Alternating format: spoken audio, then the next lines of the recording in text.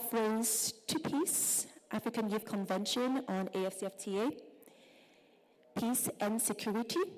And before we start, I just want to share a quick development of idea that was put together by the youth at the European Commission, INTPA. And they put together this toolkit called Strategic Foresight. And what is strategic foresight? Before we start, I want to quickly, just based on your knowledge, I want you to tell me what you think foresight is. So quickly, foresight, put your hands up. Your own understanding of what foresight is. David, you haven't spoken today. Please give the mic to David at the front. At the front? He's sitting at the front. So David, what is your own understanding of foresight? When you hear foresight, the word foresight, what does it mean to you? How do you define the word foresight? Is to see beyond your stomach. see beyond your stomach. I was with you when you said beyond, and then you added stomach, and I was like, that's also a good one. Okay, the lady with the jacket at the front. What is your own understanding of foresight? How do you define foresight? Okay, thank you so much. My name is Nancy Etkunda, and according to me, foresight is like being able to predict the future. Yeah, that's my understanding. Thank you. Thank you very much. Put your hands together for her. Very close. So foresight is basically, simply put, as the structure or process of thinking about possible futures. So the future is yet to be written, like we all know. Nobody knows what's going to happen even in the next two hours, because that is presumed as future. And the future basically is what shapes us as an individual. So now we know what the meaning of foresight is. So what is the meaning of strategic foresight? So strategic foresight, don't worry, I'm not going to ask neither of you, so relax, okay? Relax. So strategic foresight is basically the understanding of the discipline of exploring, anticipating, and shaping the future to build or help and use collective intelligence and structure a systemic way. So basically, you have to discipline yourself, explore the options that you have in the present to shape and anticipate the future. Now, why am I talking about strategic foresight with us young people here today? It's because we need to be able to critically think, observe our present situations, just like some of you mentioned, what is happening in our local communities, in our countries, in our continent, explore those options, and then think of ways and solutions to make it better. For example, people as human beings, we do not know what we want as human beings, because we have not been exposed to it. And just like our lovely lady with the red shirt mentioned, that there's a saying, you don't know how good a food tastes until you move to another person's house and eat their food. You probably think your mother cooks the best food. And if you try to break it down, you can also summarize it in terms of exposure for human beings. Human beings do not know what they want until they've been exposed to certain things. You cannot think about a future if you live in a closed community that has not exposed you to other possibilities in the world. So if I ask you, what do you think or what do you want for yourself in the future? There was this funny video trending in Ghana of this little girl in a village, and a man went to her with a phone and asked her, about 4 years old, what do you want to be in the future? And guess what she said? She said she wants to sell sugarcane when she grows up in the future. It was a funny video that everybody was laughing about, but yet it comes to the exposure. Probably her parents export or trade in sugarcane. So she's only been exposed to selling or trading in sugarcane and nothing more. Yet other children around her age, let's say in other countries or even in the West, are being exposed to tablets, are being exposed to training in digitization, artificial intelligence. So if you ask them that same question, they'll probably tell you, I don't know, I want to become an engineer, I want to be a doctor, I want to be a surgeon, which you can see the difference in exposure. So it's up to us, just like I mentioned to our dear brother here from DRC, to take whatever information we get from gatherings like this because we are the privileged ones. If you don't feel privileged to be here today, then you're lacking something. You're extremely privileged to be here today. So it's up to us to take that information and spread it to our communities so they can also be exposed to some of the conversations that young people across Africa are actually having in these kind of spaces. Put your hands together for me. Thank you. Okay, so we are about to start today's convention. Welcome, ladies and gentlemen, distinguished guests, esteemed delegate, and most importantly, the vibrant youth of Africa. No, it was too low. Guys, more energy, more, stand up, stand up. Everybody stand up, everybody stand up, everybody stand up, stand up. Your energy is a bit too low for me. We are about to kickstart today, and we need it in full force and full energy. Okay? Mr. DJ, please play something really nice for me. 2 seconds. Oh, do you want to sing? Does everybody know that song? Do you all know that song? Yes? Okay, start. Go. Oh, start. Come on, we don't have time. Start. No, I want you to sing. Go. I want everybody to sing one song from Uganda that everybody knows, and we will all join in and sing together. Go.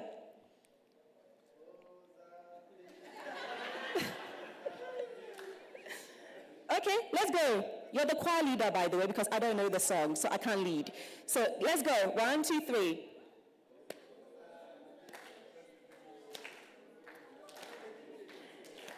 You guys don't know the song?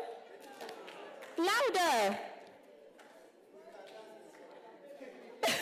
No, I want you all. Okay, one more person to lead. I want one person to sing a song in Uganda, whatever dialect that every single person knows. Okay, gentlemen at the back, that everybody will know. Go for it.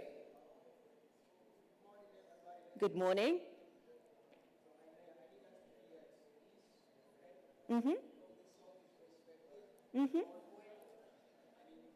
Okay.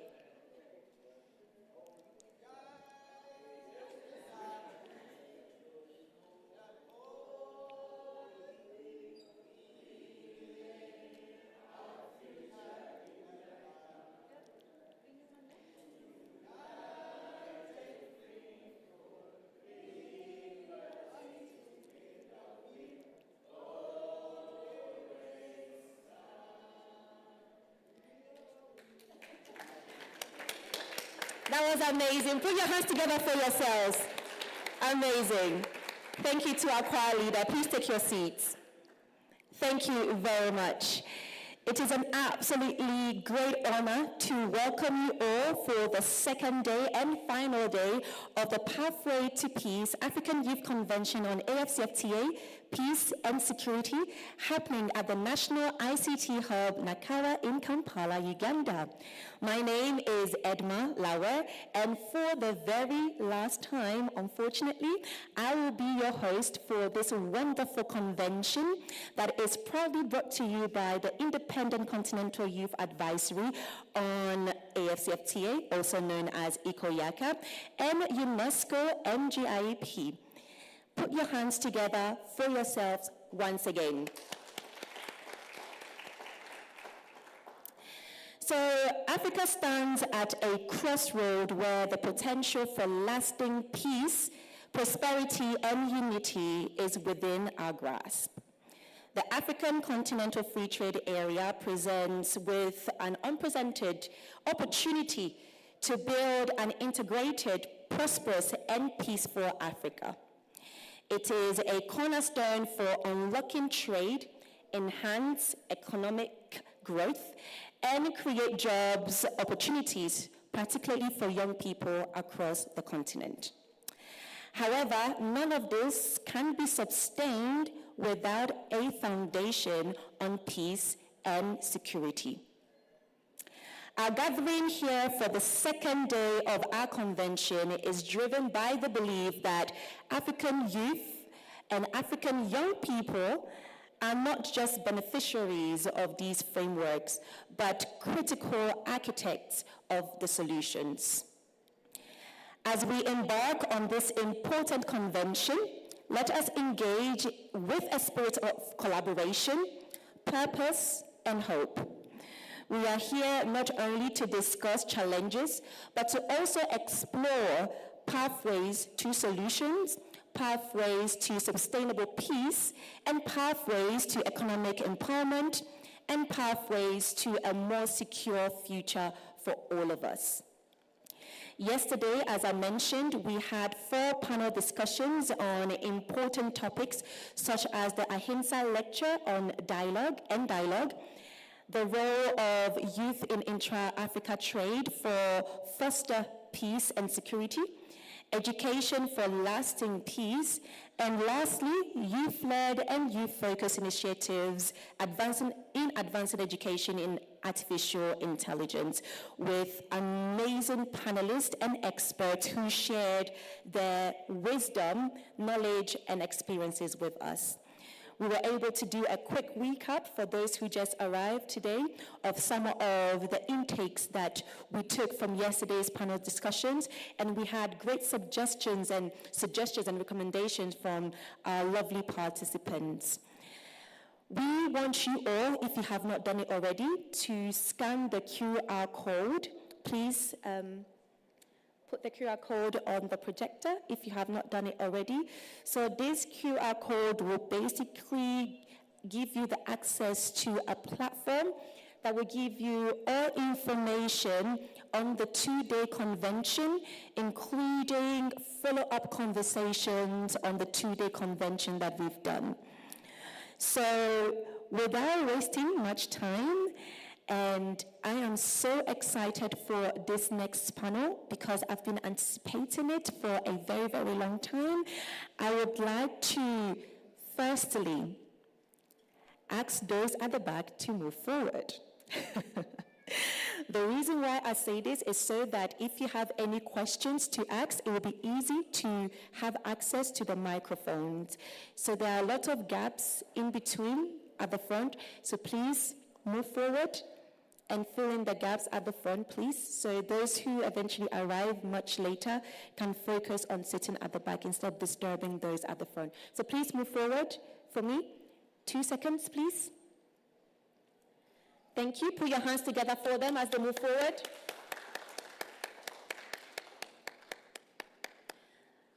Fantastic.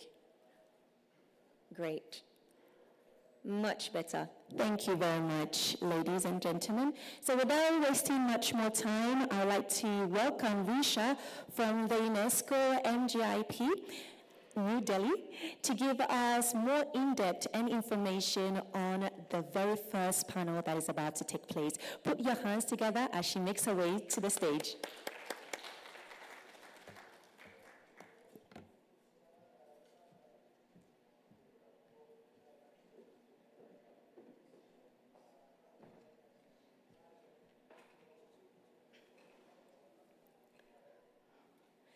If we are to reach real peace in this world, we shall begin with youth. These words of a man of peace, Mahatma Gandhi, resonate in my mind and heart as I reflect on the progress we have made in teaching science and technology to young people. Yet, still, fall short in equipping them with the emotional resilience, with the peace-building skills needed to make informed decisions for the betterment of our planet. Good morning, ladies and gentlemen. I am Dr. Richa Bansal, representing the UNESCO Mahatma Gandhi Institute of Education for Peace and Sustainable Development, India. I extend a very warm welcome to all of you as we gather to discuss the critical role of education in empowering youth to lead us toward a path of Ahinsa, that is peace and non-violence. At UNESCO MGIP, we believe that any strategy aimed at youth can only be successful with the voices of youth being heard by policymakers.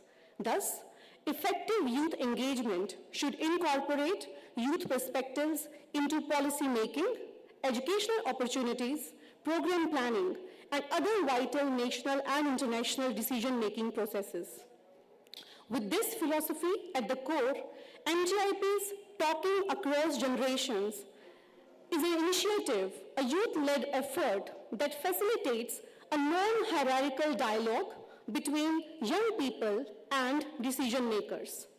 This year, in collaboration with Ikoyaka and in the honor of the International Day of Nonviolence, we could not have chosen a more timely and crucial theme, a delicate path to Ahinsa. It is a privilege to co-organize this dynamic, transparent, youth-driven, and policy-focused event in the lively city of Kampala. And I extend special thanks to the people of Kampala for their warm hospitality. So, without further ado, I would like to invite our panelists of this dialogue. And the first panelist is Mr. Upinder Singh Rawat, who is a distinguished officer of the 1998 batch of Indian Foreign Services. He serves as the High Commissioner of India to Uganda. Sir, he's an alumnus of the prestigious Indian Institute of Technology, Kanpur, and he began his career with imparting knowledge as a physics instructor before embarking on this governmental journey. So the list is quite long. It might take me hours to actually go through the entire list. So I will not waste time, and I would just like to have you on the stage, sir. Thank you so much. Thank you so much, sir, for being here with us in this very important dialogue with youth. So next we have in the list is Miss Gloria. Miss Gloria serves as a methodological business consultant, educator, and trainer specializing in business development, strategic planning, financial literacy, and organizational enhancement. Ms. Gloria.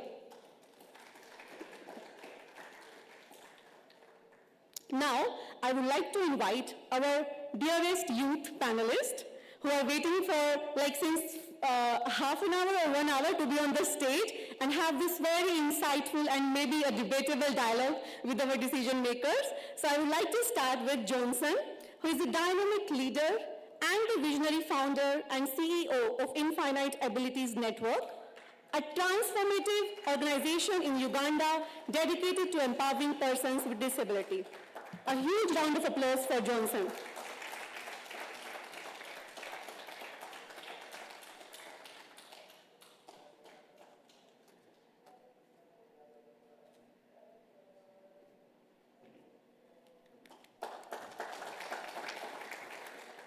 Next, we have with us Ilham. Ms. Ilham is from Tanzania, and she has done his medical records management degree from St. Lawrence University, and she takes a role of, I don't know exactly, but she holds a very responsible profile with the Ministry of Law and Constitution. I hope I made the right announcement. Thank you. Okay, so next we have Ms. Patra, who is a lawyer, KAS Migration Policy Fellow, and researcher specializing in migration policy and human rights. Ms. Patra. Next we have with us a very dynamic personality, Mr. David, who is a global African storyteller and uniquely blends creativity and culture to generate social and economic impact. Mr. David, welcome. So we have next is Rejoice, who is a Namibian youth leader and a deep passion for digital transformation and empowering African youth. Her work focuses on leveraging the FCAFTA to create opportunities in youth employment trade. So guys, here's Rejoice for all of you. And last but not the least, Ms. Molefi, who holds a Bachelor of Commerce degree in Transport Management and Logistics. She is part of the Women's Model Parliament in association with Women Led Africa, which aids women participation in politics, and a former student representative, council member, and youth peace master trainer. Welcome, Ofeli. And now we have with us our dearest OB, Dr. Obijafor Eginam, who is the Director of UNESCO Mahatma Gandhi Institute of Education for Peace and Sustainable Development, who is going to moderate this wonderful, dynamic, transparent, and a youth-driven dialogue, TAGI.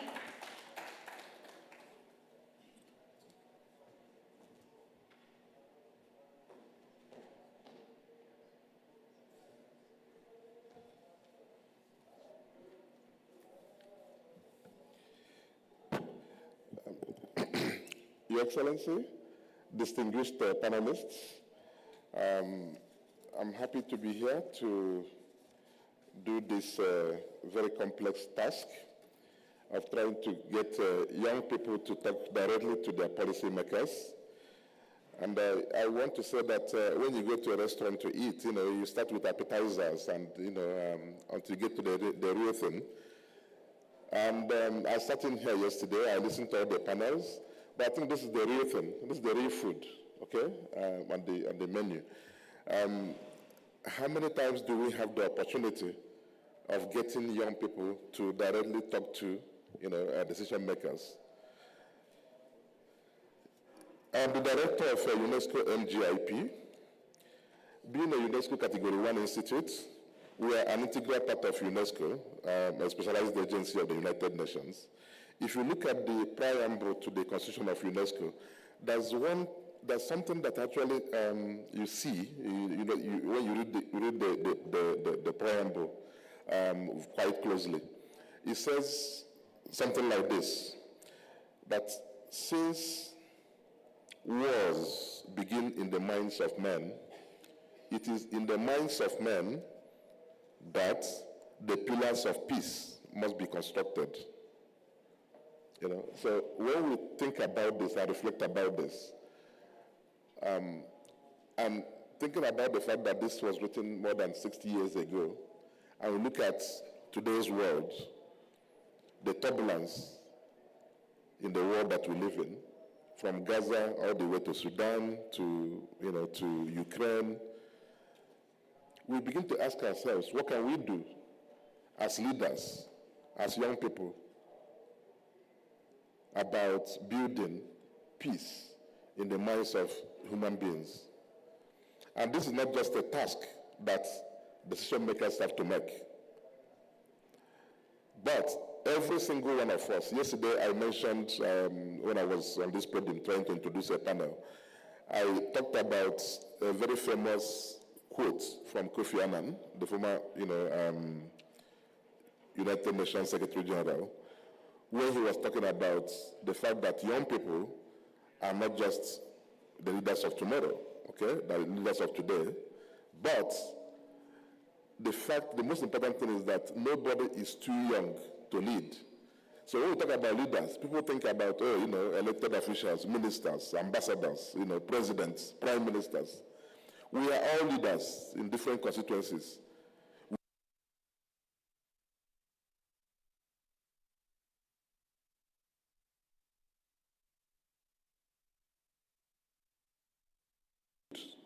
The pillars of peace in the minds of everyone. So we all have a role to play. So think about this as a puzzle. When kids are, or even adults, you have a puzzle to solve. There are pieces, different pieces of the puzzle. If you don't have all the pieces right, you don't have a complete picture. Okay? So the TAGI process is meant to provide an opportunity for a very frank and open discussion between young people and policymakers. Okay? We want the young people in this panel to talk about the future that they want. Okay? You imagine the future, whether it's about climate change, wars, peace, opportunities, all of this. And then we want the policymakers to highlight the challenges, okay, of trying to make, all the efforts that governments are making in, trying to build a peaceful and sustainable future. So what I'm going to do is that I'm going to, ask these questions, and I would want the youth panelists to go first. Each of you would have just 2 minutes, okay? 2 minutes to respond. So when we take the responses of the youth panelists, then we go to the policymakers. And each of them will also have 2 minutes to respond to the question, okay? So then I will, if there's any follow-up, I'm going to pick up those follow-up questions, and then we go to the second question, And so we want this to be a very frank and open discussion. Be as critical, as engaging as you want, okay? This is the beauty of it. So the first question is, how can education systems be reimagined to prioritize not just the cognitive knowledge, but also the development of communication skills, global citizenship, and resilience to violence? Can you think about specific changes that are necessary to integrate these aspects in the curriculum of the education systems? So the way that teachers teach, the way that learners learn, okay? So this is actually a very open field. We want you to reflect. Tell us what you think as a young person in terms of, how we can prioritize, not just if somebody is teaching chemistry or literature or mathematics, the syllabus, the core syllabus. But there are all these other things that students need to learn, cognitive, global citizenship, communication skills, emotional stability, empathy, compassion, all of these. So you can pick on any of those and tell us, what you think, about how to reimagine educational systems so that we can produce in the next 10 or 20 years very dedicated, forward-looking, global citizens. For you to be a global citizen, you need to have traveled to another country, okay? But you can learn about the global implications of events around their local communities, okay? So I would want to start from that end. So whoever is a youth panelist can delve into this question. Then we come to the policymakers. You have 2 minutes for your response.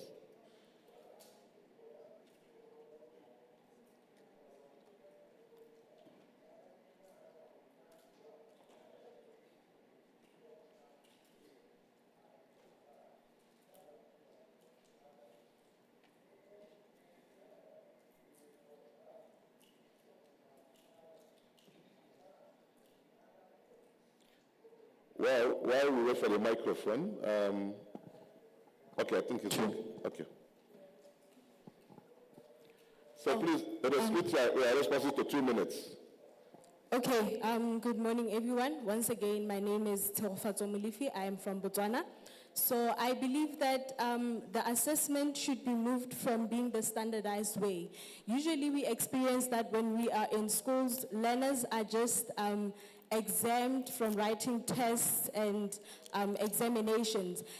I've experienced some students who are not able to articulate themselves in writing, but are rather outspoken. So our education system sometimes fails us in the sense of the standardized way of testing our students. And also I believe that promoting global issues in education for more cultural diversity, introducing a curriculum that covers human rights, social governance, politics, and leadership, especially from grassroots level. Because recently I had volunteered with Women Lead Africa, and we could experience that some women are afraid or rather have the phobia of joining politics because of, number one, self-esteem, self-confidence. Those are issues that would have been covered in grassroots level. And then lastly, to introduce technology through digital tools in grassroots level as well. I believe that with that, we could be more advanced with our education systems. Thank you.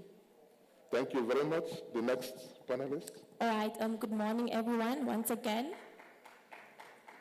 I'm Rejoice Amutenya from Namibia, and I love having honest conversations. So I think to reimagine our education systems, we need to acknowledge that cognitive knowledge alone is not adequate to solve our future problems and our current problems.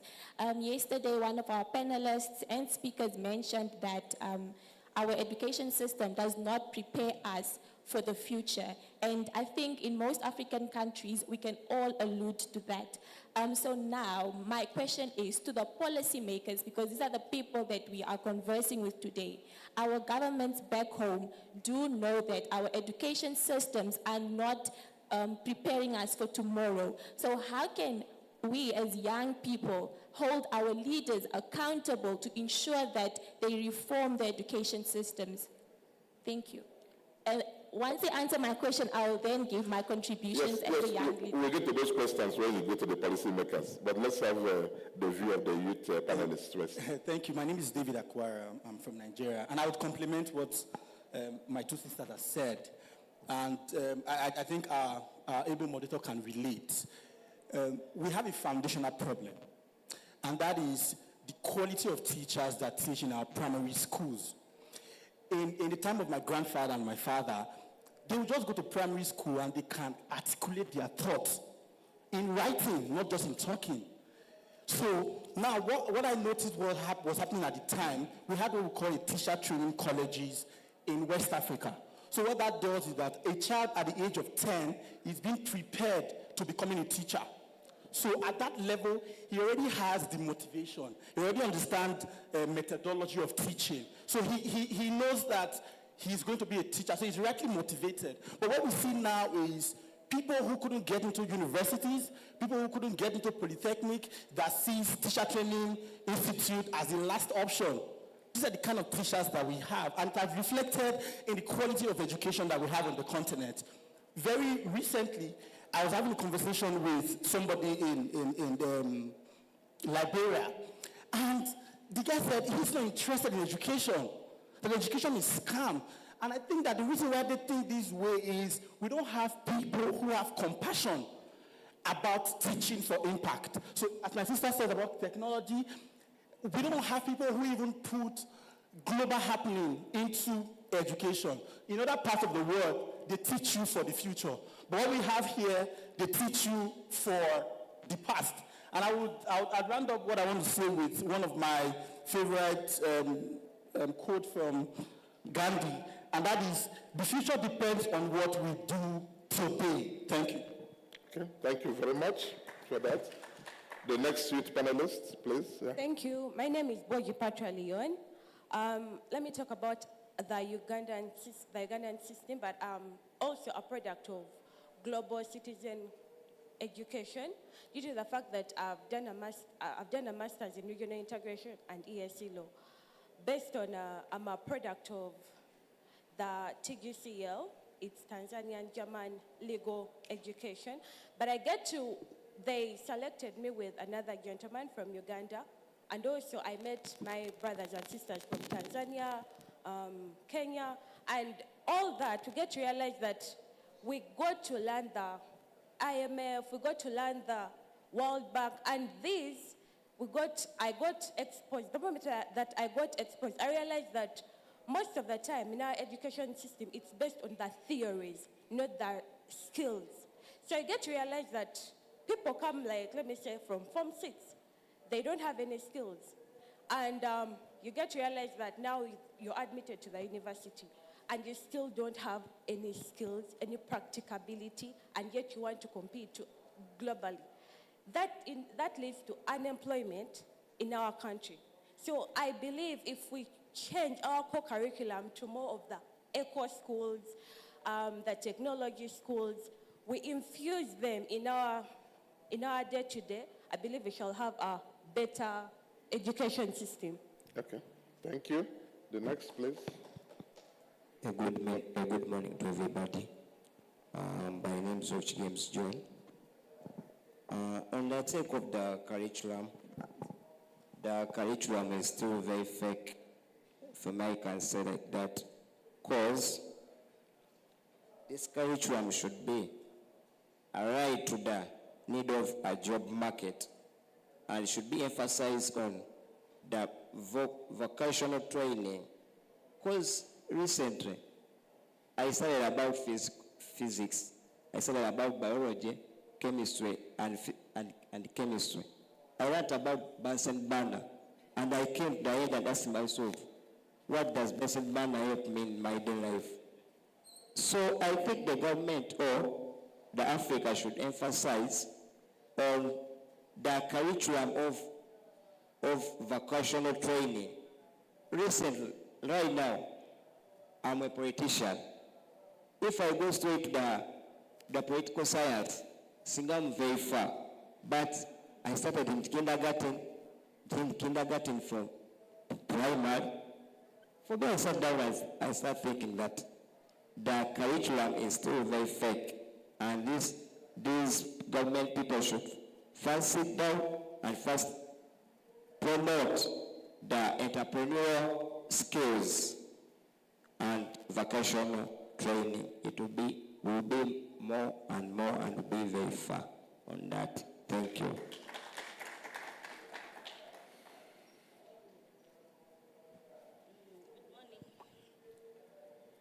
My name's Ilham Hamis, and I'm from St. Lawrence University, presenting Tanzania Student Association in Uganda. Okay, I'm going to answer what Dr. said. The first thing that the government should introduce curriculum on peacemaking, you know? Like, they should tell the truth about what is really happening in Africa, what is really happening right now. Like, most schools, they hide us. Like, they don't tell us what is happening outside. We just know, like, from school, we go to campus, from campus, we get jobs and sort of, but they don't tell us the truth. The second, like, they should introduce about, what should I say? About peacemaking. These kids should know, like, how they're supposed to, like, if like something is happening, they need to resolve, like the conflicts. They should know how to deal with different things. I think that's it. Thank you. Okay, yeah, you can have the mic. I would now like to get to the decision makers to have their 2 minutes on this specific question. And then there's a follow-up. You know, there's a question that one of the panelists actually raised. So who would want to go first between the two policy makers? Good morning, everyone. I'm called Gloria Jombwe. I am a value creation consultant. I'm based here in Kampala, Uganda. And I think this is one of the topics that's very dear to my heart in regards to the overall and how everything seems to be panning out when it comes to Africa. Trade, economic development, and all. So for me, I look at it and I always ask myself and I always try to understand where the problem is. What is the root of whatever we're dealing with as a continent, as a country, as a people of Africa? And one of the things that I got to understand is whoever is financing the system decides what the system looks like. Last week, I encountered, I don't know if you were able to see the news in regards to the war between Israel and Hamas and all, and how the Israelites have managed to use everything made by them. They were able to counter the leadership of Hamas through the pagers. Israel grows their food, Israel builds their technology, everything about them is theirs. So when you go back to Africa and you see a sense where even our education system, change of policy, change of curriculum, is financed by somebody else, then we will never get what we want. We will never get what is applicable to our communities and our environment. So we need to go back to the core, to the root problem. Let's not focus on the stems, the leaves, and the fruit. The root cause. We're not able to finance anything. We're not able to take a stand and say this is what we want because we can finance it. Recently, our curriculum in Uganda was changed. And I took time to review what our curriculum, what they had changed about the curriculum. And there was nothing much. Where I went to school in primary school a long time ago in the 1990s. The same things are still being taught even today. Even when it comes to technology, you're learning technology that is out of date 10 to 15 years ago. So the question comes back to us as Africans. We produce engineers every day. So what are we willing to change about that? How do we come up with our own solutions so that our education system is relevant to our communities and environment? It goes back to our ability to be economically independent, which currently we are not. So how do we get there to be able to deal with this current issue? Because relevance will never be. Relevance will never be in a space where you come from a community where they are suffering from teenage pregnancies. But nothing in the education system is teaching people to overcome that. Nothing in the education system is teaching teenage girls how to take care of children because they have noticed that that is the problem affecting the community at large.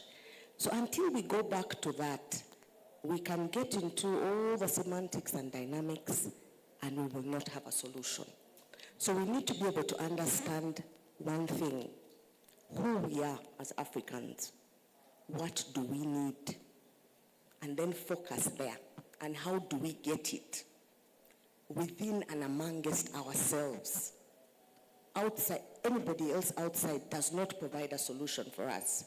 But if half the time we are running to somebody else to give us a solution, then therein is the problem. Our education system will never be relevant to our current problems. You hear the stories about the African Free Trade Area, Continental Trade Area, and we are referring to places where we're saying we want to do intra-trade.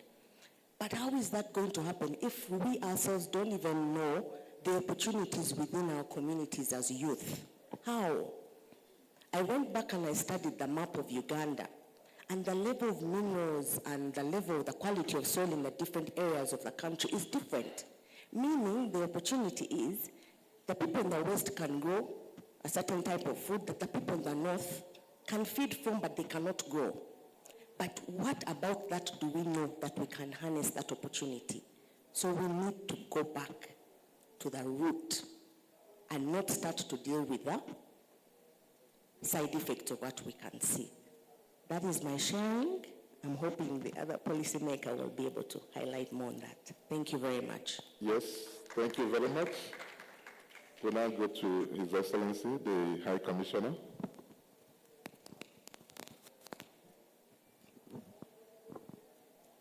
Thank you very much to the audience and fellow panelists and our moderator.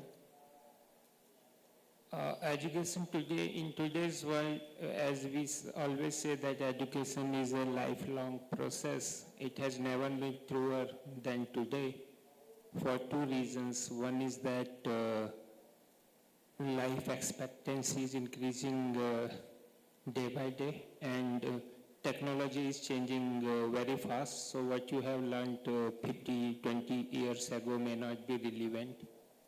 But having said that, as my fellow panelists just said, there are 3-4 basic things about education which it should provide. One is for the local needs, as was just said, and it should keep into consideration the social problems. Like, for example, I've been here in Uganda for more than 1 year. There are several social issues because of which many youth don't complete secondary education, school education. It may be menstrual hygiene or teenage pregnancies for girls, and for boys it might be drug abuse, absenteeism, or alcohol misuse. So unless you solve social problems, education cannot take off. And third is it should cater to the skills needed by the economy, whether you want to work in a company, government or private sector, or you want to start your own business. Education should provide those skills.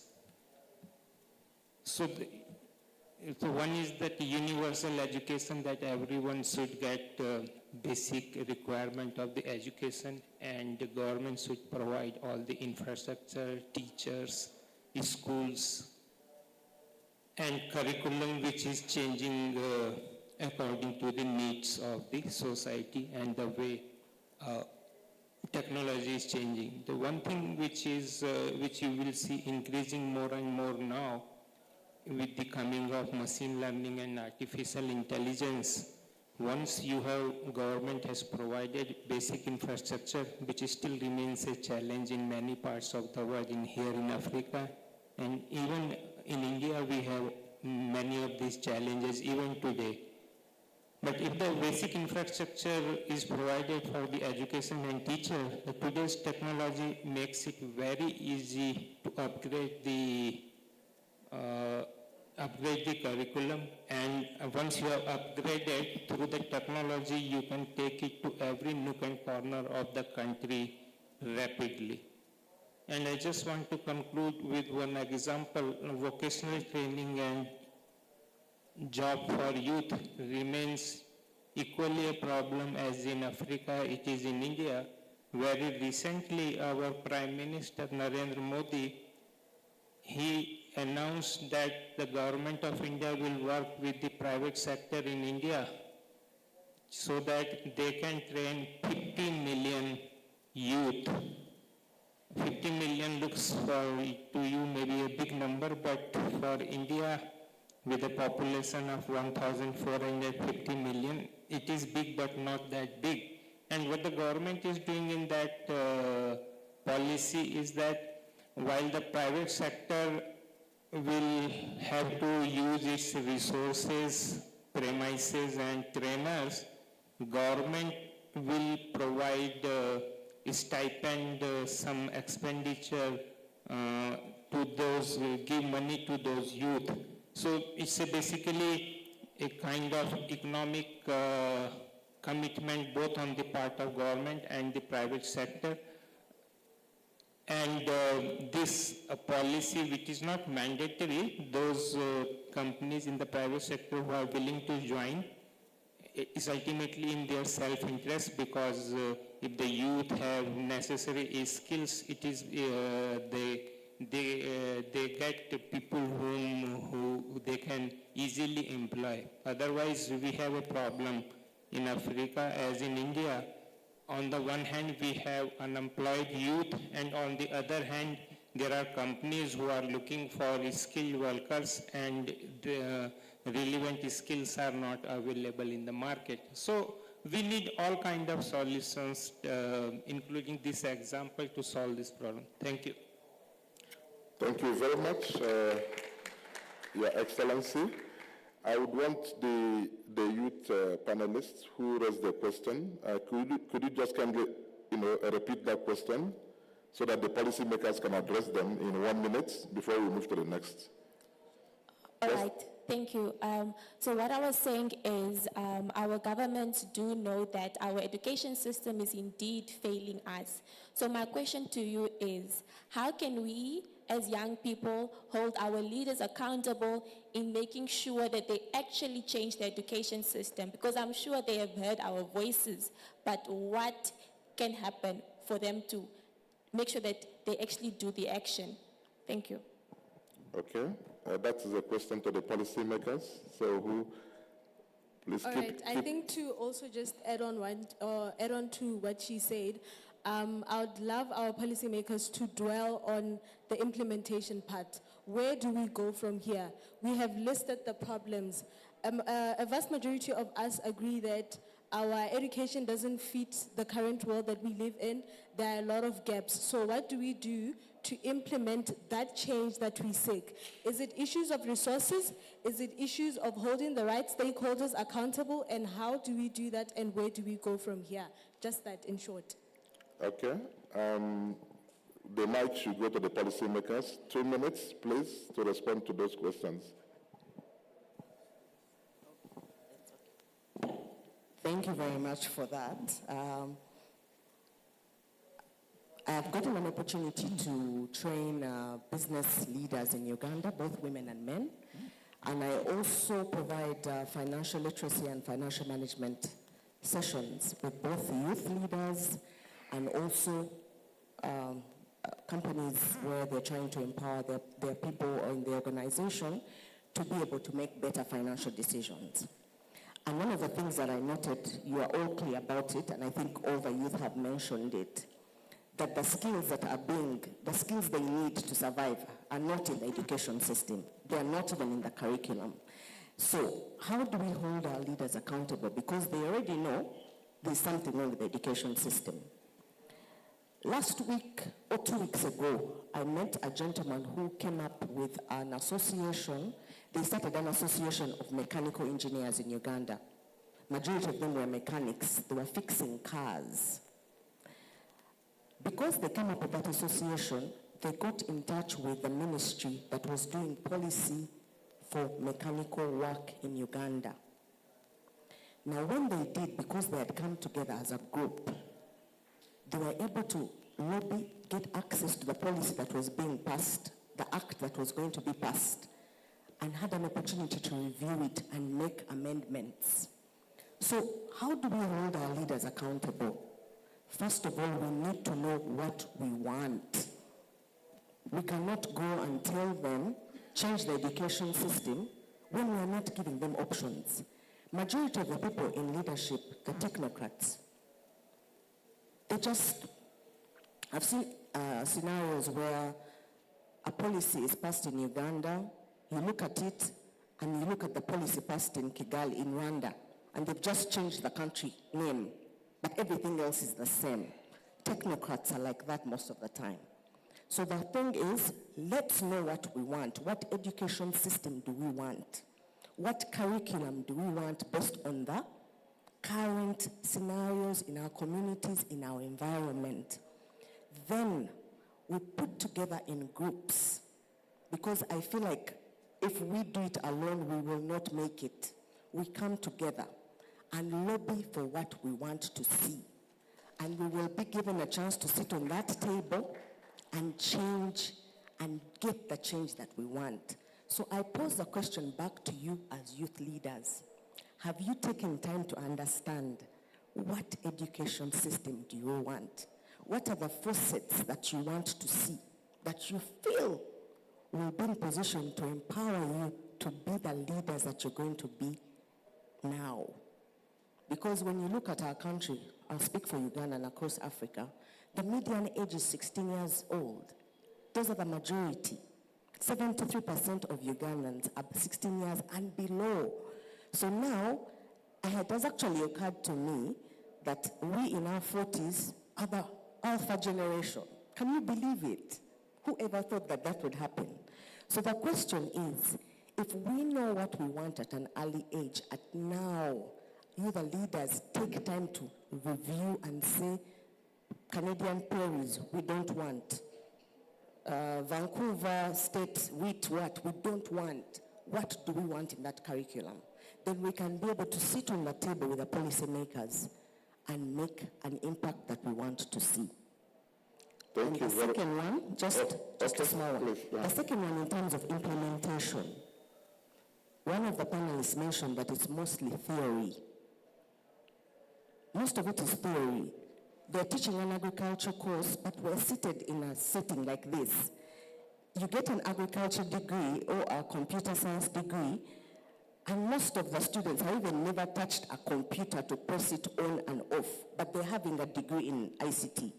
They're having a degree in agriculture, but they've never even gone to the field to see the quality of soil or what is in the environment and all.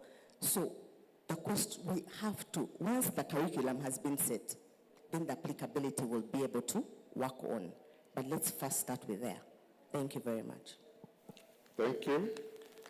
Your Excellency, the High Commissioner. Yeah, okay, thank you. Let me divide it into 5 points. One is never treat anything you want from the system as a large, as a problem of us versus them.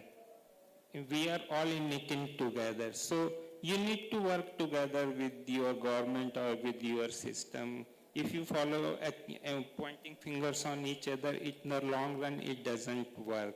So work together, that is one thing. And second thing, as my fellow panelists just said, that you have to work as a group. There has to be like in any big big level issue in the society, there is a leadership group who gets input from various sources, and then they have a coherent idea and a leadership and a team which can follow up on that. So that you need a coming together as a group with coherent ideas so that you can work together. And third issue is of transparency and accountability. And that is not limited to educational system. In any system, whether it is delivery of service by the government or even by private companies, unless the society as a whole is vigilant, there will be leakages. And leakages just don't happen in government. Leakages and dishonest practices are equally done by the private businesses. So there is has to be transparency and accountability in education system. Even in a country like Uganda, there is enough money government is pumping into the education system, and if it is properly utilized, most of the goals that you mentioned can be achieved. And the fourth thing is your vote. Whatever a society wants, considers important for itself, if you, when you are voting, at that time you keep those, your priorities into consideration, government listens. And last point, fifth, I will say is social media. In the last 10-15 years, world has changed because of social media, and this is the newest and the most potent power all of you have. If you make a common joint voice through it, then government listens to it. You have seen it very recently in your big brotherly neighboring country. Thank you. Okay, thank you very much, Your Excellency. I think there's a very strong point that he made in terms of the fact that we shouldn't think about this, imagine dichotomy, us and them. We're here, government is there, okay? We are all in this together. The purpose of governments all over the world, at least those that are elected, is to serve the public purpose, okay? The governmental authority actually derives from the mandate given to a government through elections. So when we think about, we are here and this is government, I think that's, we have to, begin to think about how to address that, that mindset. I would like to get to, one of the points that came out very strongly. I think in one of the 2 or 3 of the points made by the youth panelists, how to teach the interconnected nature of global issues. Okay, you might sit in a primary or high school in Namibia or Botswana or Nigeria, and your biology teacher, teaches biology topics. And in your community, you see unexpected, extreme weather events, floods, landslides, whatever it is. These things are being driven by what happens in some other regions of the world. So we talk about climate change, for instance. That's the example that comes to mind. So how can we, teach, change our educational, systems, change our teaching pedagogies in order to, for teachers around the world, to address the interconnected nature of global challenges. Climate change, poverty, conflicts, all of these things are all connected, as we learn from the Sustainable Development Goals of the United Nations. So how can education play a more significant role in fostering some form of international understanding on all of these issues? And I wouldn't want to do what I did in the first round. I want the youth panelists, to go first again, but whoever wants to go first can raise his or her hand. If you want to keep silent and listen to your colleagues, then that's fine, So who wants to go first? Yes, please. In relation to that question, thank you so much for the question for that. But the one thing that I would want to start with is in relation to climate change and the other company is that climate change, first and foremost, it plays a very key role. It plays a very key role in relation to what exactly is happening in our society. Now I'm relating it to the conflict. So let me give an example of Somalia. Somalia, the fact that they have wars, that alone will create drought. So the fact that they're having wars, it will create that drought. So now 250 schools have been closed in Somalia based on the fact that there is drought. Now, if we are looking at that, fusing it in our day-to-day life, I believe that if we create eco schools to enlighten people in relation to what exactly is happening in these various countries, we shall have a difference based on the climate and also the conflicts that are really transpiring in our society. Thank you. Okay, 2 minutes, please. Keep your response to 2 minutes. Okay, I come from the Niger Delta in Nigeria, and that's, for me, in my opinion, that's the place that's the most affected by climate change, because my country runs an economy that is driven by crude oil, and crude oil is found in our communities, and that has also affected the production of food in terms of fish from the river. Education is a very, very key instrument, and I say that because we have seen how in other climes they've embraced climate change. They are practically putting measures to make sure that their environment is eco-friendly. But what we see back home is that there's a disconnect. I'm not even sure from where I'm from that there's a serious conversation on climate change financing. I'm not sure there's a serious conversation on how we can mitigate floods. And this is something that happens across board. So again, I'll push to our dear policymakers. I know that you mentioned that the young people need to decide what we want, and that is a very long process. But what I could say is maybe policymakers should have a dialogue with young people, and they should also they should come up from their high horse and live among the people and look at these realities. Because I feel like our policymakers and people who are in government are shielded from the actual reality. I speak again for the Niger Delta place where I'm from. I'm not sure my politicians go back home unless there's elections. They don't live among the people. So what I would put forward is, policymakers, can we please live among the people so that we can feel the pulse of how climate change is affecting our countries, and then it can translate into what curriculum, so that as a young child you would know that you don't have to litter the streets, because that could lead to flood, because of our drainage system will be blocked by the rubber that you put on the floor. So maybe that should be the first low-hanging fruit, so that we would not come here next year to have these kind of conversations. Thank you, sir. Okay. Yes, the next, 2 minutes. 2 minutes, please. All right.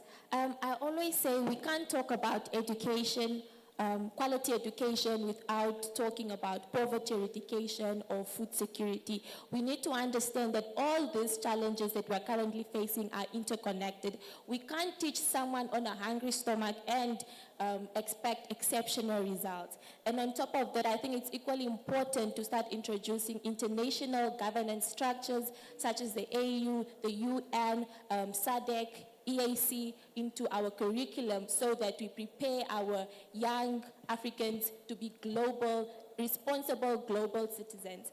And just to round up, my fellow policymaker here on the side said that whoever finances the system decides what happens to the system. And I partially disagree with that statement. And I speak this from observation. I think if we keep injecting money into a system that is already failing us, we won't get the results that we want. So I think we need to look at the problems, which is the system. So we need to look at the system and change our approach before we start injecting money, because I think education is one of those pillars that is prioritized by the UN as well as the AU Agenda 2063. So a lot of money really goes into this sector, but yet we see no change. So I think the system is the problem and not the amount of money. Thank you. Okay, thank you. I see the other youth advocate, sir, please. Yeah, my emphasis on that is to creating awareness. So campaigns should be there in order to reduce that stigma. Like on behalf of my person with disabilities, discrimination is still there. And in order to reduce this, we have to create more awareness about this in order to be in a good environment, in order to get a good education. Thank you. Thank you very much. That was a very interesting question. Yeah, please, yeah. That's the... Oh. Okay. No, yeah, here first. Yeah, go ahead, please. Okay, what I was saying is like we need to be creative. We need to know the innovation and solutions to climate change. When you get to know that, when you get to reach that, that's when we can know what is the real problem. Yes. Okay. The panelists at the edge, yeah, please. Okay, I feel like education can foster multilateralism and effective international governance by teaching global citizenship, cross-cultural collaboration, and critical thinking. That is to integrate subjects like human rights, climate science, and then students can learn the interconnectedness of global challenges, because we are all facing the same thing. There's that climate change is being faced in Nigeria, in Botswana, in Namibia. We are all affected. So to have a mindset of shared responsibility and cooperation, that is how education can be amended. And then additionally, experiential learning, such as international exchanges modeled by UN programs, which cultivate diplomatic skills and commitment to collaborative problem solving.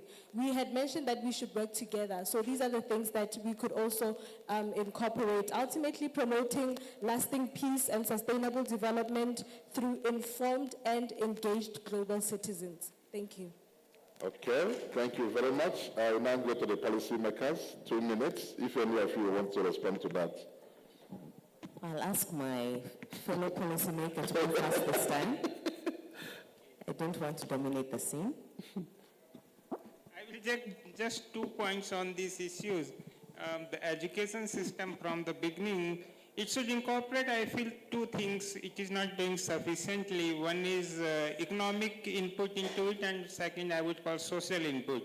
When I say economic input, I mean to say, for example, there are examples of economic policies which are very harmful in the long run. For example, in certain countries, petrol or diesel costing less than bottled water, or government subsidizing certain food items which are harmful for the health in the long run, and while it may solve the certain problem of hunger in the short run, but in the long run you are destroying the society. So basically that kind of economic input in the education system that people and teachers, they discuss. If we follow a particular economic policy which is seen helpful in the short run, how will be its impact in the long run? Is it sustainable in the long run? If not, the short-term solutions are not good.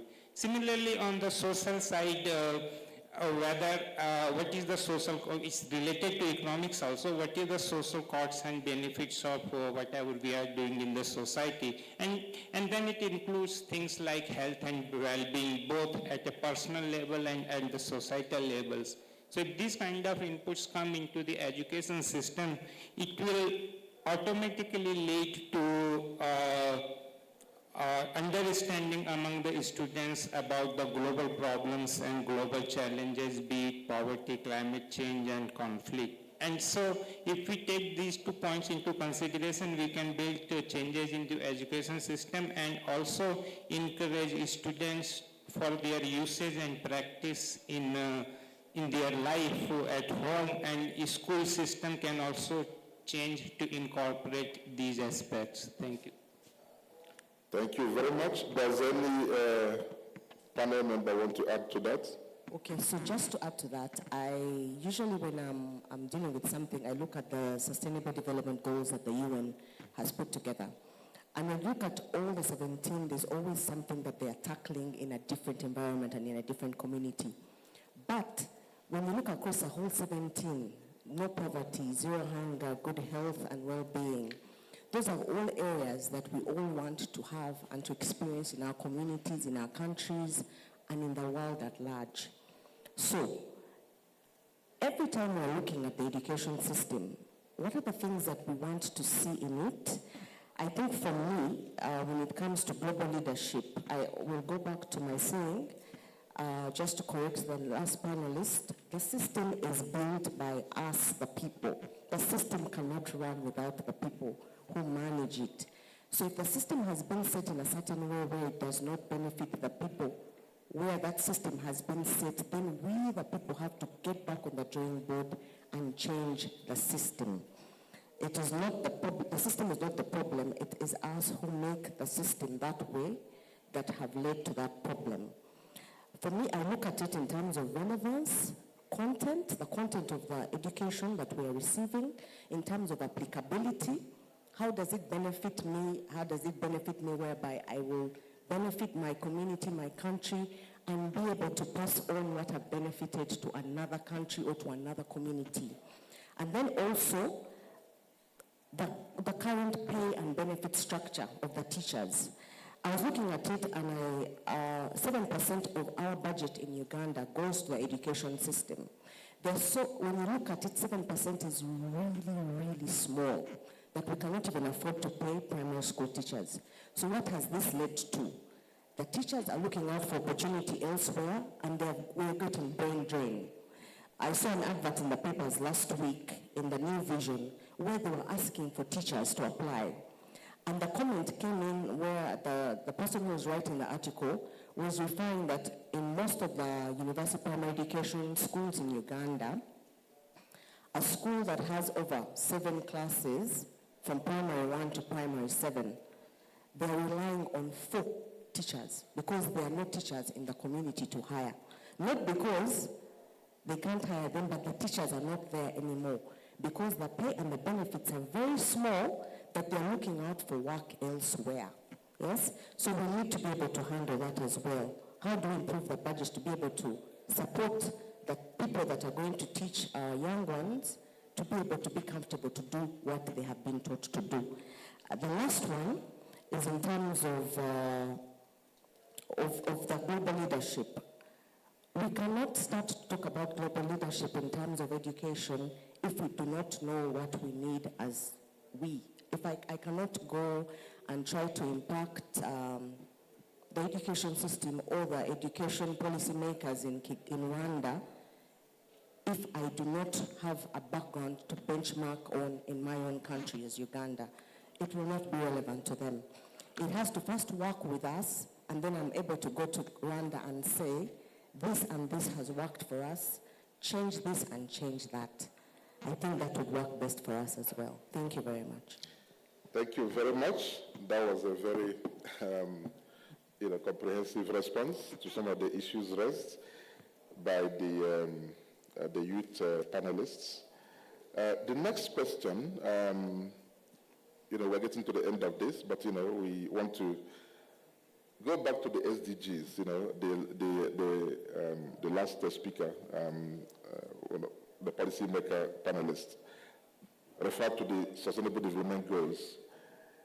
UNESCO NGIP is an education training institute of UNESCO, and we focus on SDG 4, education, okay, which strives to promote lifelong learning for all. It doesn't say what happens in the conventional school system. Learning doesn't just end when you graduate from a university or from a high school. We're all learning, okay? I learn in different environments. So that's what the SDG is trying to achieve. So we focus, yes, on youth in the formal sector, in the elementary, primary schools, universities, higher education, but also young people, in different societies, in different regions, who are out of the formal system. If you travel around the world, it's not just an African issue, okay? If you travel around the world, most developing countries, most middle-income countries, the problem of, quote-unquote, urban slums, informal settlements. If you go to Nairobi, a few years ago, I saw Kibera. I never knew that, there was something that's that huge in a beautiful city like Nairobi, where you have, hundreds of thousands of people. There are health issues there, there are educational issues there, there are, all sorts of problems. South Africa, for instance, if you land in Cape Town and you're going to Stellenbosch, look on your right, as you exit the airport in Cape Town and you're on your way to Stellenbosch, one of the most beautiful parts of Africa, there is a massive slum on the right. I've been to Rio de Janeiro in Brazil, the same problem, okay? Nigeria, for instance, where I grew up, Ghana, all of these countries, the problem of urban slums and young people who live in those kind of settlements, okay? In the spirit of what we know, or what we learned yesterday about Mahatma Gandhi, non-violence, okay? Respect for human dignity. How can education systems be reoriented, to educate people in the informal settlements, young people in the informal settlements, okay? We shouldn't, the SDGs also talks about leaving no one behind. That's the fundamental pillar of the SDGs. So there's a way in which we focus all our attention on the formal sector, what happens in elementary school, high school, universities, and we're leaving these people behind. They're human beings. They have human dignity. They're entitled to right to education, and all the good things that UNESCO and the UN, talks about education. So how can we think about, leaving people in, informal settlements, not leaving them behind, because the dangers are, we've had, our esteemed policymaker talk about young girls, who teenage pregnancies, for instance. People in informal settlements have a lot of risks. They face a lot of risks, okay? Not just that they're not being educated, but also young people can actually be attracted, to drugs, to violent extremism, they fall into the wrong hands. So how can education systems actually address this, I call it a time bomb, okay, that is, ticking in so many African countries, given what we've seen in Nairobi, in Nigeria, in Ghana, in South Africa, everywhere. So who wants to take it, I think I want to go with the policymakers first. Who wants to tackle this first? 2 minutes. Thank you very much for that question. When you are referring to the environments that you're talking about, the slum area in Soweto, in South Africa, it also happens here in Kampala, in Uganda. We have Katanga, where there's a big slum area where there are women and children in those places. And just like generally the education system is not viable even in terms of skill set for the general formal education. When it comes to informal education, I think most of the things that we need to tackle with in terms of living in communities, how do they live in communities together? How do they improve their community together? And that way they can be able to grow and benefit from the community. I have had an opportunity to interact with there's a refugee camp in Changwale and Bidibidi in Uganda, where different international organizations have come in to support the women, the youth, and the children in those areas. When you look at organizations like Window Trust International, UN Women has come in as well, UNDP as well. And the policies they have and the things that they've been able to do, first of all, is to teach them how to make money. There have been a lot of financial literacy trainings that have happened in those areas, in the slum areas, in the refugee settlement camps, because at the end of it all, when you empower somebody economically, they have the opportunity to change their community and the environment around them. So tweaking it to stop it from being theory, provide skills that they can be able to apply around themselves. That is why you see a lot of funding and financing has gone to support them to start small businesses, to support them to do farmer groups where they can grow food together and be able to sell to off-takers.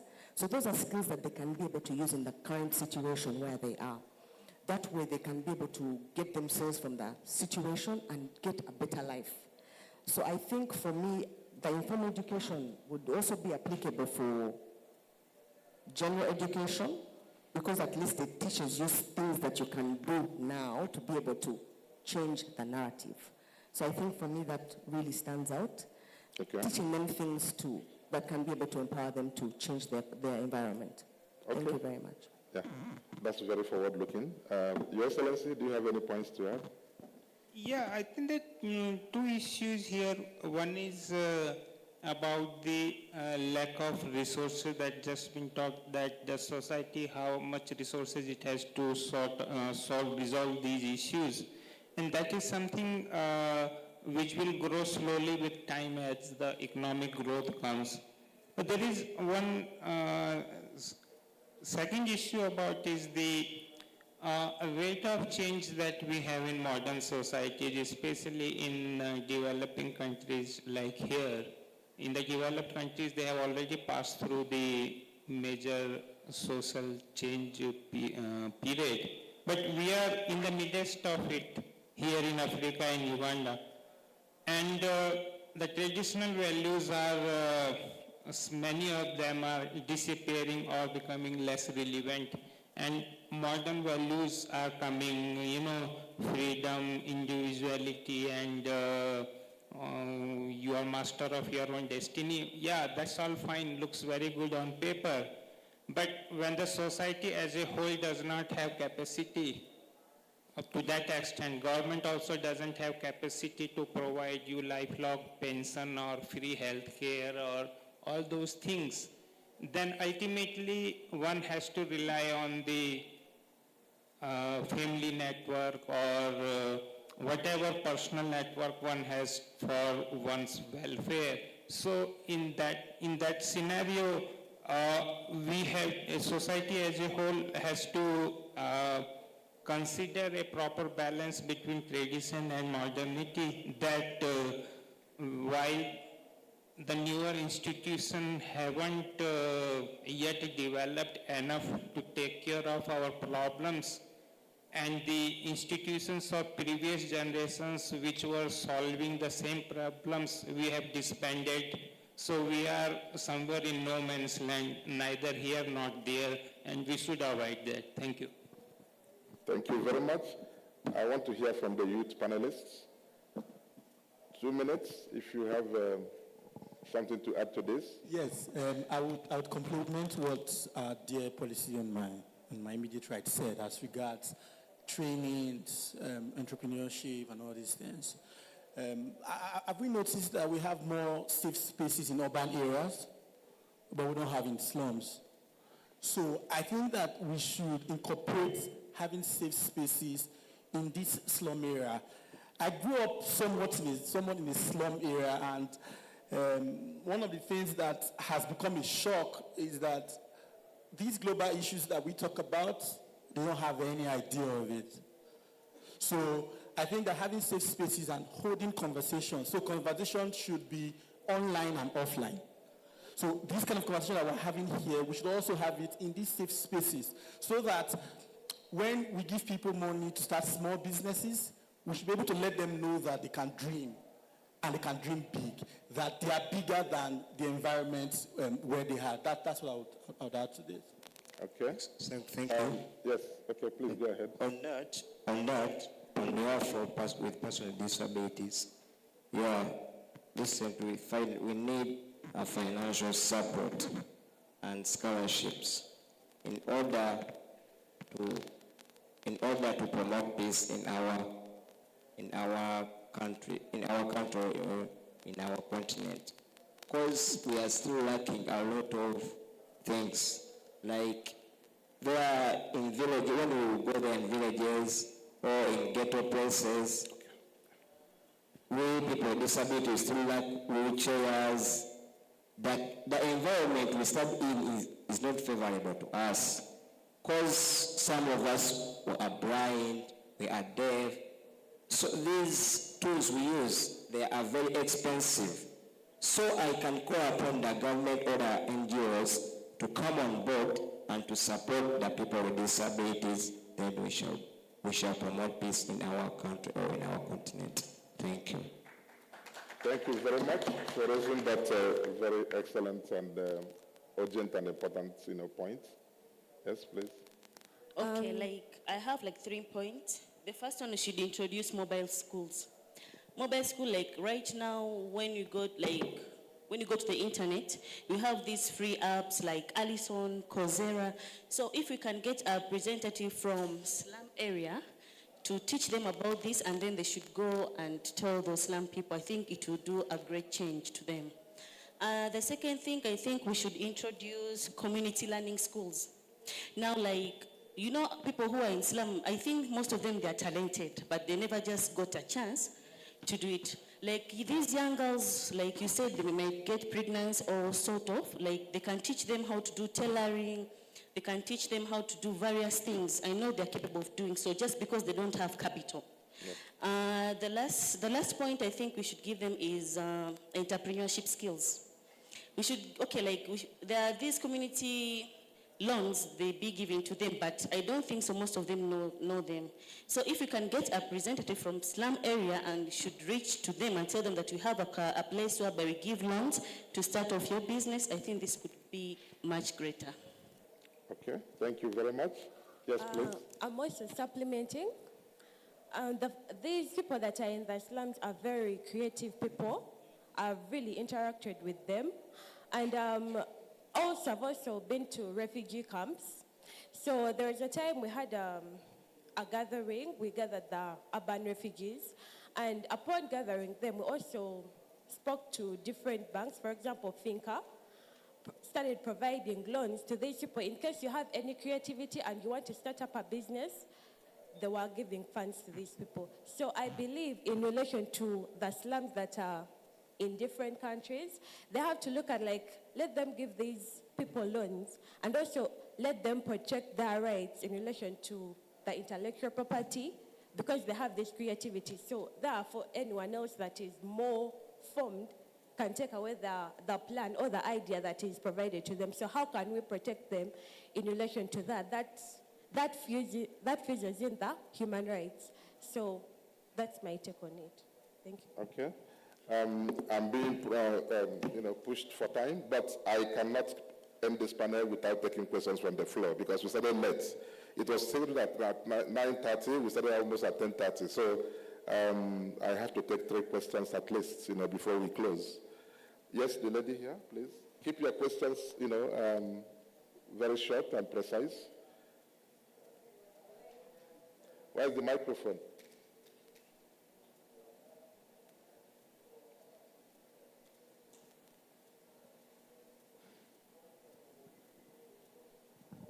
Thank you so much. I appreciate you, moderator, and our dear panelists. My name is Regina, Human Rights, Environment and Climate Action, also a Rotaract. My question is directed to Mrs. Jombwe.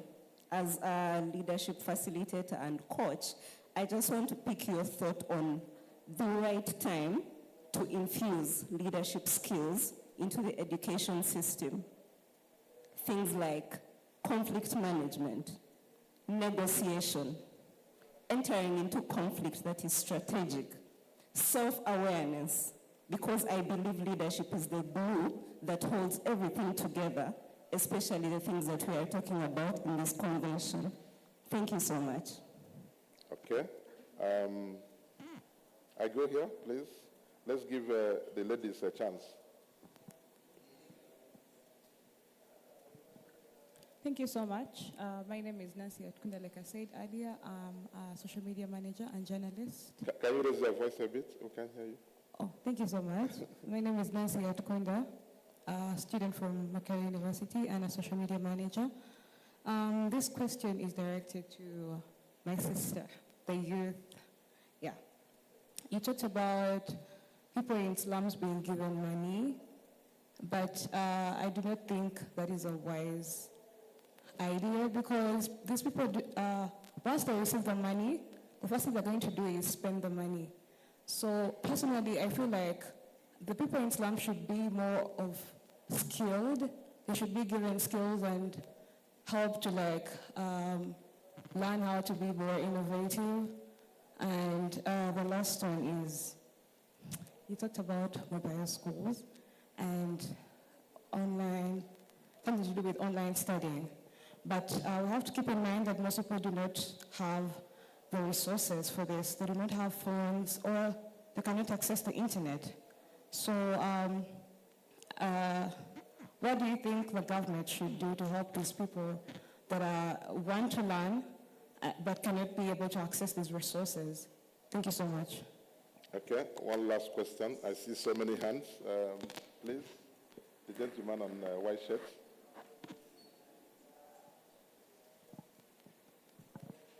Thank you so much. My name is Roger Mwansa. I'm from Zambia. I'm happy to be here and engage in this conversation. Education is always a complex issue everywhere you go. Even in Zambia, when we talk about education system, should it change? Should it remain the same? Or who is financing it and who is behind it? What's its future? And my take is, what is the problem?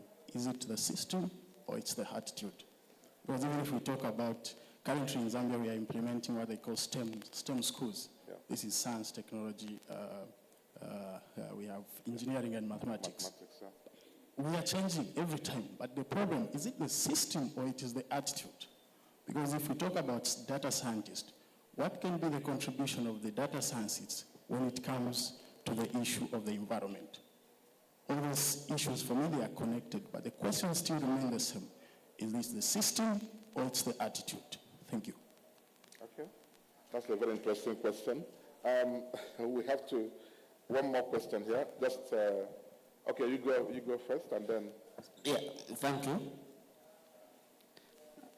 My name is Katolaba, and my interest on she talked, I think, this youth from Namibia, you talked about, I think, the systems, and I was interested in the systems. But don't you think that also the design of the African education systems have limited access to education, but also taking across generation education? Look, that if you want to be admitted in some universities across Africa, it is a challenge than someone being admitted in European universities, maybe for postgraduate studies. For example, University of Pretoria in South Africa, where you are happy that you come from that region. Getting, for example, Uganda and getting admitted there, it is a very, very hard challenge. Very, very hard challenge than someone to be admitted at the University of Leeds. So I think that we need to look at the systems. How can we make sure that the African young people can have access to this, to be admitted to such African universities rather than making them rigid for us? Okay, thank you. One last question. The lady here, she has raised her hand for a long time. So after her, we go back to the panelists and then we round up. Good morning. My name is Akankwasa Brenda. I'm a student from Makerere University, pursuing Bachelor's of Journalism and Communication. My question goes to the policymakers. I'll be like, are people doing what they wanted to do? Because we have an aspect of parents wanting us to be something that they're admiring someone's daughter or son to be. How can such a thing be addressed by policymakers? Because I see like they are looking so further than what is much more nearer to us. Okay. Thank you. Thank you very much. So I go back to the panel. So who want to take some of those questions? Maybe you start with the policymakers. Most of the questions were addressed to them.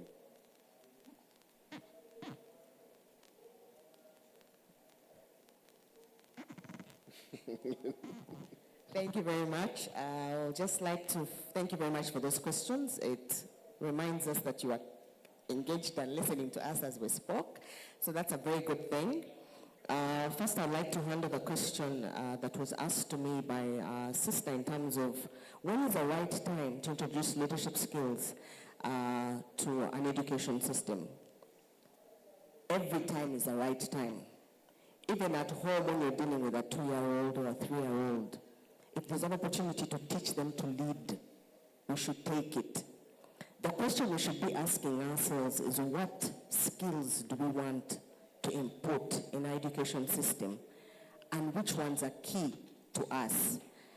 I remember there was the Olympics, last year but one, when every time they had an Olympic show, the Japanese stayed behind and cleaned up the whole stadium.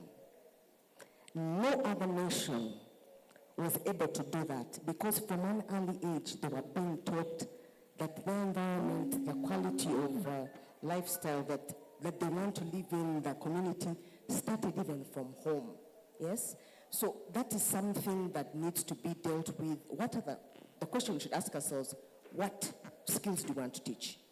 And then we start to import them even in the way we raise our children, even in the communities where we live. So there is never a right time. Every time, so long as you get an opportunity to teach people, teach, and teach. So for me, the key thing is, let's identify the qualities of leaders we want to see. Let us identify the qualities that we want to see in the people that we are with and work with, and teach ourselves to teach them because we have been taught those same qualities. So I would like to, I wanted to mention something about the system, but the question had been directed to my fellow panelist. I would like her to take it up first. Okay. Maybe I'll make a supplement afterwards. Okay. Or you can go ahead now. Please go ahead now, because in the interest of time, yeah. All right, thank you so much.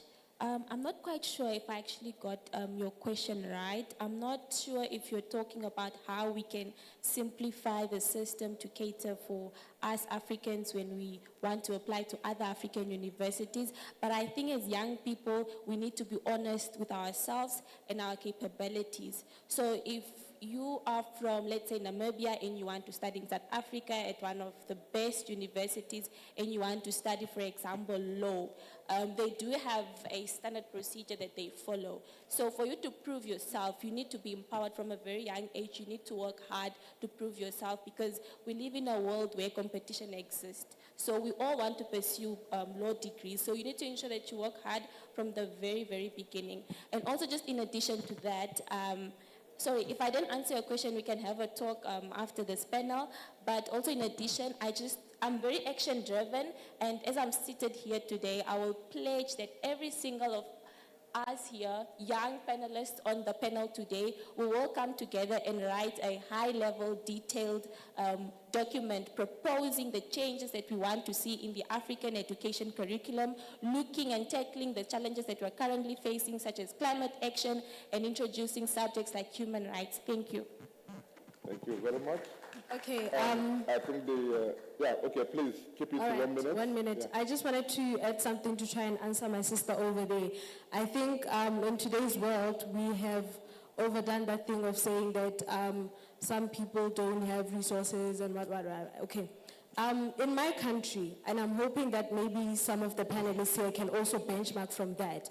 In my country, private companies practice what is called corporate social responsibilities. So what they do is that they donate laptops into those communities that we feel do not have resources, right? So that way, the students there or the learners there can still have access to internet. It shouldn't matter where you are. You can still access the very resources that somebody who is in a city can access. And the government, we should also commend it where the compliments are due. The government has also put up internet hotspots in certain places. Usually we find that these villages have libraries. We find that in schools they've put internet ports where people can access them freely without having to spend a lot of money on having the internet. So yeah. Okay, I think maybe the High Commissioner has something to say on the earlier questions addressed to policymakers. I think there were two general questions. Let me say that there is like one question about system versus attitude. Well, it is not system versus attitude, but they are both together. They are part of a cycle. They just go together. System, whatever system you have, that fits into your attitude, and your attitude fits into your system. And of course, both system and attitude change with time. Everything changes slowly with time. It can also change because our technology changes, or it can change because of circumstances, if there is a disaster, man-made or nature. But more than that, in today's world, what we need and what perhaps you meant was the changes that we need to make to both system and attitude through the leadership and through the influence of the society. If the leadership is not responsive enough, then society through its action points out to the leadership through whichever means, proper means, that we need to change the system. And that's what we have been talking about last 1 hour, so let's not repeat that. And one question about the parental expectations, and that there is societal pressure also on the children to behave in a certain way and to grow up and take a certain profession. So those are huge challenges. I see that more in my country than here. And again, that is linked to system and attitude, because parents and elders have seen in our countries a life of poverty and life of deprivation. So they want their children to do better, and then you think, oh, if you become doctor or engineer or whatever, that is a better profession, and then there is a pressure on children to learn and educate in a certain way. And I think our society today is changing very fast. What was good 30 years ago may not be good tomorrow. And that is where this lifelong learning comes into picture. Learning is as much as for parents as for children. So we also need to educate our parents that they give more freedom to children. Thank you very much, Your Excellency. That was a very important point to make. UNESCO promotes the right to basic education, at least at the elementary level, as a human right. And the SDGs teach us that we shouldn't, leave anyone behind. So lifelong learning, like you said, that's what you see in SDG 4. Education doesn't mean just, what happens in the universities or high school or elementary school. We're all learners, we learn all the time. Parents will learn from the children as well, and kids will learn from not just their parents, but also community leaders and people around them. So that's what, my institute tries to promote. On that note, in the interest of time, this conversation doesn't end here. These young panelists are going to work very hard. We push them, to give us, we set an exam for them, give us action points from this dialogue, which we, as UNESCO NGIP, will try to find a global, forum, whether it is on climate change issues, whether it's a UN forum, it could be a G20 forum. We have to find a forum to fund them, to go and present these, action points that will come out of this dialogue. So this is not just one-off thing. We came to Kampala, we talked, for an hour, 20 minutes, and then we go home. So we follow up, we receive the action points, and we are committed to getting them to any of these global forums to be able to, present these action points. So I would want to thank all of you. It has been very engaging. It's not always easy. Financing, pedagogical changes, all of these things are big challenges, that we try to promote in our own ways. Global citizenship education, none of this is easy. But, I think the most important thing is that we are focused. We have a GPS that is showing us the direction, where to go. And places where we have traffic, it tells you to avoid that, those kind of, So that's what we are doing in our institute by bringing this kind of dialogue to, to Kampala, getting the policymakers to have an open and very frank discussion, with young people. So thank you very much, and I thank the audience. I saw so many hands, but in the interest of time, what you have to do is, they're still around. Please engage any of them. I'm here. If you think there's anything you want to clarify, you can come to me, during coffee or lunch breaks. I'll be able to, to respond to those. But most importantly, please engage, these policymakers and these youth panelists. So please, a round of applause for our panelists. Thank you very much. Yes.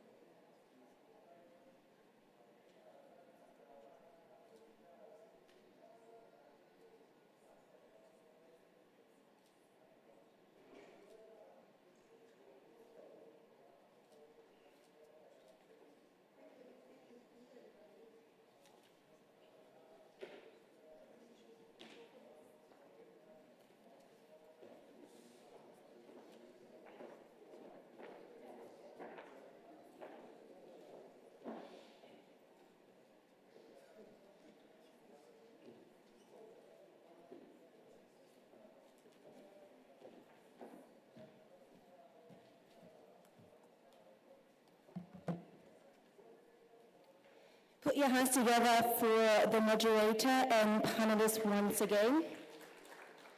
That was the Talking Across Generations on Education TAGI panel that had the moderator, Mr. Obi from UNESCO MGIE, and our dear panelists as well from across Africa, and also policymakers from here in Uganda as well. So put your hands together for them. They did extremely well. And just like the director mentioned, if you have any questions, we do have a QR code that is on will show actually on the projector very soon, and you can use your phones to scan the QR code, and it will give you access to the platform that will give you all information about the two-day convention. You would also be able to interact with some of the panelists and ask questions as well. So if you were not able to ask questions today and you still cannot ask them in person and you rather ask them on the platform, do feel free to do that. Once again, ladies and gentlemen, welcome to the second day of the Pathways to Peace African Youth Convention on AFCFTA, Peace and Security, which is happening at the National ICT Hub, Nakara in Kampala, Uganda. So again, my name is Ed Malawa, if you deem to know, and I have been your host for yesterday and today for the final last time. And this fantastic convention is proudly brought to you by the Independent Continental Youth Advisory Council on AFCFTA, ICOYACA, and UNESCO NGIP. This two-day convention is also in collaboration with CAS Foundation, Optic Foundation, and Julius Nyerere Leadership Center. It is also hosted by the Republic of Uganda and the National Innovation Hub. We are streaming on our social media platforms at Ikoyaka.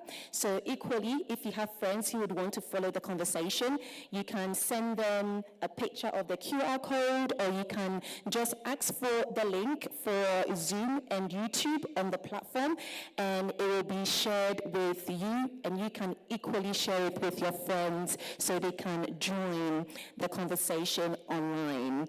So it's now time to move on to our second panel. And this panel is very dear to me because it resonates with what I do in life.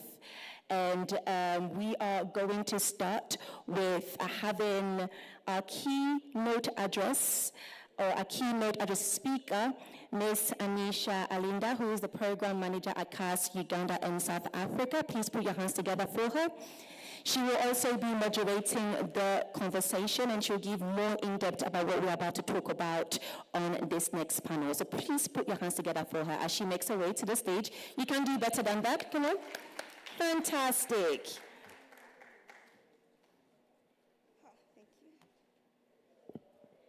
Thank you very much, Edma. She's taking her seat because she's a panelist already, and because we're pressed for time, I'm going to be as brief as possible. So good afternoon, everyone, and welcome to our next session, which is going to be legal pathways to migration and economic development in Africa. My name is Anisha Linda once again, and she introduced me as the program manager for CAS Uganda and South Sudan, not South Africa, but we do have an office in South Africa. But mostly I identify as a coffee farmer. If, for those that don't come from Uganda, the coffee business is booming now, more than any other carrier. The previous season was quite good. So we first identify as what gives us more, and then the carrier comes second. Do we have any people here from Kanungu? Woo! So I come from Kanungu, which is, for those who do not know, it is very rare for me to stand in a room and there is no one from Kanungu. I always find someone from the same place I come from in the same room, and I appreciate that. I'll say hi later. Any Muchiga? Oh, even you. Nice. Bachiga? Ah. It's so nice to see all of you and the rest of you. You're all welcome once again. CAS Uganda and South Sudan is also part of today's organizers because we believe in the objective of the symposium and most importantly, the end goal of the African Continental Free Trade Area, which is why, like all our speakers since yesterday, we stand at a pivotal juncture in Africa's development journey, where the dreams of our youth, the potential,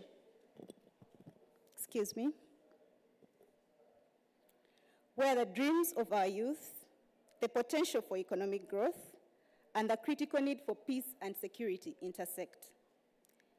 Migration plays a significant role in shaping this future, as it can either unlock opportunities or deepen the existing challenges. Amid these complexities, there is a great promise, which is the African Continental Free Trade Area. It represents a groundbreaking framework projected to creating over 30 million jobs and uplifting so many of us in our continent out of poverty. But AfCFTA is more than just an economic instrument. It's a vehicle for facilitating legal migration pathways that can harness the energy of our youth and drive economic progress within our borders. It offers a chance to empower our citizens to succeed at home rather than embark on dangerous journeys in search for better opportunities. Notably, 80% of migration within Africa occurs within the continent, which presents a large untapped opportunity for the African Continental Free Trade Area to foster intra-African mobility. Yet, challenges persist, such as prohibitive visa costs, expensive flights from one country to another. My most expensive so far within Africa has been Botswana. And you can imagine Botswana is just below Tanzania, so within East Africa, Tanzania, then just down. But to fly to Botswana is really, really expensive. My sister can tell you that. Yes, and it's really, it's a long, so from Uganda to Botswana, you have to first go to Ethiopia, then from Ethiopia, you again come down. So you first go away, and then come back to the inside to to Tanzania and all the way. So you go through the entire stretch of Tanzania rather than directly from Uganda to Tanzania. Also, we have very restrictive work permits. Another example I have is Juba. If you've been through the Juba airport, the first time you're let in, now the second time or third time is the challenge. Whether you're going to a 2 days conference or you're just going to visit, you are required to have a provision that says you work there in the form of a work permit. If you do not have that, then you are required to make a payment which is not receipted. So they ask you based on how they feel in that moment. So you don't have a work permit, they withhold your passport until you give them that kind of payment. So all these are the challenges that I'm trying to say stifle our prospects in the African area.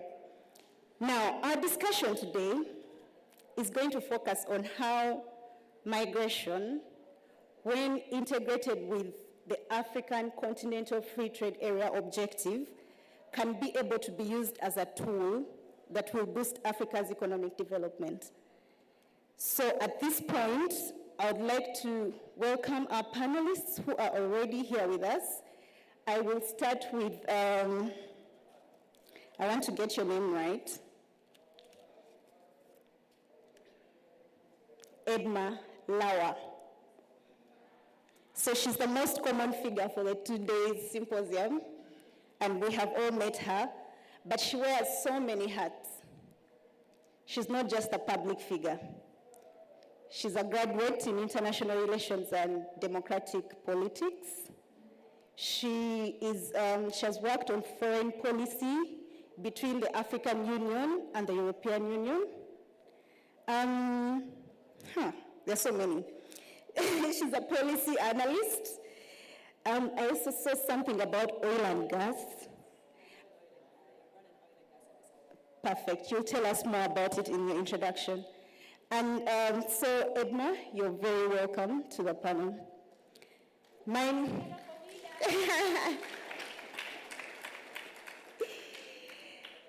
The next panelist will be Dr. Madina Guloba.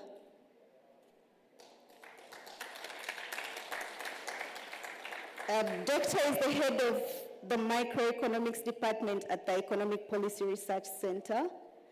She also holds a PhD in economics, and on this panel she'll be speaking to the economics perspective. Last but not least, I am welcoming a friend, Angelo Inzama.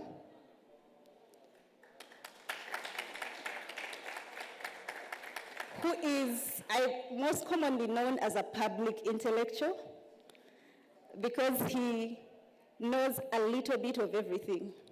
Not everything, but a little bit.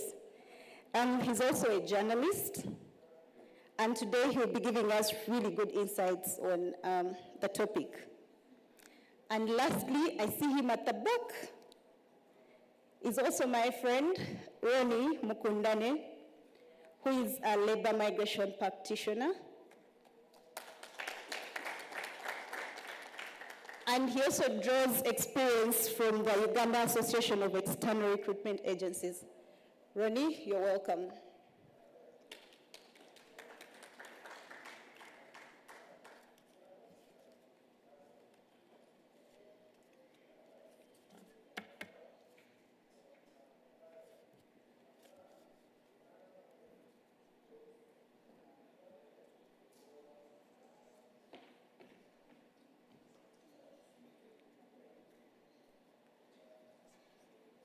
The panel is already looking vibrant.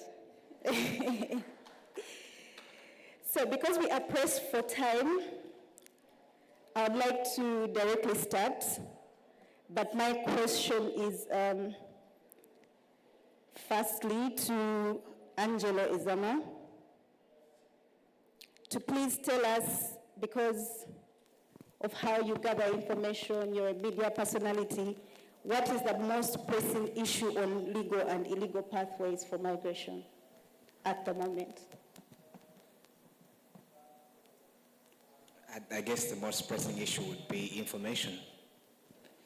So, as some of you know, the last 7 years or so, I've been I've had 2 residences. So, my primary residence is here, and I do public things here. But me and my partner also live in Abu Dhabi, in the UAE. And when we got there in 2017, there was now that initial wave of young people coming to the Gulf countries to work in the domestic industry. So I learned quite a number of things about this. As my sister says, I'm a journalist, so I volunteered at a local church, and there are not many churches in the UAE. And I was part of a program where those who had run into problems with the immigration system would come to the church. And so I developed a typology, which in journalistic terms means you take all these testimonies and you try and find out what is really the issue. So primarily, migration all around the world deals with a problem of information. So you get into trouble in the UAE, for example, most people who come there that we see. First, they don't understand what the rules are. So the UAE, for you to live there legally, if you are on a visit visa, well, you need an Emirates ID, which controls everything in our lives, by the way.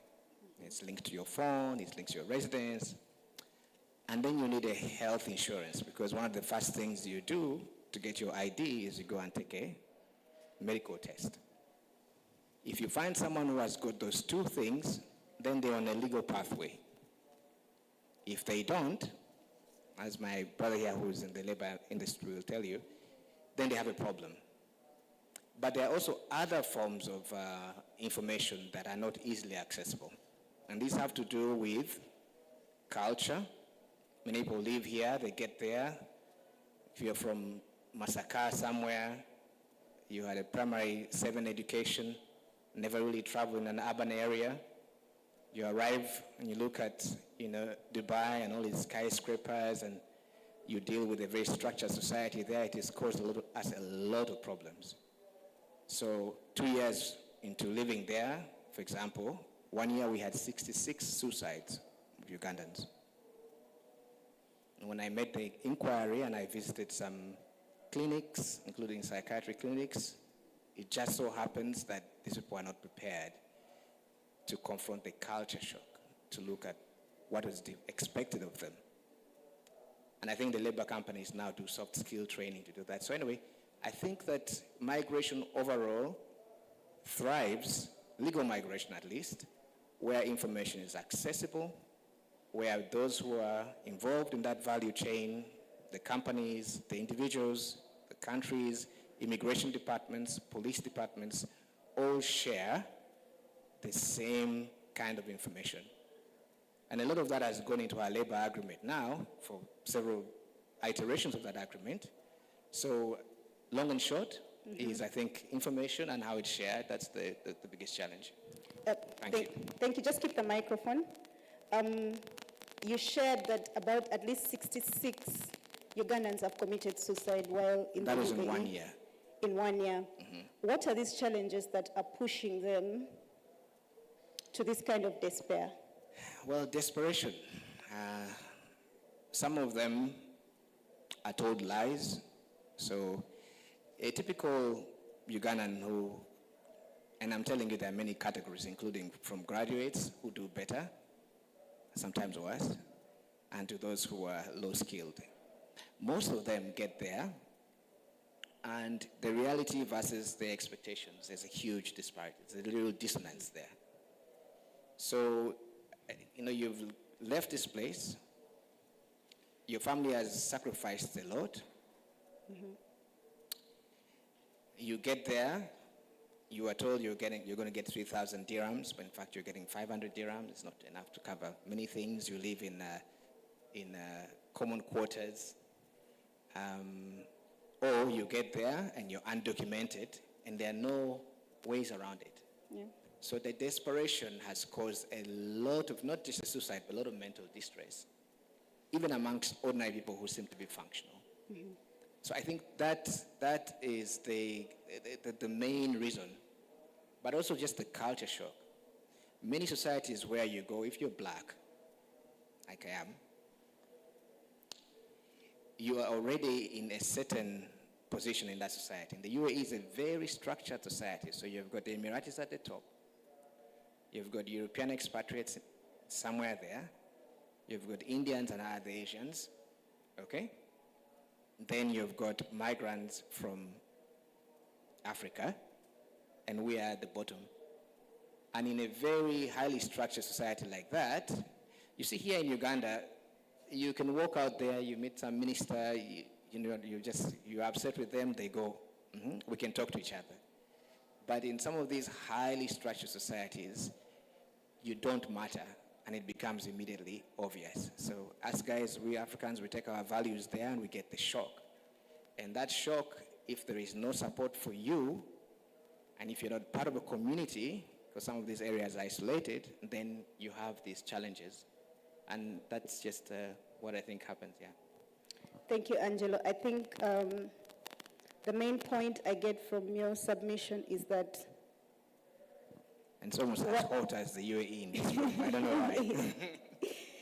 Yes, what really pushes us into desperation is economic opportunities. It's looking for greener pastures. And this brings me to the next question, to the next panelist, Dr. Madina Guloba.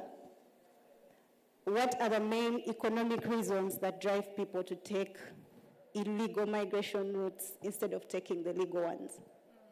Thank you, Anisha, and good afternoon, everyone. You know, I'm supposed to be, we are launching the census report in New Boss. This time I thought I'd be there by now, but they've sent me a Zoom, probably I'll follow it through. But this was something of interest because when I saw Angelo, I've taken some time without seeing him. He just sends me emails and WhatsApps. And then Mukundani has like, this is something to do to also to catch up with colleagues. It's part of networking. And so it's good to see you, Edem, as well, part of the clique here. So ideal on issues of migration. This is where I put myself most of the time when we talk about these issues. If you're from Kanungu, you're a migrant. That means you're here. Because True. Actually migrated probably from Kanungu to here. I moved all the way from Butaleja probably to here to look for these opportunities. So whenever you want to look through, really to understand why people go out, first tell yourself, why did you come to Kampala? That's the first, to give you all the answers that you need in that sense. So when you leave all there from Gulu, where you have all your education systems and whichever it may be, but then you come to Kampala, what's bringing you to Kampala?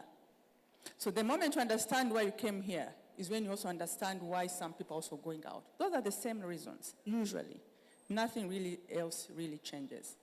But now, whereas I'm moving in terms probably within the country, in-country migration, there's also outbound migration. So there are elements of even illegalities, even within the country here, whereby we have the Karamajongs who keep coming to the city, and they keep saying they ferried them in illegally. So those are the issues that why are they ferrying in these Karamajongs illegally to cause them illegal migration all there from Karamoja to Kampala. So that's the same thing again you need to understand. Why are people moving illegally out there? So those are some of the things we look out for. I know you did mention some of them, Anisha, in terms of the expensive tickets. People are not willing to be patient to wait for U.S. Embassy. For that 2 years, and you go online on the U.S. Embassy, they tell you the next appointment you have is like in 2026. We are together. So then someone's coming with you with a rosy picture that I can get you to the U.S. and with a visa within 2 months. It's more expensive, but people are paying because they're desperate. And ideally, there is this element of the rosy picture we have of the countries we want to go to, that it's the land of milk and honey, you know? If I go to UAE, everything of mine will be solved. There's better money.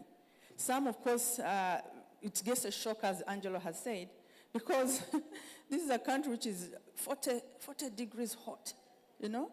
And you've never been in any place which is hotter than that.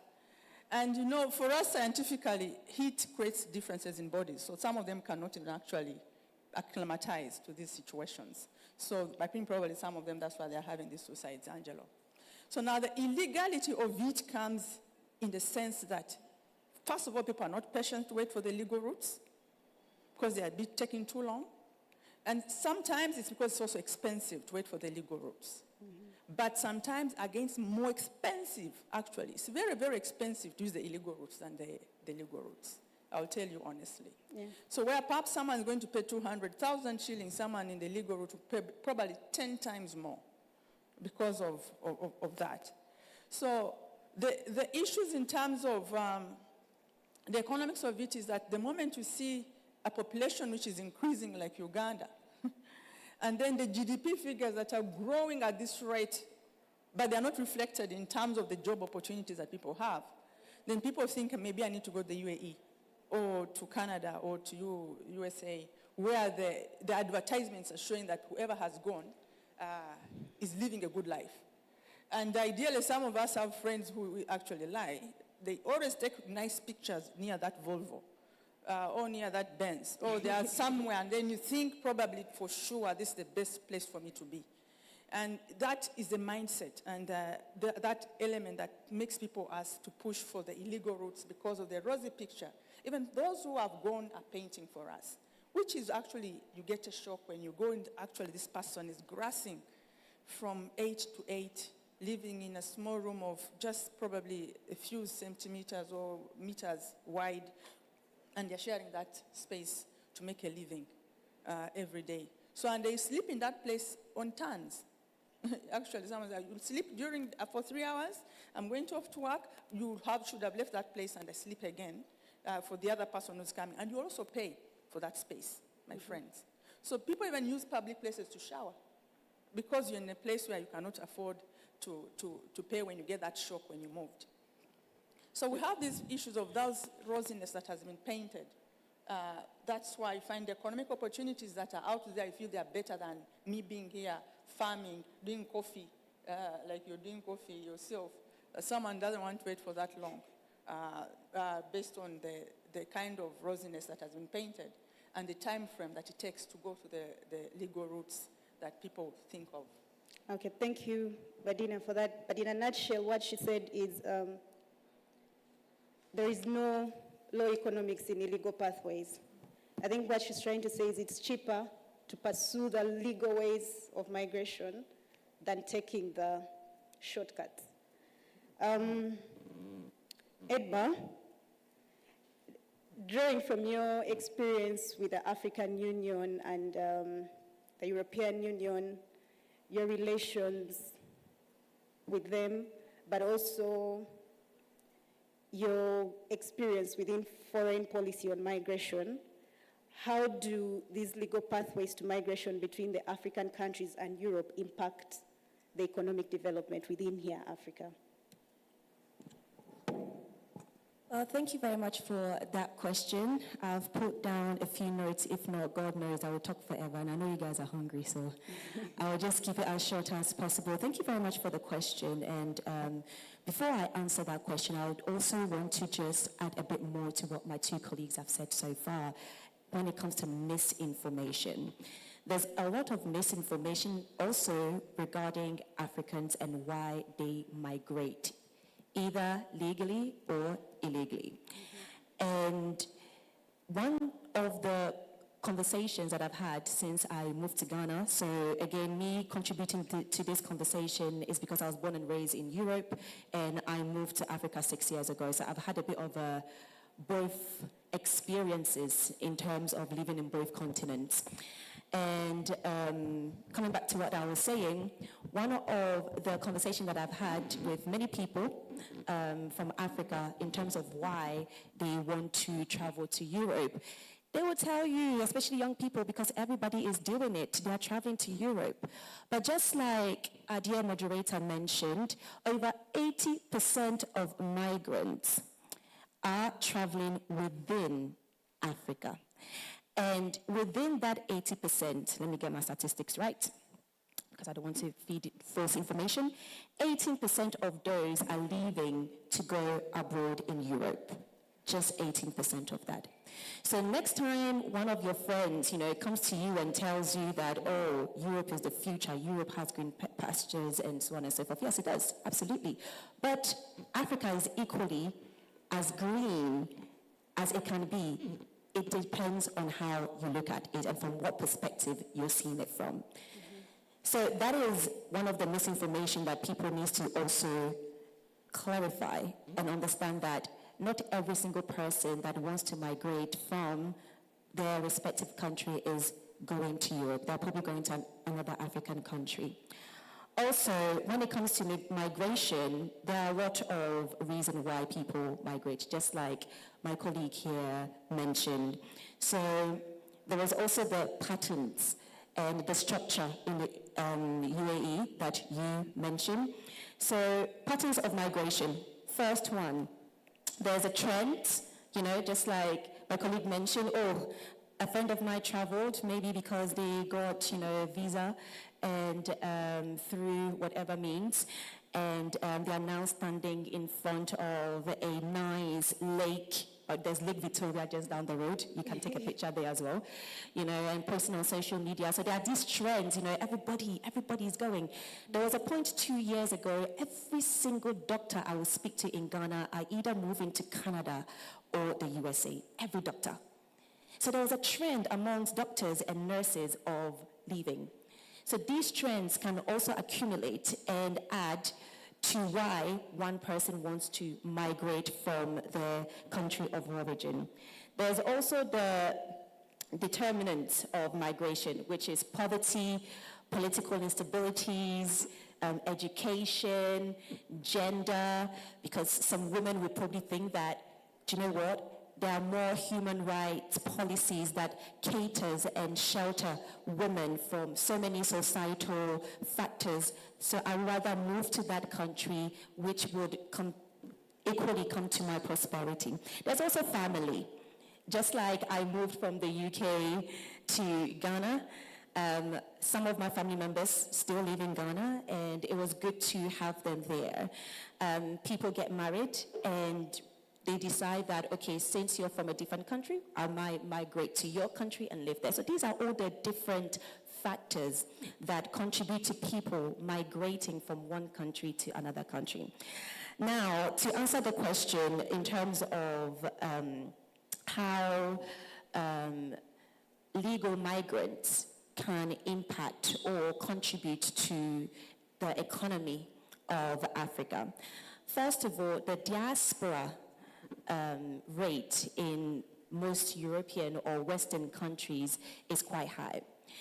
There is a culture in Africa of it takes a community to raise a child. So we are very social in terms of keeping ourselves together, interacting with ourselves. Meaning that if a family member travels abroad, it's most likely that they will probably send 80% of their income back home to their families. So what is that money going to do?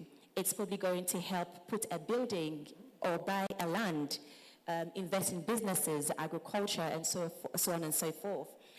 Take the kids or family members to school. So all of these things improve the economy of our continent in terms of the remedies that diasporas send back home, which according to statistics is 80% of their income. My mom used to send my grandma money every single month, which growing up, honestly, it was something that I could not comprehend. I did not understand why, because my grandmother had a very good job. She was a senior nurse at one of the leading hospitals in Accra, but for her, it was more of a cultural mother-daughter behavior.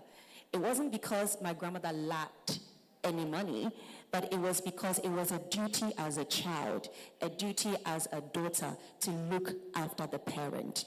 And most African children have that cultural or moral values implemented in them, which equally, if one of you quickly have the opportunity to travel abroad and work a job that, let's say, pays £9 an hour, would you send money back home to your family member? If yes, put your hands up. Which is the majority? You will not send money to your family members. You will not? No, you, the gentleman behind. You will not? You will not send money? What about you, gentleman behind? You will not send money? You will send, so put your hands up. You send money, exactly. So the majority of you will send money back home, which equally would improve the economy of our communities and at large of our countries, and then again at large for our continent. One last point, it is most likely for a member of the family to also bring one of their own family members to wherever they are or wherever they have migrated to.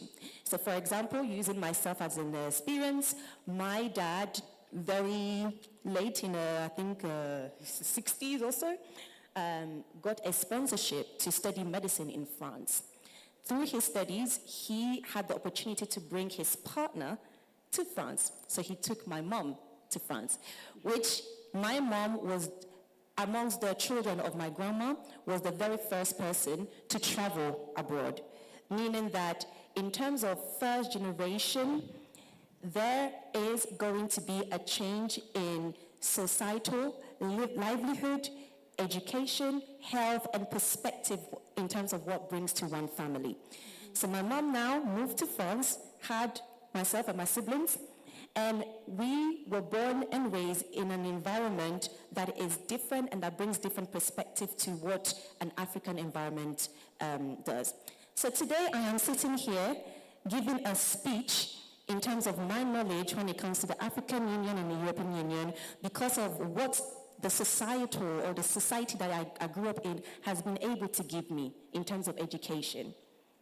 So first generation Ghanaian, born in France, raised in the UK, now back in Ghana. And what am I doing? I am impacting knowledge into other young people. And this is how other legal migrants can equally impact their communities and their family members, and including from the grassroots, national and international levels when it comes to the empowerment of our continent. Thank you. Thank you very much, Edma, for that very detailed insight. But what she says really, for me, what stands out is that migration, again, is not a bad thing. There are so many positives that result from migration, but also if you go legally. That is how you get to enjoy it. If your dad had brought your mom using, I don't know what ways, the illegal ways, we do not know whether this is where you would be at. So thank you very much. Moving on to Mr. Ronnie Mukundane. You have worked with Uwera before and several other labor externalization companies within the country. The previous speakers have talked about the remittances that migrant workers or the domestic workers, for example, that Angelo was talking about, usually mostly send money back home, at least 80%, as Edma put it. From your experience, what have you observed about the journeys of these individuals who are migrating for work? Just 2 minutes, and then we have a plenary. Thank you, Anisha. Good afternoon, the audience. I appreciate, of course, the opportunity to come and discuss this important topic. Labor externalization, as we call it, being a unique sector. I would say the previous speakers have more or less said it all about how the journey is. For sure, there are those who travel legally or through the right channels. Looking at the labor externalization companies that are licensed to actually support them get the legal paperwork. There's a lot that we do, and that's what I was coming to. That people migrate for work, or for labor, majorly through two channels. The irregular one, which we are not party to, and the legal or the regular one. So what do? The government of Uganda licenses private recruitment companies to specifically source and place Ugandans abroad for employment. So meaning it is our duty to go and look for jobs for where the government has not signed bilateral labor agreements. For where the government has signed bilateral labor agreements, those jobs appear or are got because of that understanding. So the biggest part we play is we source for these jobs. Once the jobs have been sourced, there is a portal that the government uses where we upload the jobs and they are verified first by the embassy in the country of destination or where this Ugandan is going to work. In the same spirit, the Ministry of Gender here verifies, and once that has been done, then the job is approved. We go ahead and advertise, some on TV, some even on that government portal. Of course, get the intending migrant workers, the Ugandans, go through the process. One of them is the training, which the previous speaker has hinted on. In this case, it is mandatory for the category of domestic workers, which is 14 days. So, and maybe what I would say is all of them, at the end of the day, graduate after the 2 weeks. In the 2 weeks, what do they study? One of the things they talked about is the culture shock, or they learn the culture they're getting into, including the technology, because most of the people we send them to the Middle East, and not only the temperature is new, or the environment, but also the culture. So they need to know the culture. They also need to know the financial or finance management, money management of the money they're going to earn. As we speak, I'll be bringing out it as one of the challenges that we face, or they face these workers. So once that has been done, they undergo through medical, both here and also in the country of destination. Primarily here they do it because the countries where they're going would not really wish to receive someone who is unfit, medical unfit, either for purposes of deferment of work, and also they would not want to import in a disease. So we believe that is the reason they do it, and once the person reaches the other side and passes the medical, they get what my brother here talked about, the work permit, like he mentioned, for those who go to Saudi Arabia, it's called Ikama, which allows them to work for the contractual period that they have, upon which completion they return. So I've more or less summarized the recruitment process of what we do, and maybe the others will take it on from there. Thank you. Thank you, Ronnie. I would like to now pass the microphone to all of us in the audience so that we keep this conversation engaging. Please feel free. I already see a hand. If someone could help me move the microphone around. Please feel free to pose your questions.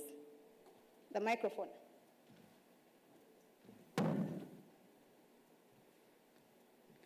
But following on from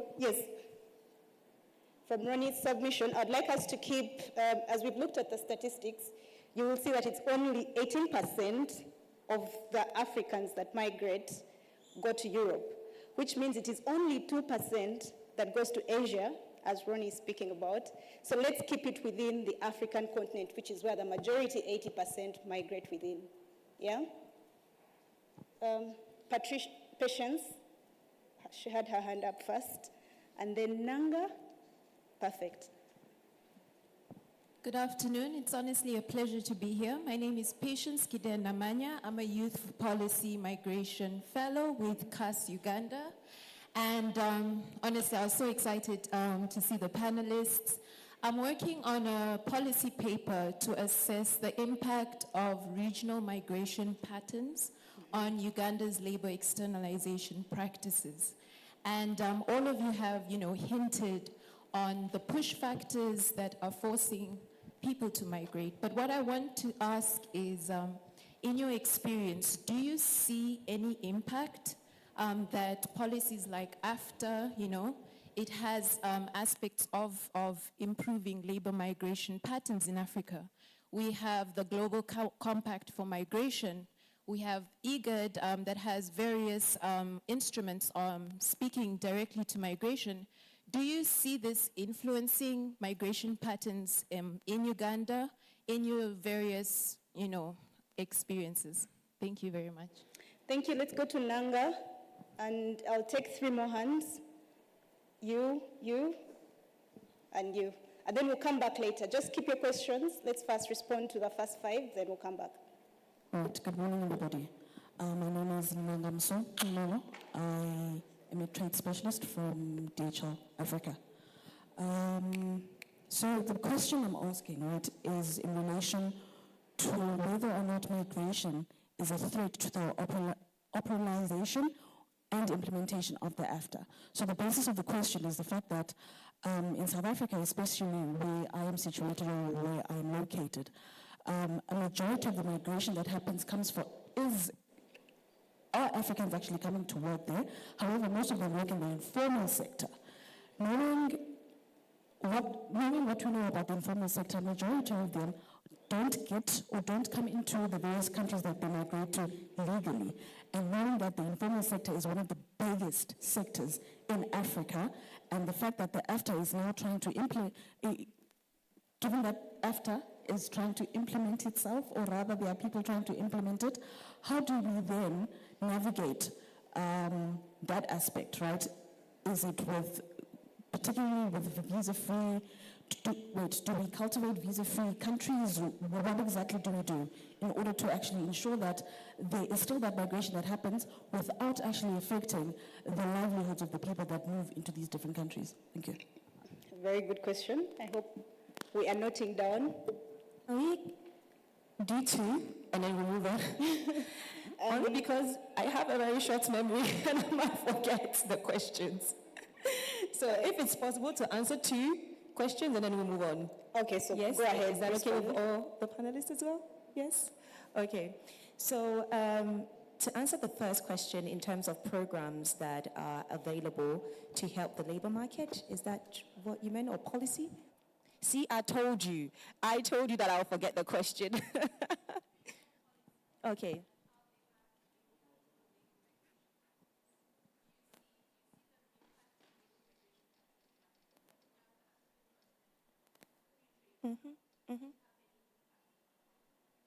Absolutely, yes. I mean, not just that.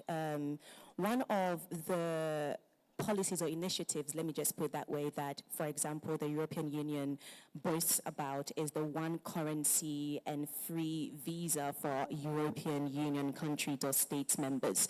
So you'd realize that it has not only improved the economy, but I can move, for example, from France to the UK and still be able to have access to health, have access to education, and have access to trade as well. I can work there as an EU citizen because that policy has been put into place to facilitate Europeans to achieve economic prosperity for the continent.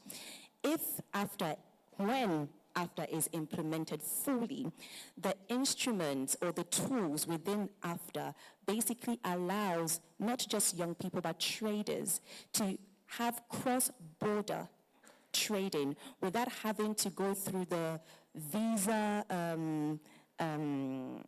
complications that some of us faced even coming to Uganda, and to not only also travel but to network and to connect.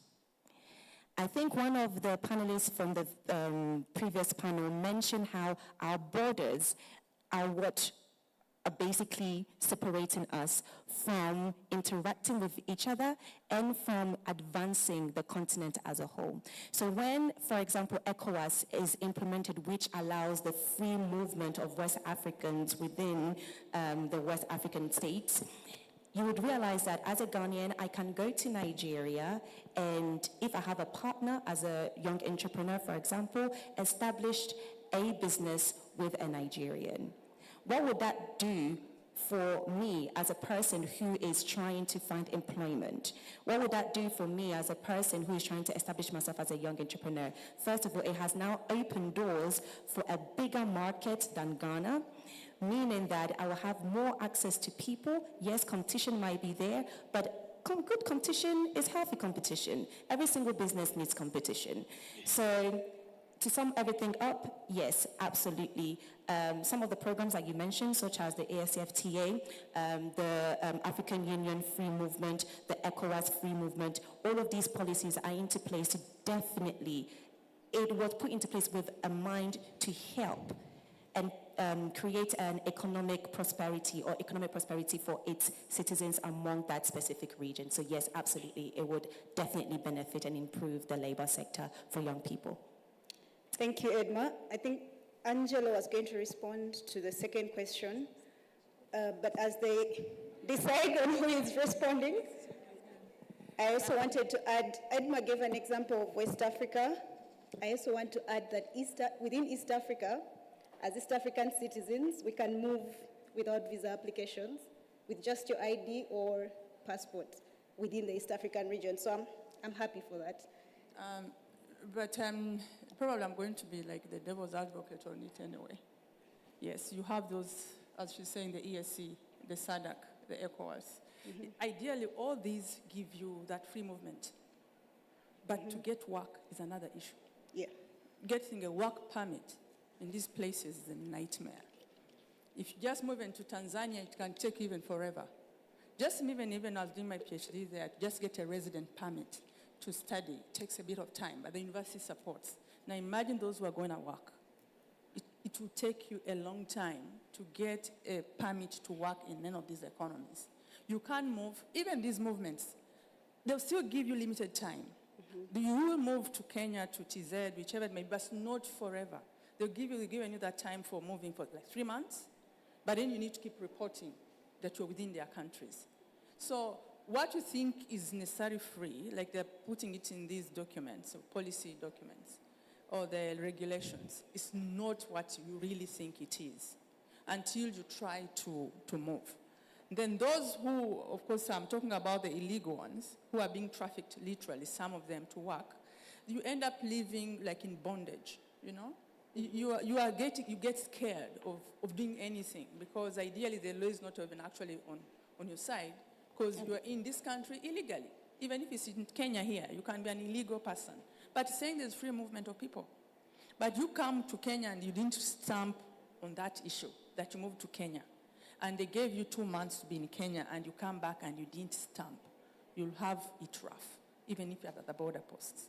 So we have those elements that are happening despite the regulations that are on ground. So it's free movement, but it's regulated. Even the free movement is regulated. Thank you for that. But let's first take more questions. The 3 that we had selected already. The gentleman here, him, and the lady in a red blouse.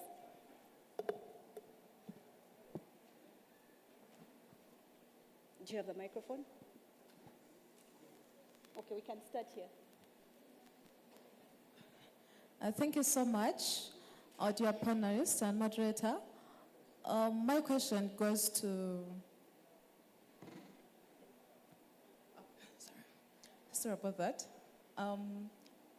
Once again, Bernadette Kambawas. I'm a doctor by profession. My question goes to Mr. Ronald. We've seen so many people, maids, even nurses, going to UAE and Saudi and other places to work there. But we hear stories and some of our friends telling us that I'm there, but it's hard for me to come back. Do we have policies or maybe offices where they can get help from in case they want to come back and maybe their bosses are like, no, first wait. Yeah, thank you. Okay.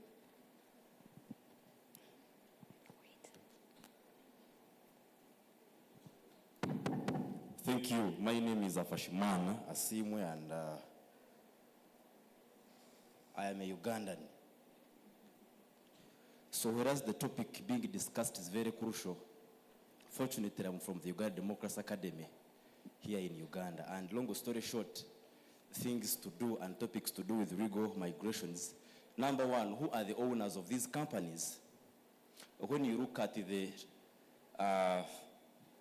historical legacies, it brings about the extractive and inclusive institutions.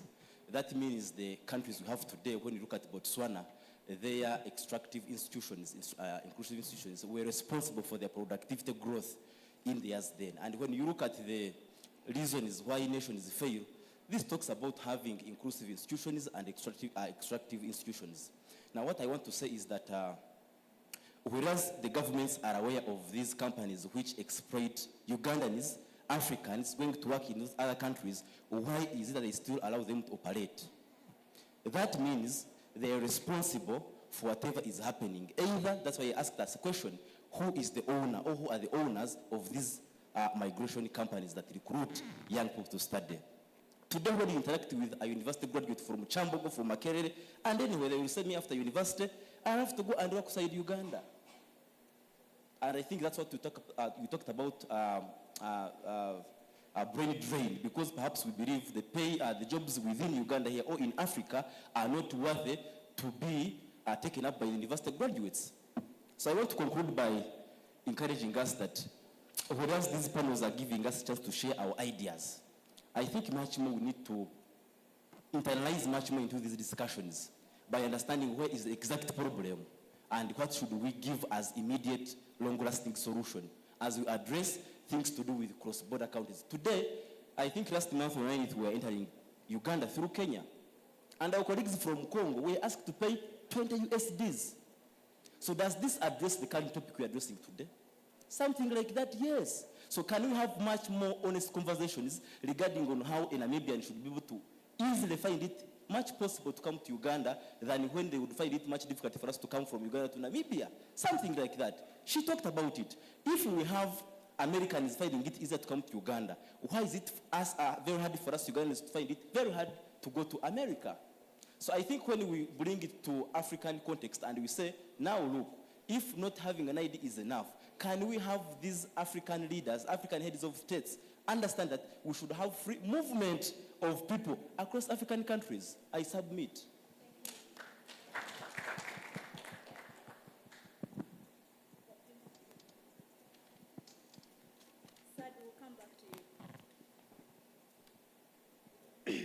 Thank you so much. My name is Mira Kankwatsa, and I'm founder and CEO of an organization called Neighbors and Foundation. I registered it in February. I was in my final semester at university. I'm completing my course at Kampala International University, that is Bachelor in International Relations. My point is about strategic foresight. The thing you talked about, the panelist from Ghana, he talked about strategic foresight when we were starting Namboni, and I want to connect it to migration. You see, people migrate. The lady told us that before we think about why people migrate to other countries, we should ask ourselves why we migrate from villages to Kampala. So there are always pull factors and push factors. So strategic foresight, for example, in Africa, we young people have great ideas. For example, we come up with ideas on innovations and inventions, and we start companies, foundations, organizations. But one of the challenges we face is financing. So you find that the differences in economic culture is one of the reasons people migrate, for example, to Europe. In the USA, when a young man has a great economic idea, it will be much easier and faster to get funders, to get investors who can push money or put money into this young person's company. That's how billionaires like Elon Musk, Mark Zuckerberg, and all these others were able to get the money to develop their companies. But in Africa, in Uganda, you start a company and you don't have the money to grow the company. So my question is, what can governments do to ensure that Africans, we as young people, we have great ideas, but the only challenge is financing. Another thing was about these great ideas. young people have great ideas, but then 30 seconds. yes, there's a panelist who talked about these ideas being incorporated into the policy-making programs. Why can't we as young leaders, the youth ourselves, be the policymakers, be the leaders? Next year is an election, is a campaign year. For me, I would advocate for us to take up positions and we be the policymakers ourselves rather than taking out our ideas to policymakers. Thank you, Ms. Alinda Arisha. Thank you. No, we will come back. I see the hands are quite many, but that's good because it tells us that you are interested in the conversation and you are engaged, and therefore we are relevant up here. So I'll start with Ronnie to respond to the questions, then we'll do one last round of the panelists, and then come back to you and conclude. So Ronnie, 2.5 minutes. Thank you.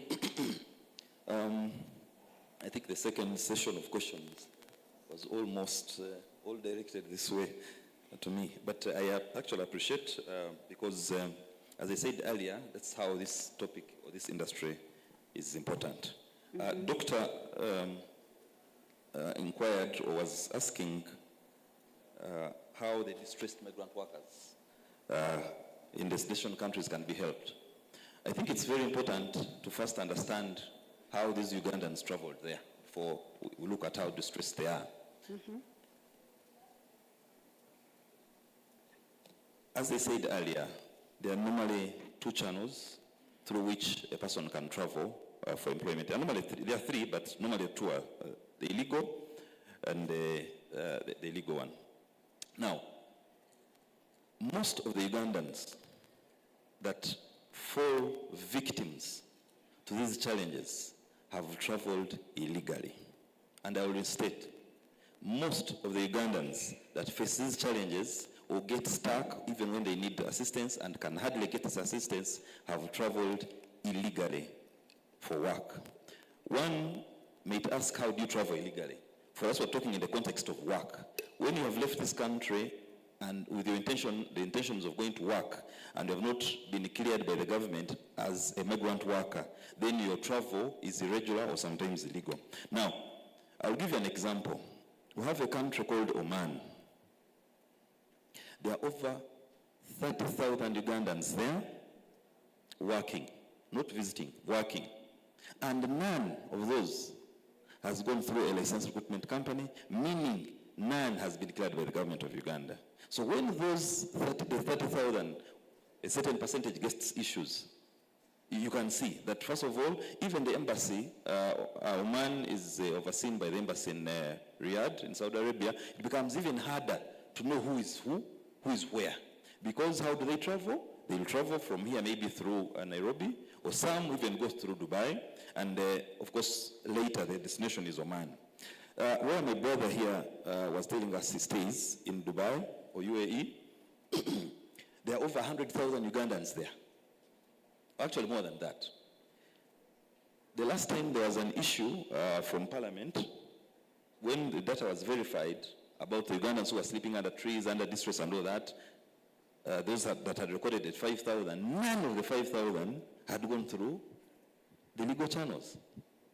The ones that are there in the system, or those known by the government, are 25,000. So you can see that you will have the other percentage of most of the Ugandans who are in those different countries illegally. When they get challenges, it becomes very hard. But now, what happens to those that have gone through red channels but still get challenges? There are a number of ways.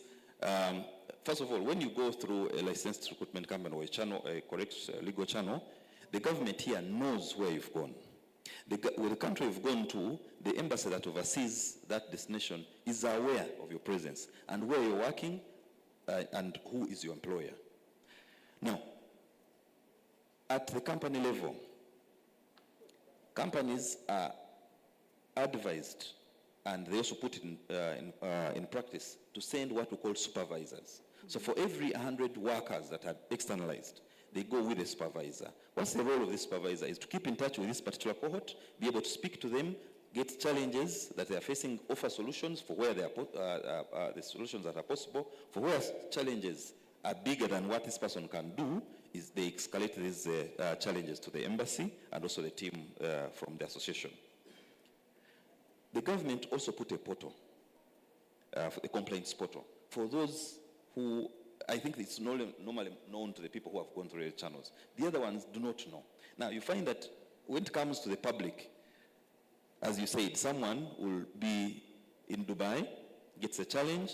When they say they are stuck, the employer has refused them to leave and all that, it comes through most times social media. Now, you, the recipient, rightfully, you will not ask, how did you travel? They will tell you, first of all, you even push the blame to the companies that take people abroad for employment, because you absolutely think that is how the person traveled. Now, not knowing that this person could have actually used other ways. So you find that is the challenge, but for those that have gone through the channels, the methods or channels are there to get help. My brother here asked very important questions. Who owns these companies? In front of me here, I have a regulation. The Employment, Recruitment of Ugandan Migrant Workers, Regulations 2021. This is an amendment of the former regulation of 2005. I'm also happy to inform you that there is a law, the Employment Act, formerly 2006, which was debated and passed by Parliament, which this is part of. I think it's waiting for the President to sign on. It gives every Ugandan, including yourself, a right to own a labor recruitment company or recruitment company.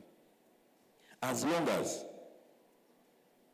you are, the requirements actually in here, I may not go through all of them. You must be Ugandan.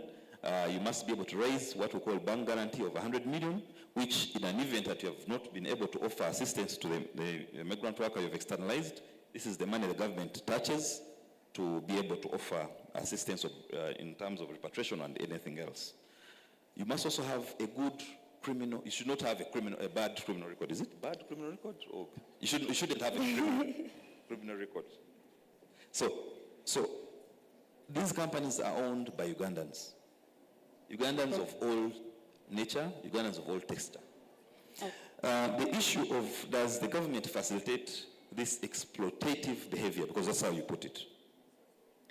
I would like to inform you that it is the government's mandate to ensure that its citizens are employed.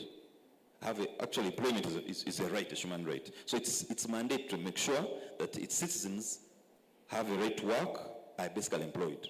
And I think that's why they've come up with very many programs at, for example, the Ministry of Gender, Labor, Grow, Youth Livelihood, PDM, and all that.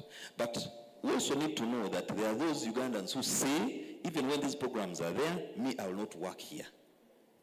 So what has the government done is put these in place. And so what do relations companies do? They help instead of saying that they facilitated the exploitation. No, they instead help the government to ensure that the people who want to go through the channels and someone is answerable, and this person answerable is the company. Thank you.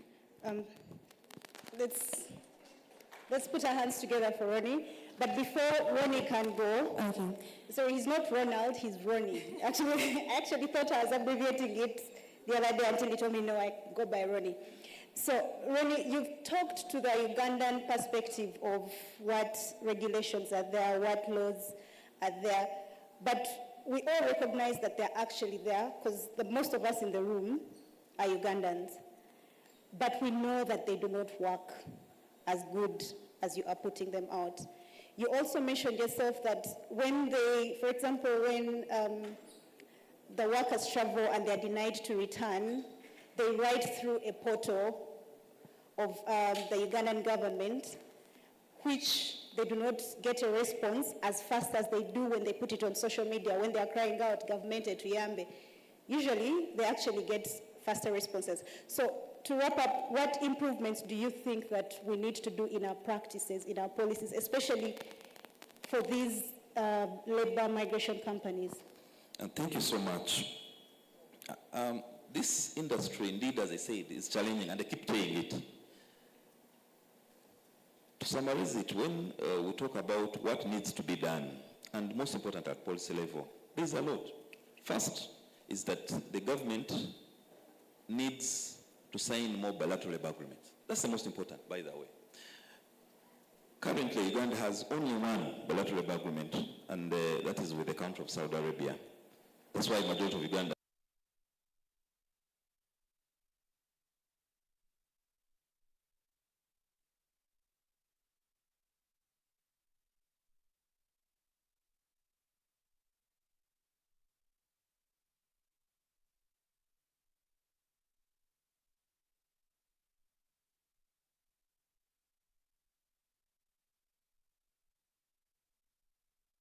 Most of them will travel illegally. So that's one thing that the government should be doing or should do. The other is this sector brings in a lot of money to the government, both in terms of non-tax revenue, but also in terms of foreign earning.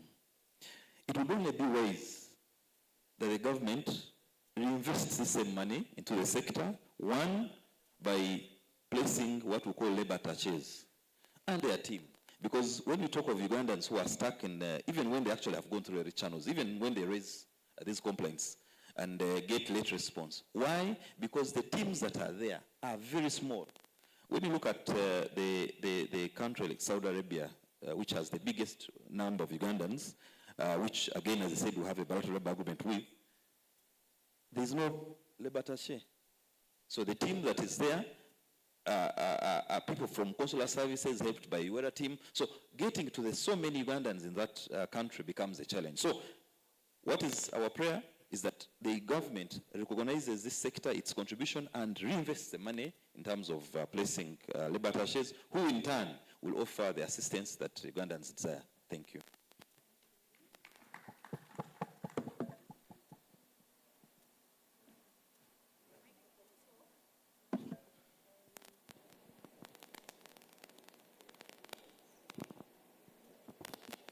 Thank you very much, Ronnie. We are pressed for time, but I see the audience putting up their hands already.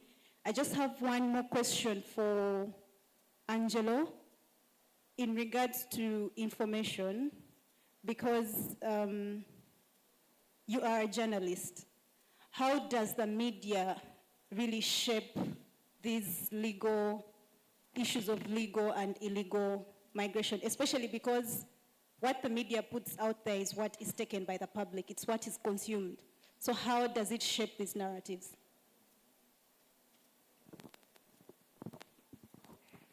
Thank you. So legacy media, so the newspapers, radio, TV, it's really very costly for them to focus on the details of illegal migrations. Like if you send a journalist, and I've hosted a number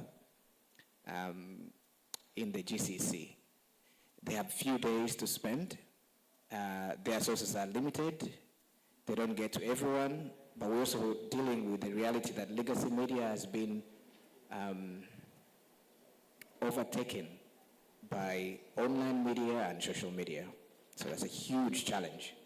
The real area for improvement is how false news and information is handled in that wild waste of social media.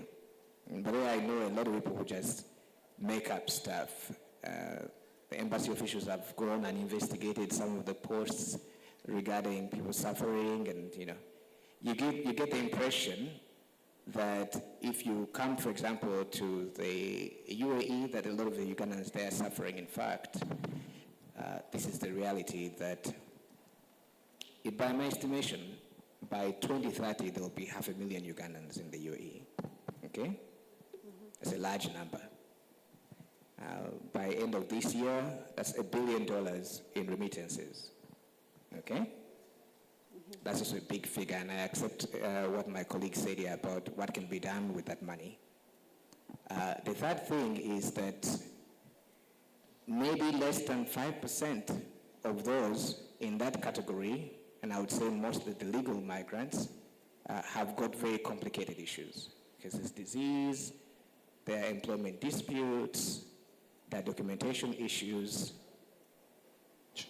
family issues that can be handled. But Anisha, I wanted to do a brief sweep because she asked an important question about whether the AFTA is a threat, whether migration is a threat to AFTA. And I wanted to say it probably is. That's just a fact. Okay, you're in Uganda. Uganda is a unique place because here in the East African region, I mean, let's say, take President Paul Kagame, for example. Paul Kagame, held a Ugandan passport until recently. He was a Ugandan military officer here, now he's the president of Rwanda. He also is part of the number of presidents in this region who have all been refugees, okay? Yoweri Museveni was a refugee. John Garang and the SPLA, most of them were refugees in Kenya and Uganda and other parts of the world. So Uganda has got very open arms when it comes to foreigners. Ours is a unique experience. It's not like that for every part of Africa. If you go to Tunisia now where black migrants are being harassed, they may not have, their leaders may not have our experience in this region. So we respect that dynamic environment. What is missing, in my view, is not governments as such. If you go to parts of Kampala here, starting from Kawalagala, all that, where you think you're somewhere in the Horn of Africa, okay? The food is from Eritrea. People are doing ceremonies that you don't understand. But we Ugandans, we live side by side with these guys because we've all been refugees. I cannot say that for even the Kenyans here or the Tanzanians, you see, who have had more stable environments. But I meet a Burundian, a Rwandan, a Congolese, a Sudanese. We're even hosting large numbers of Sudanese refugees here in Chanja and other parts of Kampala.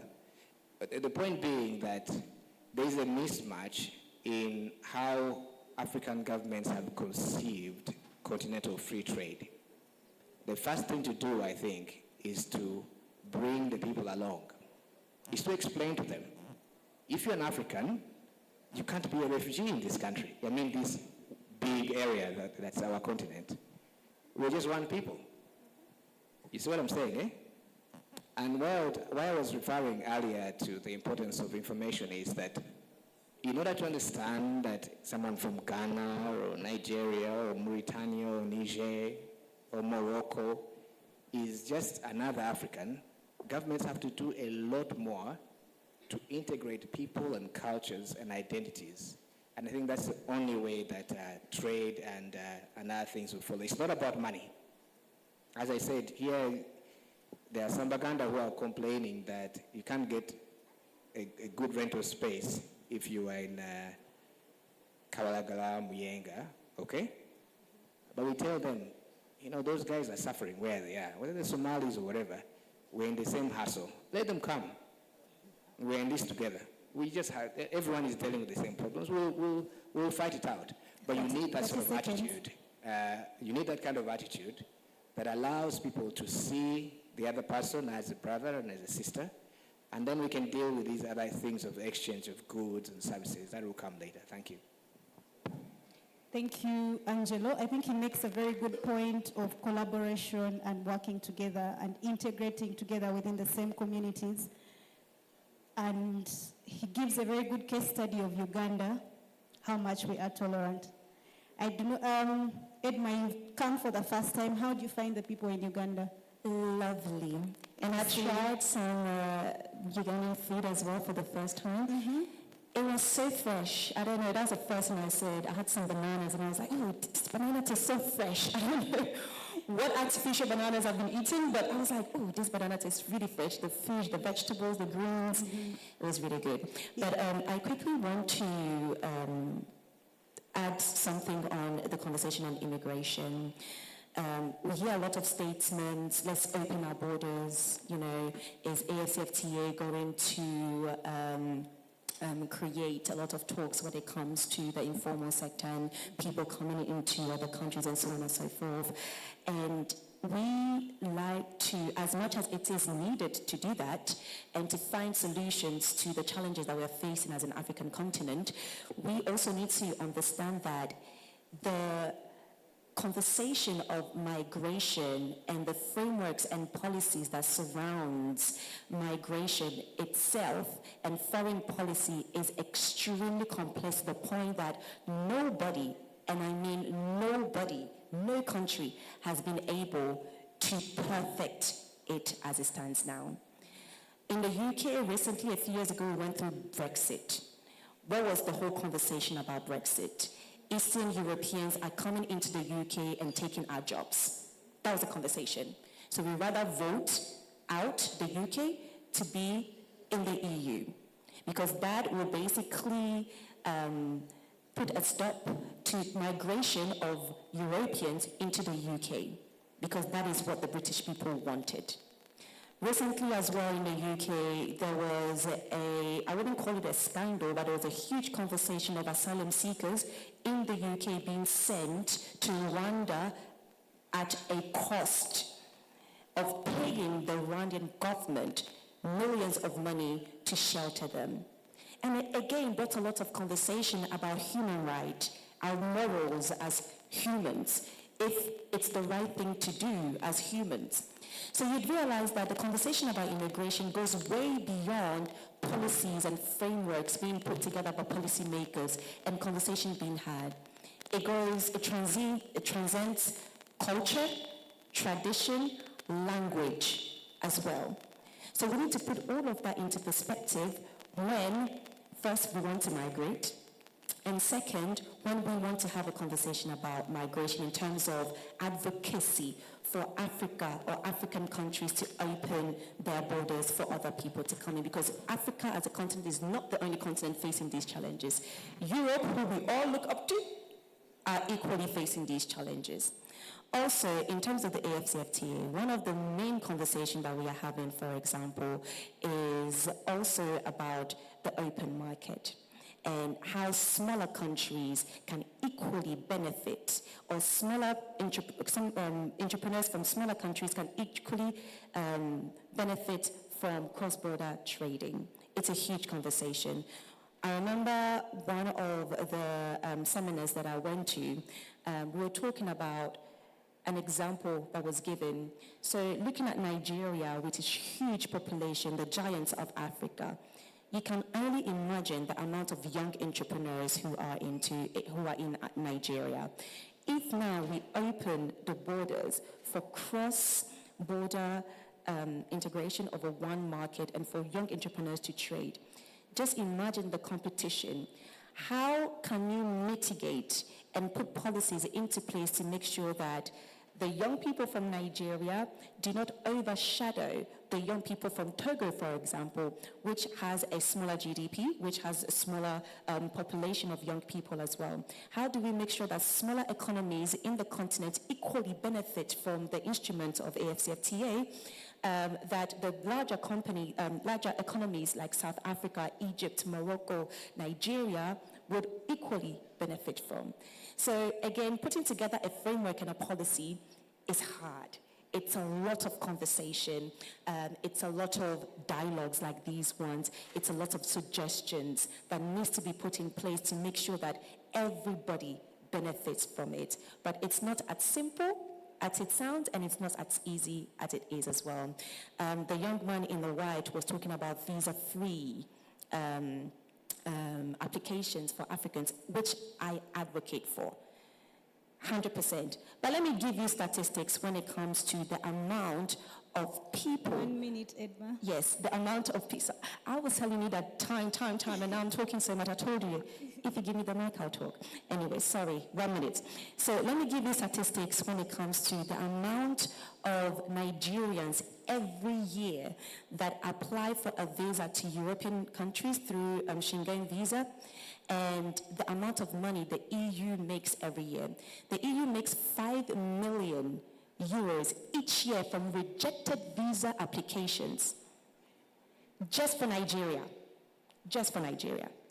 When it comes to Africa and Europe, between 2022 and 2023, the EU made 130 million euros from rejected visas. These are monies that the applicants will not get back, by the way. And these are monies that can also be put into our own economy, our own system, our own continent, to make sure that the economy of Africa prospers. When I meet people, when I go to Brussels and I meet policymakers, I ask them, what do you guys do with that 50 million euros that from just rejected visa from Nigerians? What do you guys do? Well, we implement it into projects, we do this, it goes to there, it goes there, it goes there. And I'm thinking, wow, how can African countries that its own citizens are paying another country or another continent not to even visit because you got rejected, you're not even going anywhere, you're still in your country, but this is the amount of money that they are making of you as an African citizen because you want greener pastures. So just like our sister in red said, let's learn to adapt, accept our own, whilst we find solutions to make it better. Thank you. Thank you very much. I think she's spoken very elaborative, but clearly I actually have nothing to add except that there is nothing new under the sun. If migration is very complex, there's definitely a solution to be able to integrate all the challenges of migration. Now, I had promised to take questions, but in the interest of time, I will only take two, and then we can continue the conversation as we go to lunch. The panelists are still, some of them are still here. For those that will still be here, others, we can take the conversation online for sure. So, I'll give the gentleman that is wearing specs in a sweater. You've not talked. Sorry, I'll just pick the ones that have not said anything today. Yes. Direct your question directly to the person that you need to respond to it. Thank you very much. My name is Aaron Agaba. I wanted to share a concern and a question, and I'll keep it brief. That in January 2024, this year, the World Economic Forum Global Risks Report placed involuntary migration as number 7 out of the 9 risks bedeviling the world and expected to keep rising up their list in the next 5 to 10 years. And so I think it's very important, or would be so economic with the truth if we do not address ourselves to where the rain started beating us.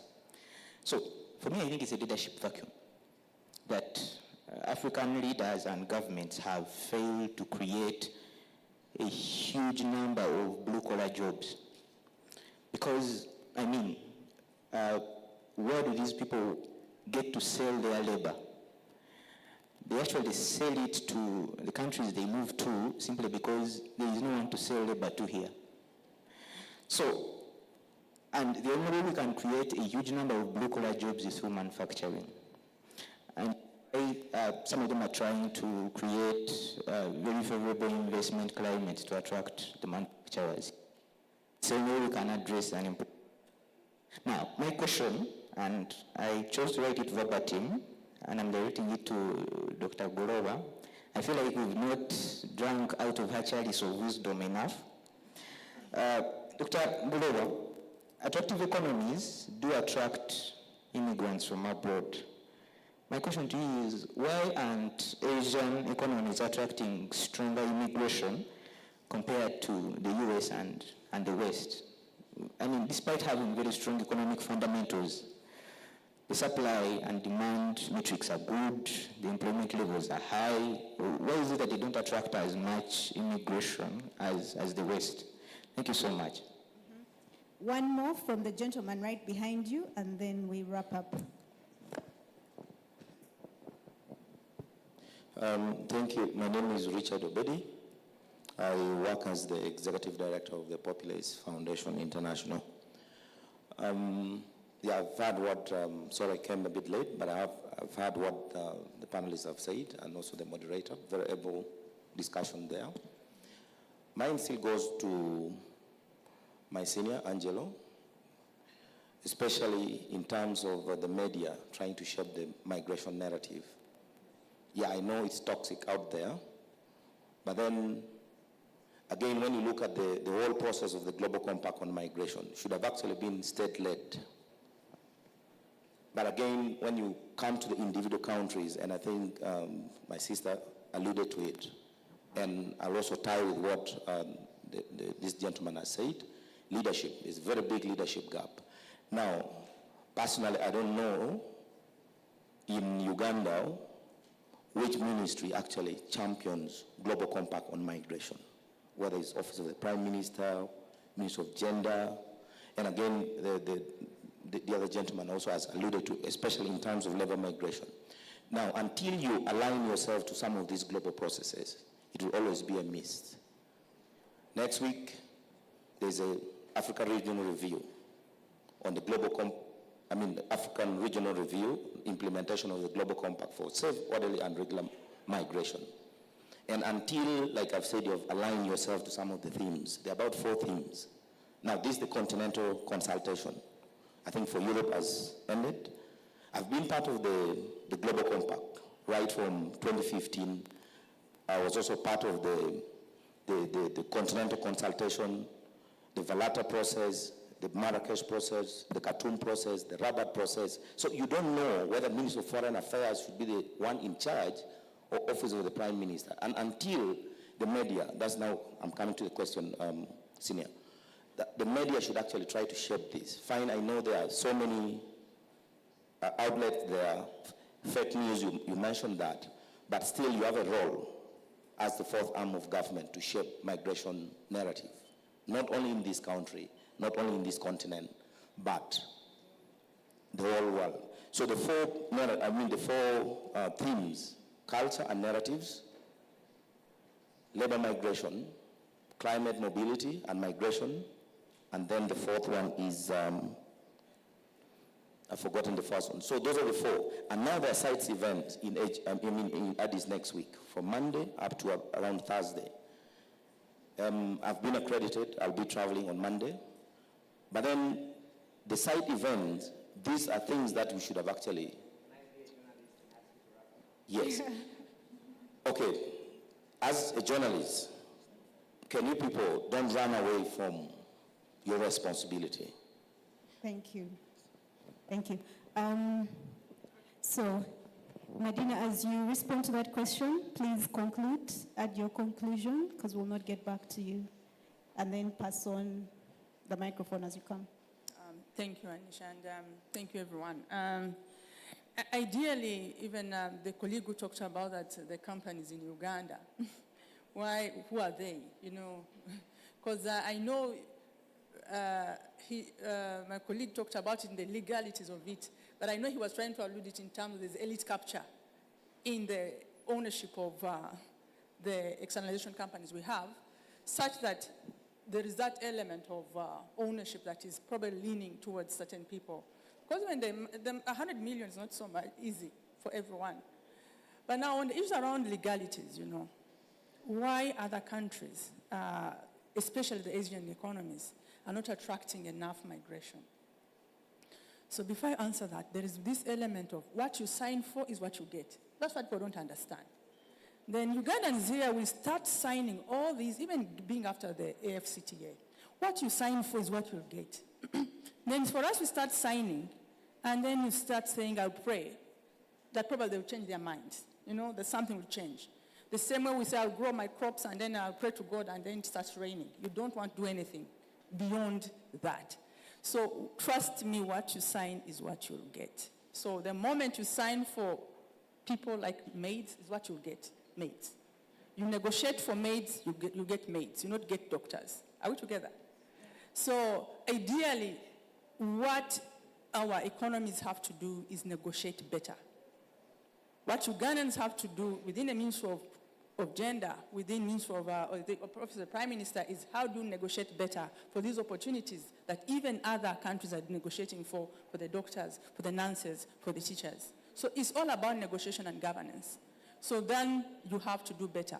From the labor partnerships he's advocating for, this look out for the opportunities for us to do better business. So the 100 million, it goes to the Ministry of Finance basket funding. And then they are the ones to distribute how best it can be invested back.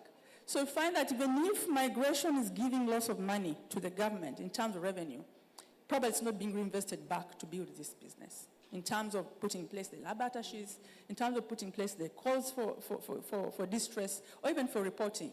So it's our way of prioritizing the money we are making from even the labor migration component. So now, why the Asians? The Asian story. You know, it's again around governance. Most of the Asian economies are socialized, highly socialized, even their governance systems. They say within Asia first before elsewhere. So they have that inward looking beyond the population they have. Because these are guys, again, if you look at the World Economic Indicators of population, they contribute the highest to the population. China alone is around 2-3 billion. So tell me how many people, again, you're trying to go into China to work when their social policy says China first before anyone else.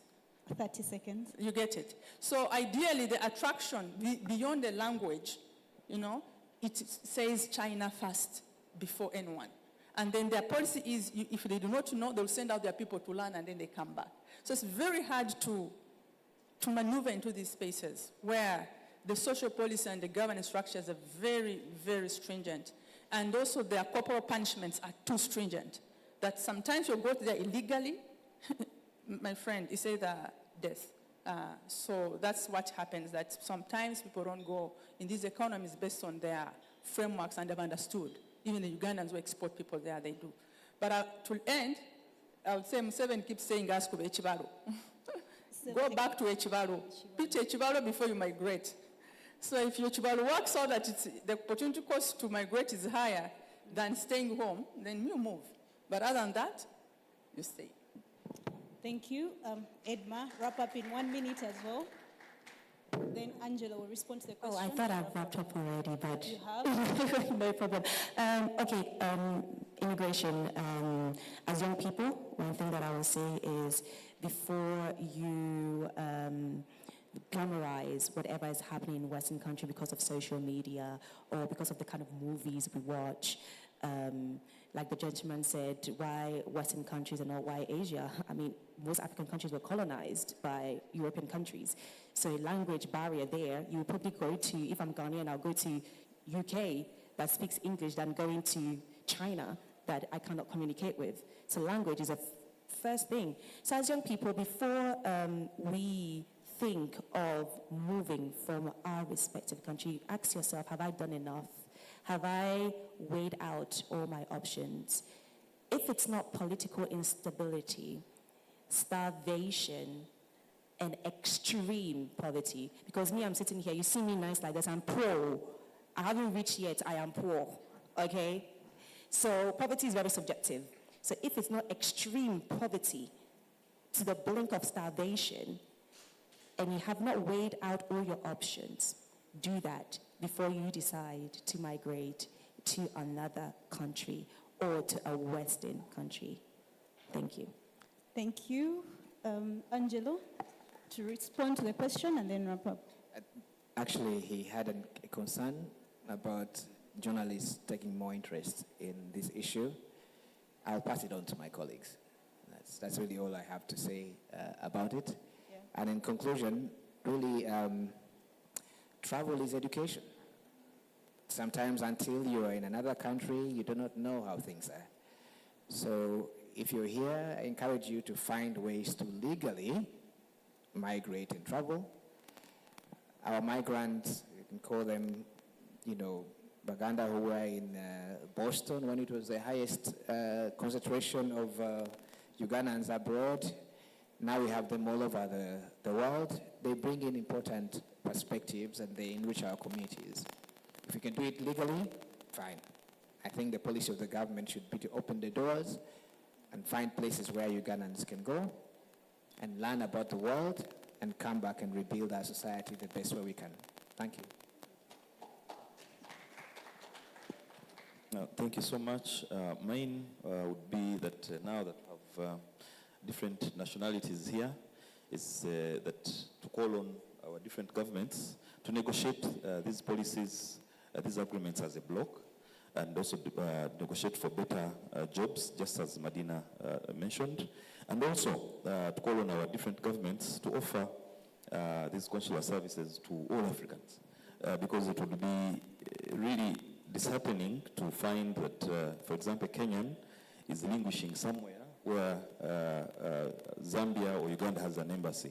So if our countries can offer these services to our citizens as a continent, I think that would make migration a bit safer. Thank you. Thank you so much. We are coming to the end of our session. Sad and the gentleman next to you, we will take these questions outside. Our panelists have illuminated most of the challenges and the successes of the topic, of our frameworks, of our policies, of the different practices within our African context mostly, even though drawing examples from the ones that have done better than us, which I actually very much liked. And I would like to use this opportunity to please request you to give them one last round of applause.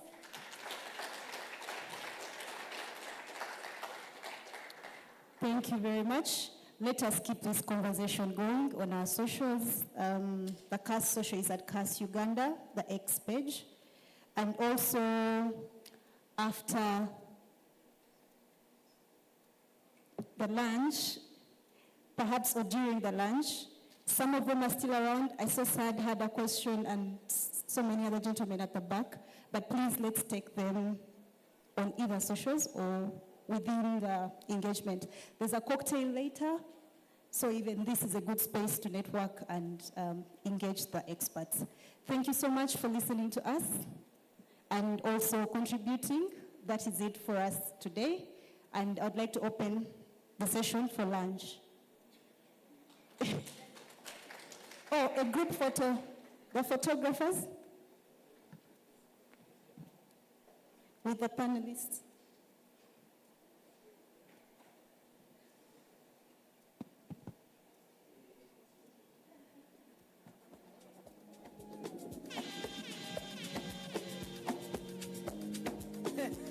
Baby, follow my command, like zombie.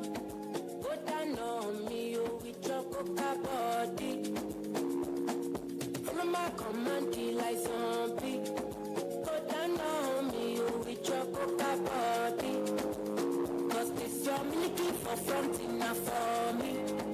Hold on for me, and no go to me corny. And if you're milky na fighty, I saw me to look. Baby, smile, baby, gonna, waka, when you waka, Malika.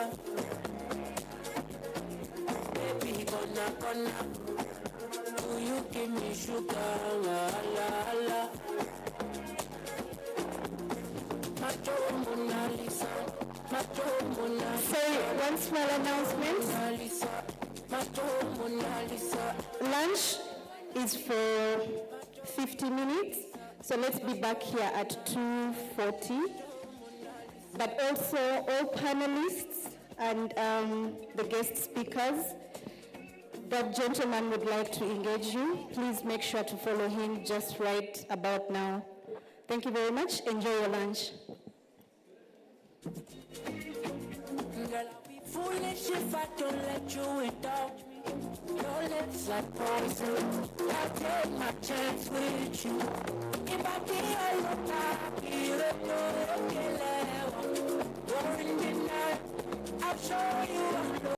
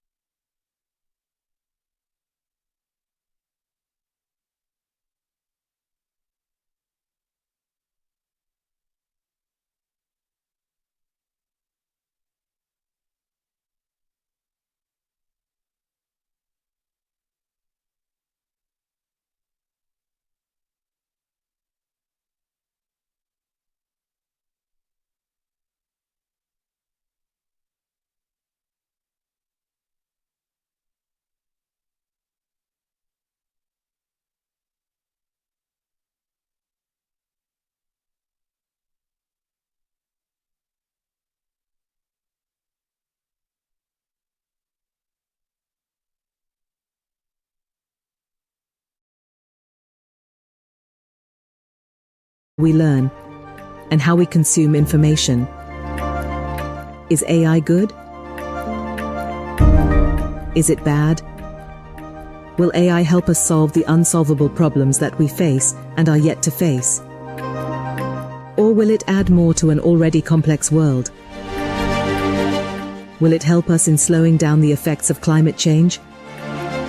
Or will it be used to further violence? Will it take away jobs? Or help us get better at what we do? How can we use AI for good? How can Generation AI help the world become a better place? How can it shape education for flourishing? Let's talk, discuss, debate, and make sense of AI. For the future of education.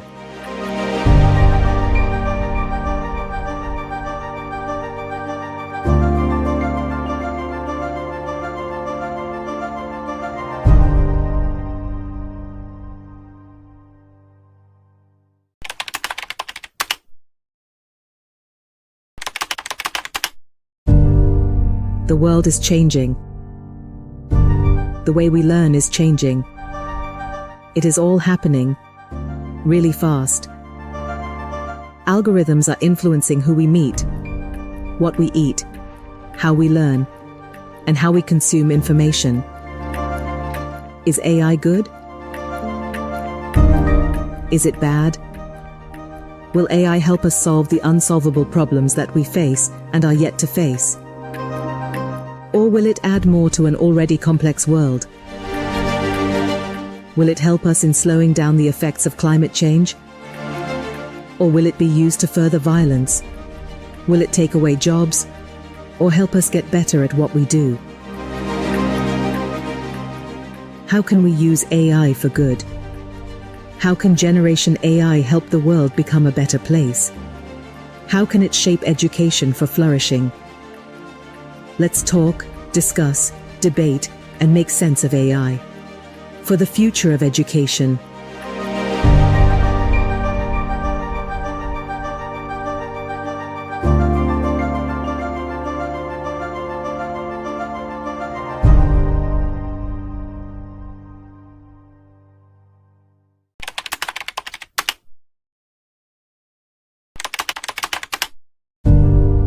The world is changing.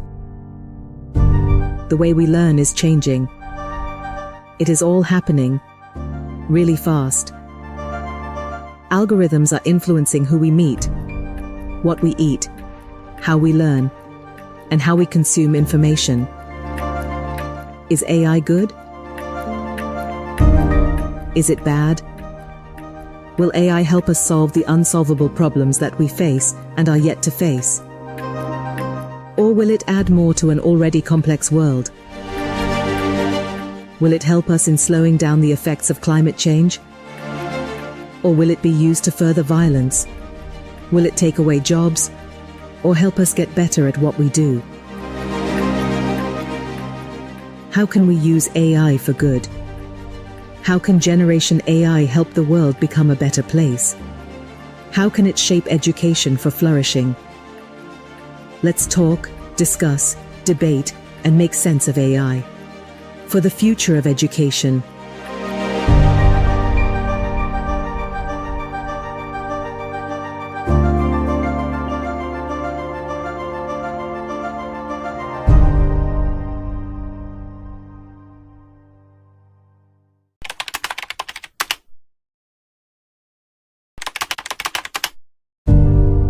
The world is changing. The way we learn is changing. It is all happening really fast. Algorithms are influencing who we meet, what we eat, how we learn, and how we consume information. Is AI good? Is it bad? Will AI help us solve the unsolvable problems that we face and are yet to face? Or will it add more to an already complex world? Will it help us in slowing down the effects of climate change? Or will it be used to further violence? Will it take away jobs? Or help us get better at what we do? How can we use AI for good? How can Generation AI help the world become a better place? How can it shape education for flourishing? Let's talk, discuss, debate, and make sense of AI. For the future of education.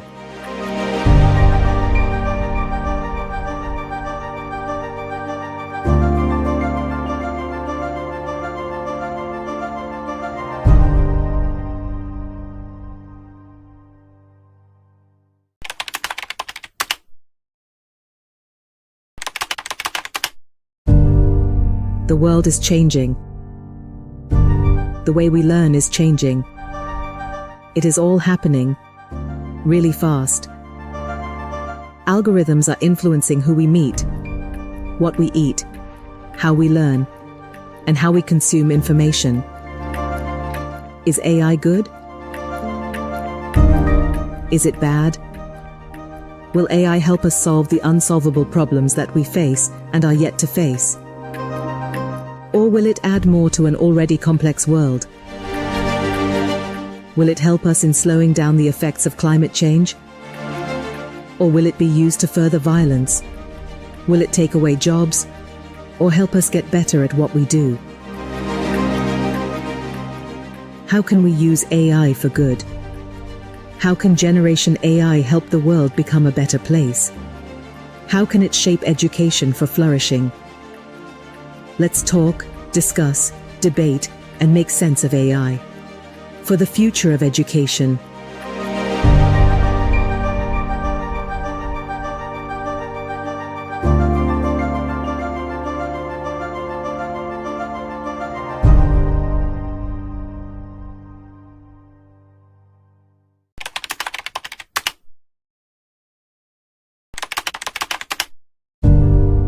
The world is changing. The way we learn is changing. It is all happening really fast.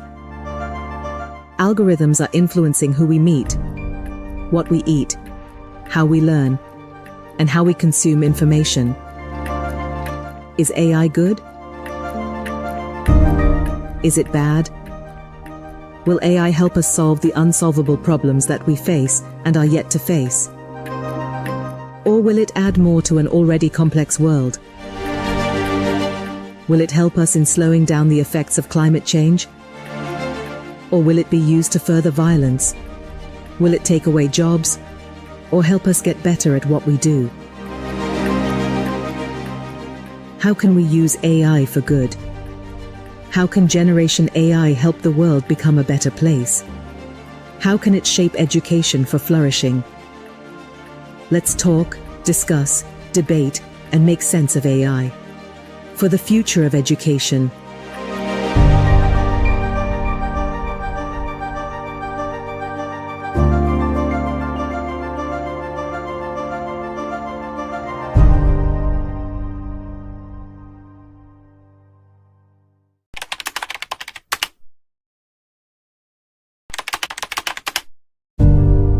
The world is changing.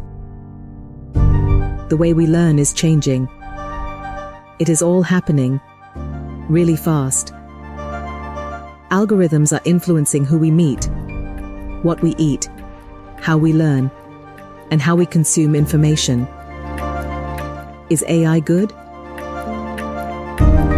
Is it bad? Will AI help us solve the unsolvable problems that we face and are yet to face? Or will it add more to an already complex world? Will it help us in slowing down the effects of climate change? Or will it be used to further violence? Will it take away jobs? Or help us get better at what we do?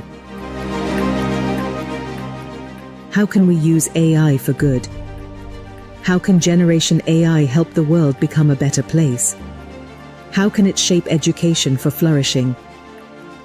Let's talk, discuss, debate, and make sense of AI. For the future of education.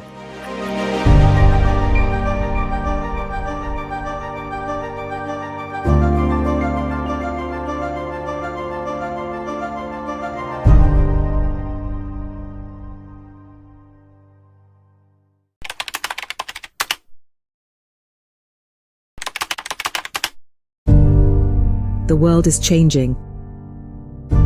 The way we learn is changing. It is all happening really fast. Algorithms are influencing who we meet, what we eat, how we learn, and how we consume information. Is AI good? Is it bad? Will AI help us solve the unsolvable problems that we face and are yet to face? Or will it add more to an already complex world? Will it help us in slowing down the effects of climate change? Or will it be used to further violence? Will it take away jobs? Or help us get better at what we do? How can we use AI for good? How can Generation AI help the world become a better place? How can it shape education for flourishing? Let's talk, discuss, debate, and make sense of AI. For the future of education.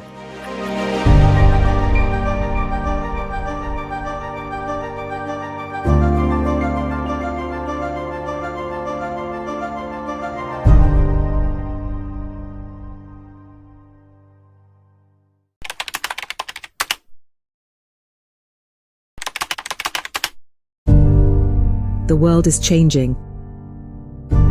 The way we learn is changing. It is all happening really fast. Algorithms are influencing who we meet, what we eat, how we learn, and how we consume information. Is AI good? Is it bad? Will AI help us solve the unsolvable problems that we face and are yet to face? Or will it add more to an already complex world? Will it help us in slowing down the effects of climate change? Or will it be used to further violence? Will it take away jobs? Or help us get better at what we do? How can we use AI for good? How can Generation AI help the world become a better place? How can it shape education for flourishing? Let's talk, discuss, debate, and make sense of AI. For the future of education.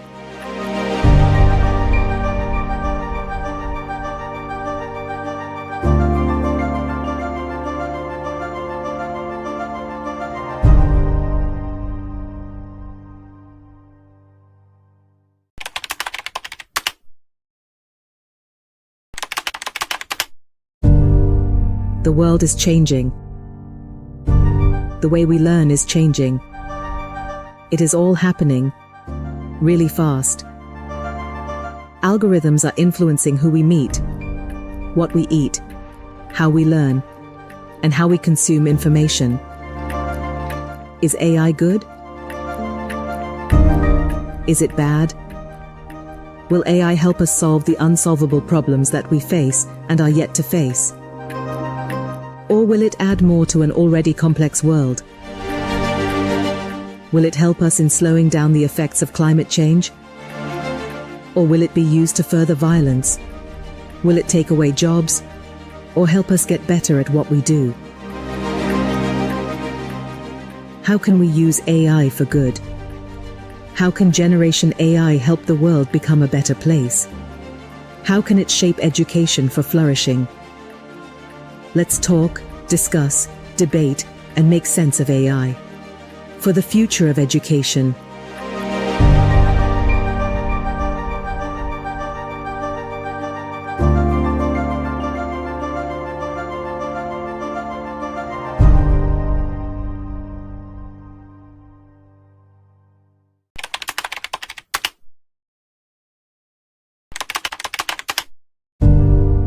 The world is changing. The way we learn is changing. It is all happening really fast. Algorithms are influencing who we meet, what we eat, how we learn, and how we consume information. Is AI good? Is it bad? Will AI help us solve the unsolvable problems that we face and are yet to face? Or will it add more to an already complex world? Will it help us in slowing down the effects of climate change? Or will it be used to further violence? Will it take away jobs? Or help us get better at what we do? How can we use AI for good? How can Generation AI help the world become a better place? How can it shape education for flourishing? Let's talk, discuss, debate, and make sense of AI. For the future of education.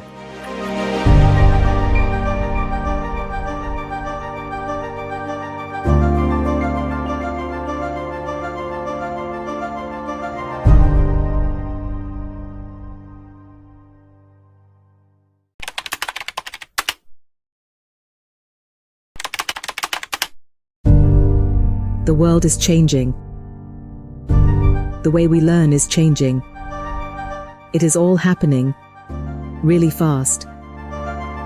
Algorithms are influencing who we meet, what we eat, how we learn, and how we consume information. Is AI good? Is it bad? Will AI help us solve the unsolvable problems that we face and are yet to face? Or will it add more to an already complex world? Will it help us in slowing down the effects of climate change? Or will it be used to further violence? Will it take away jobs? Or help us get better at what we do? How can we use AI for good? How can Generation AI help the world become a better place? How can it shape education for flourishing?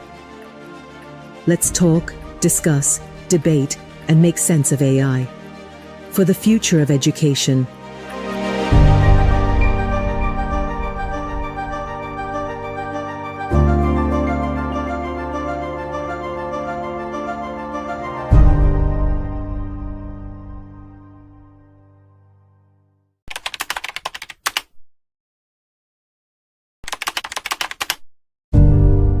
The world is changing. The way we learn is changing. It is all happening really fast. Algorithms are influencing who we meet, what we eat, how we learn, and how we consume information. Is AI good? Is it bad? Will AI help us solve the unsolvable problems that we face and are yet to face? Or will it add more to an already complex world? Will it help us in slowing down the effects of climate change? Or will it be used to further violence? Will it take away jobs? Or help us get better at what we do? How can we use AI for good? How can Generation AI help the world become a better place? How can it shape education for flourishing? Let's talk, discuss, debate, and make sense of AI. For the future of education.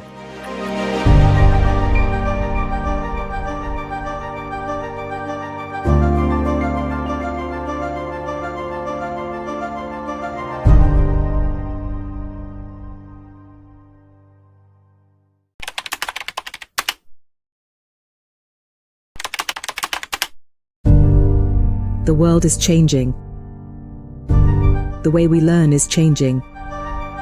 It is all happening really fast. Algorithms are influencing who we meet, what we eat, how we learn, and how we consume information. Is AI good? Is it bad? Will AI help us solve the unsolvable problems that we face and are yet to face? Or will it add more to an already complex world?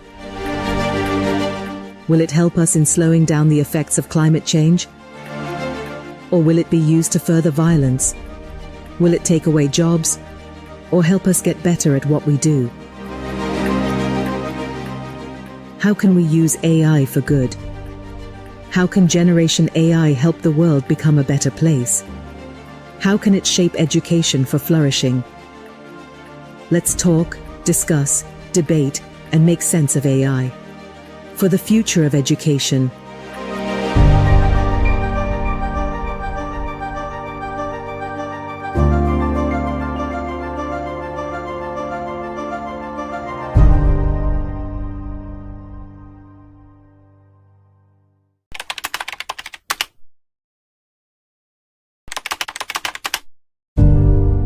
The world is changing. The way we learn is changing. It is all happening really fast. Algorithms are influencing who we meet, what we eat, how we learn, and how we consume information. Is AI good? Is it bad? Will AI help us solve the unsolvable problems that we face and are yet to face? Or will it add more to an already complex world? Will it help us in slowing down the effects of climate change? Or will it be used to further violence? Will it take away jobs? Or help us get better at what we do? How can we use AI for good? How can Generation AI help the world become a better place? How can it shape education for flourishing? Let's talk, discuss, debate, and make sense of AI. For the future of education.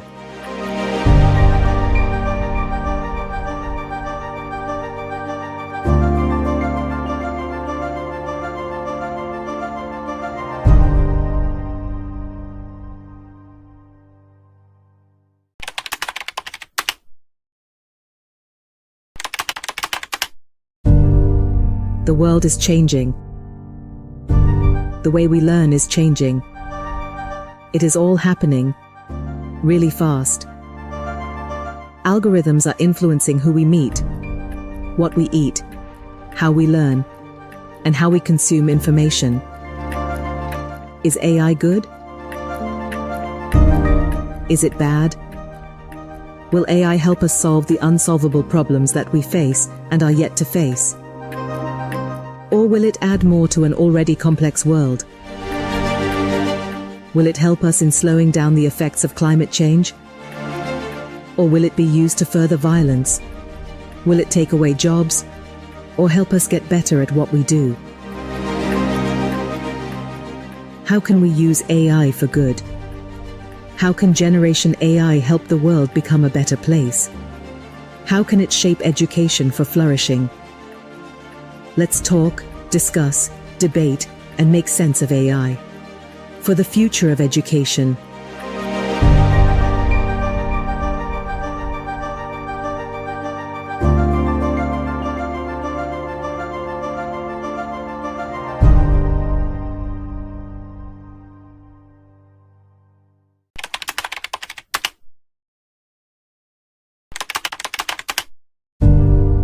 The world is changing. The way we learn is changing. It is all happening really fast. Algorithms are influencing who we meet, what we eat, how we learn, and how we consume information. Is AI good? Is it bad? Will AI help us solve the unsolvable problems that we face and are yet to face? Or will it add more to an already complex world? Will it help us in slowing down the effects of climate change? Or will it be used to further violence? Will it take away jobs? Or help us get better at what we do? How can we use AI for good? How can Generation AI help the world become a better place? How can it shape education for flourishing? Let's talk, discuss, debate, and make sense of AI. For the future of education.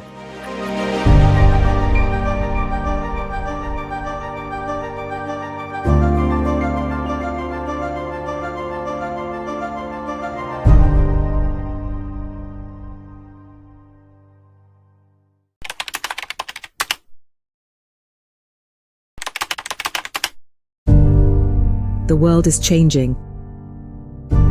The way we learn is changing. It is all happening really fast. Algorithms are influencing who we meet, what we eat, how we learn, and how we consume information. Is AI good? Is it bad? Will AI help us solve the unsolvable problems that we face and are yet to face? Or will it add more to an already complex world? Will it help us in slowing down the effects of climate change? Or will it be used to further violence? Will it take away jobs? Or help us get better at what we do? How can we use AI for good? How can Generation AI help the world become a better place? How can it shape education for flourishing? Let's talk, discuss, debate, and make sense of AI. For the future of education.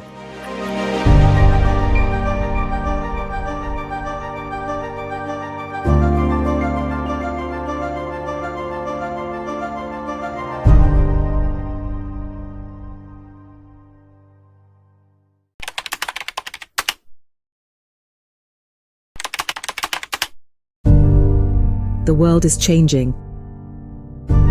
The way we learn is changing. It is all happening really fast. Algorithms are influencing who we meet, what we eat, how we learn, and how we consume information. Is AI good? Is it bad? Will AI help us solve the unsolvable problems that we face and are yet to face? Or will it add more to an already complex world? Will it help us in slowing down the effects of climate change? Or will it be used to further violence? Will it take away jobs? Or help us get better at what we do? How can we use AI for good? How can Generation AI help the world become a better place? How can it shape education for flourishing? Let's talk, discuss, debate, and make sense of AI. For the future of education.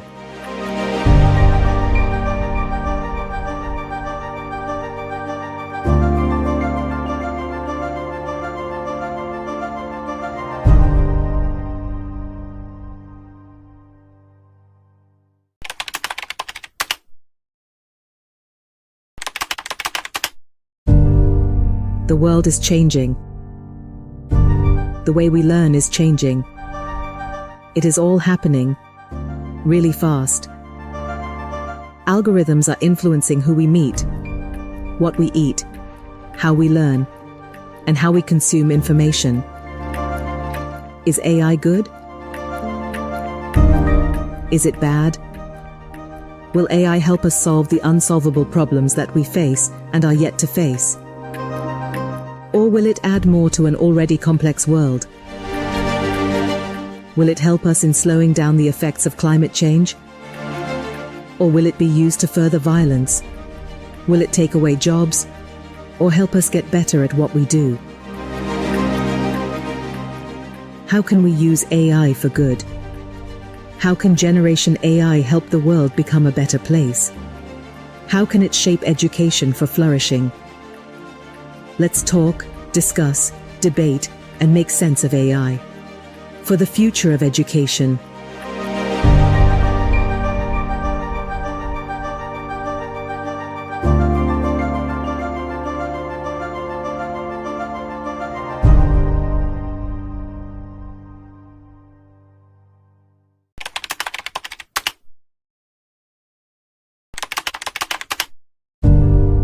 The world is changing. The way we learn is changing. It is all happening really fast. Algorithms are influencing who we meet, what we eat, how we learn, and how we consume information. Is AI good? Is it bad?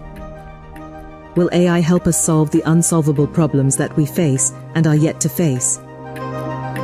Or will it add more to an already complex world? Will it help us in slowing down the effects of climate change? Or will it be used to further violence? Will it take away jobs? Or help us get better at what we do? How can we use AI for good? How can Generation AI help the world become a better place? How can it shape education for flourishing? Let's talk, discuss, debate, and make sense of AI. For the future of education.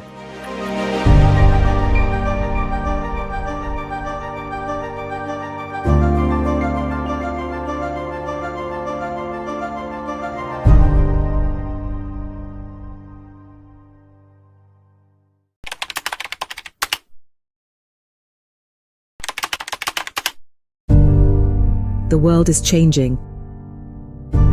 The way we learn is changing.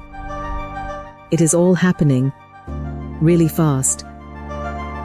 Algorithms are influencing who we meet, what we eat, how we learn, and how we consume information. Is AI good? Is it bad? Will AI help us solve the unsolvable problems that we face and are yet to face? Or will it add more to an already complex world? Will it help us in slowing down the effects of climate change? Or will it be used to further violence? Will it take away jobs? Or help us get better at what we do? How can we use AI for good? How can Generation AI help the world become a better place? How can it shape education for flourishing? Let's talk, discuss, debate, and make sense of AI. For the future of education.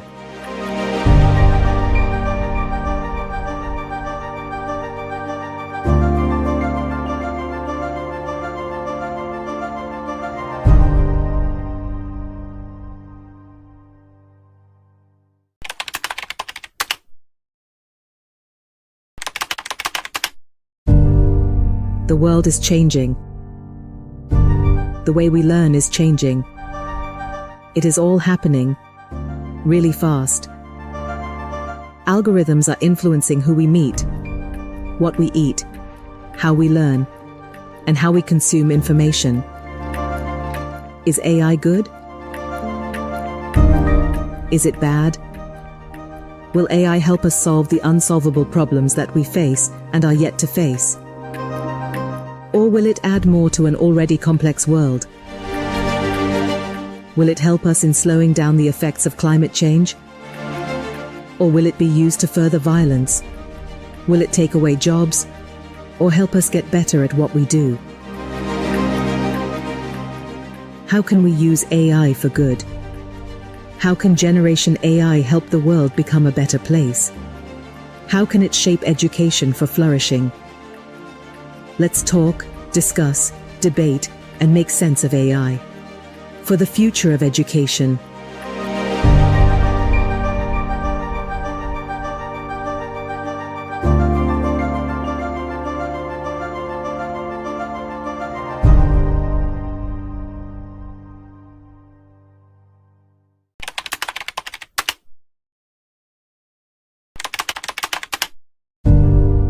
The world is changing. The way we learn is changing. It is all happening really fast. Algorithms are influencing who we meet, what we eat, how we learn, and how we consume information. Is AI good? Is it bad? Will AI help us solve the unsolvable problems that we face and are yet to face? Or will it add more to an already complex world? Will it help us in slowing down the effects of climate change? Or will it be used to further violence? Will it take away jobs? Or help us get better at what we do? How can we use AI for good? How can Generation AI help the world become a better place? How can it shape education for flourishing? Let's talk, discuss, debate, and make sense of AI. For the future of education.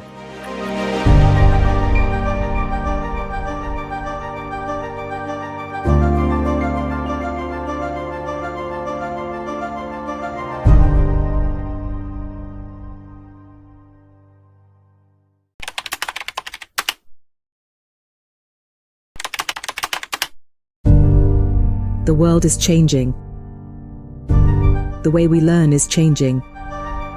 It is all happening really fast. Algorithms are influencing who we meet, what we eat, how we learn, and how we consume information. Is AI good? Is it bad? Will AI help us solve the unsolvable problems that we face and are yet to face? Or will it add more to an already complex world? Will it help us in slowing down the effects of climate change? Or will it be used to further violence? Will it take away jobs? Or help us get better at what we do? How can we use AI for good? How can Generation AI help the world become a better place? How can it shape education for flourishing? Let's talk, discuss, debate, and make sense of AI. For the future of education.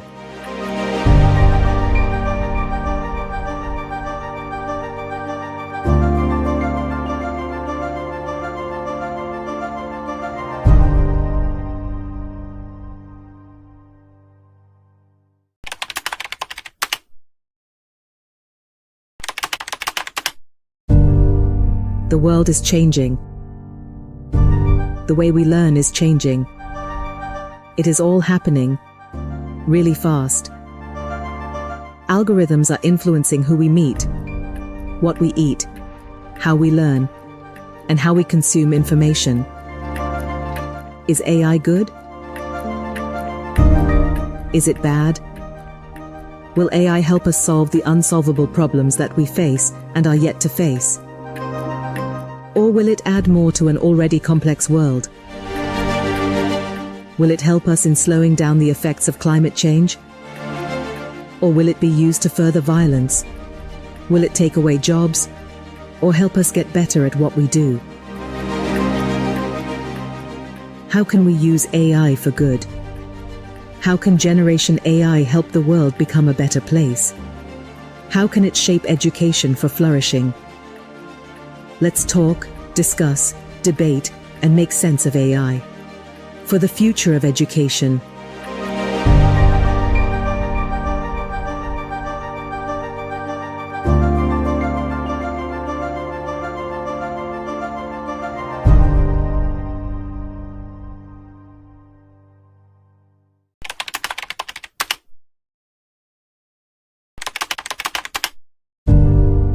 The world is changing. The way we learn is changing. It is all happening really fast. Algorithms are influencing who we meet, what we eat, how we learn, and how we consume information. Is AI good? Is it bad? Will AI help us solve the unsolvable problems that we face and are yet to face? Or will it add more to an already complex world? Will it help us in slowing down the effects of climate change? Or will it be used to further violence? Will it take away jobs? Or help us get better at what we do? How can we use AI for good? How can Generation AI help the world become a better place? How can it shape education for flourishing? Let's talk, discuss, debate, and make sense of AI. For the future of education.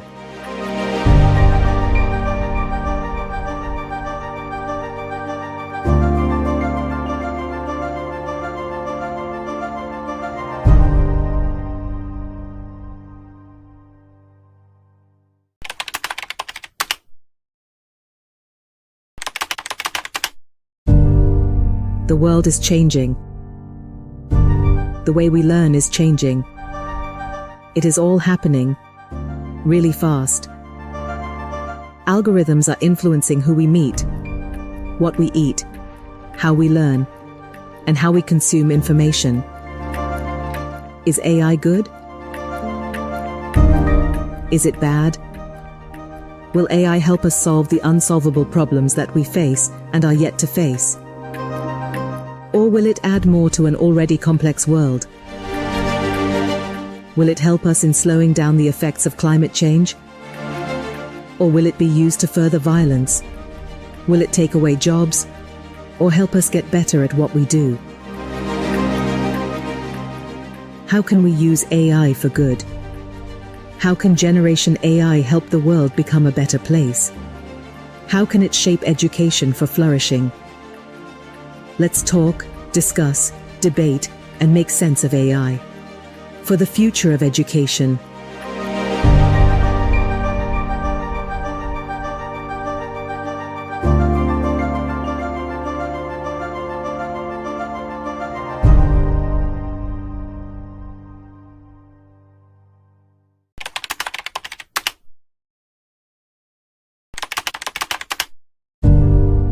The world is changing. The way we learn is changing. It is all happening really fast. Algorithms are influencing who we meet, what we eat, how we learn, and how we consume information. Is AI good? Is it bad? Will AI help us solve the unsolvable problems that we face and are yet to face? Or will it add more to an already complex world? Will it help us in slowing down the effects of climate change? Or will it be used to further violence? Will it take away jobs? Or help us get better at what we do? How can we use AI for good? How can Generation AI help the world become a better place? How can it shape education for flourishing? Let's talk, discuss, debate, and make sense of AI. For the future of education.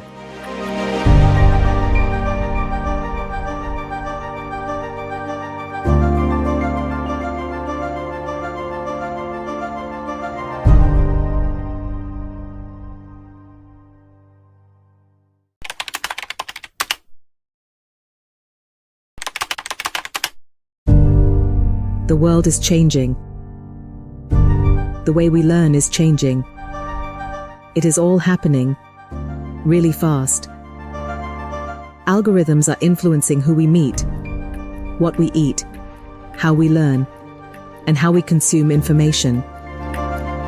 Is AI good? Is it bad? Will AI help us solve the unsolvable problems that we face and are yet to face? Or will it add more to an already complex world? Will it help us in slowing down the effects of climate change? Or will it be used to further violence? Will it take away jobs? Or help us get better at what we do? How can we use AI for good? How can Generation AI help the world become a better place? How can it shape education for flourishing? Let's talk, discuss, debate, and make sense of AI. For the future of education.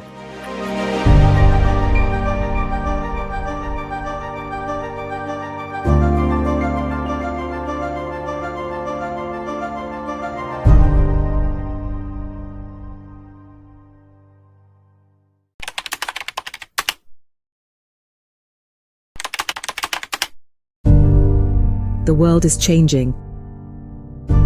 The way we learn is changing.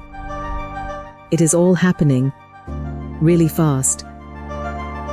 Algorithms are influencing who we meet, what we eat, how we learn, and how we consume information. Is AI good? Is it bad?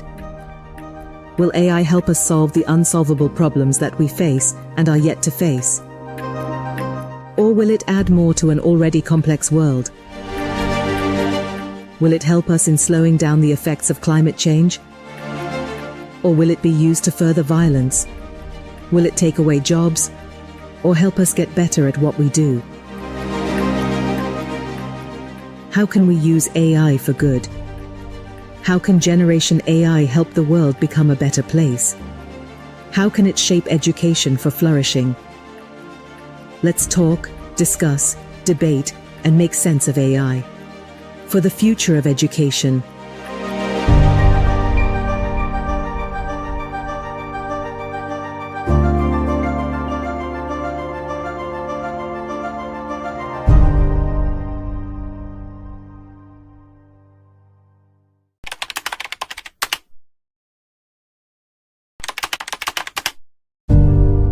The world is changing.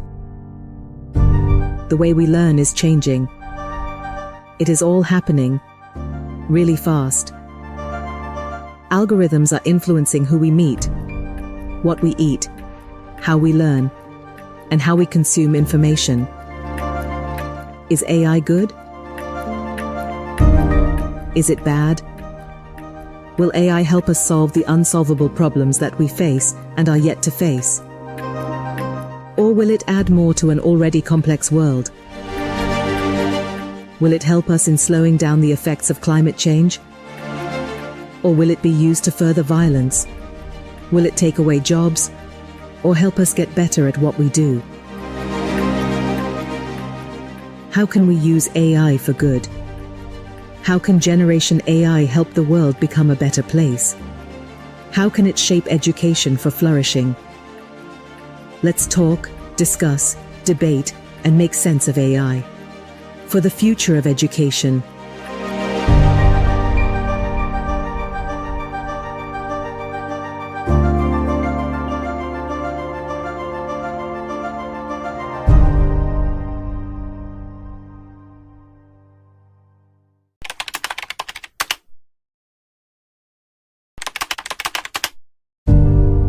The world is changing. The way we learn is changing. It is all happening really fast.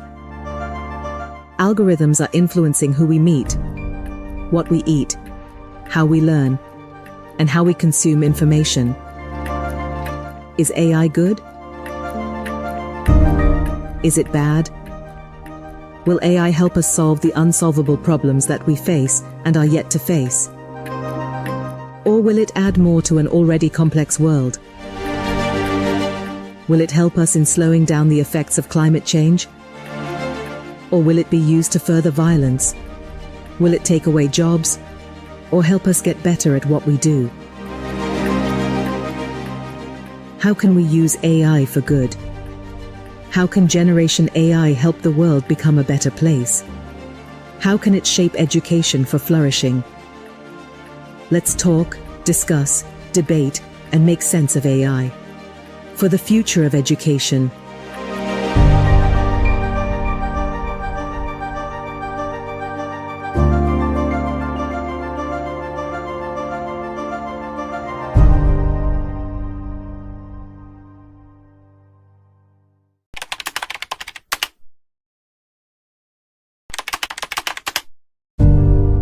The world is changing.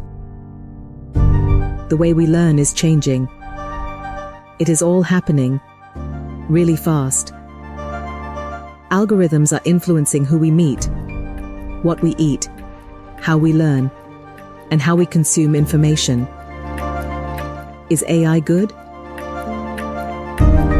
Is it bad? Will AI help us solve the unsolvable problems that we face and are yet to face? Or will it add more to an already complex world?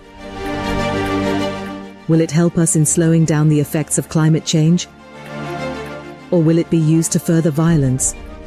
Will it take away jobs? Or help us get better at what we do? How can we use AI for good? How can Generation AI help the world become a better place? How can it shape education for flourishing?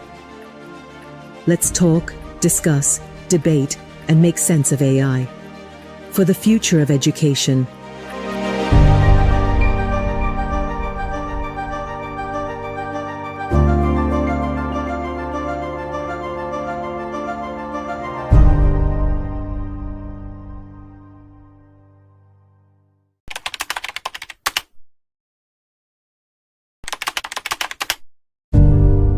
The world is changing. The way we learn is changing. It is all happening really fast. Algorithms are influencing who we meet, what we eat, how we learn, and how we consume information. Is AI good? Is it bad? Will AI help us solve the unsolvable problems that we face and are yet to face? Or will it add more to an already complex world? Will it help us in slowing down the effects of climate change? Or will it be used to further violence? Will it take away jobs? Or help us get better at what we do? How can we use AI for good? How can Generation AI help the world become a better place? How can it shape education for flourishing? Let's talk, discuss, debate, and make sense of AI. For the future of education.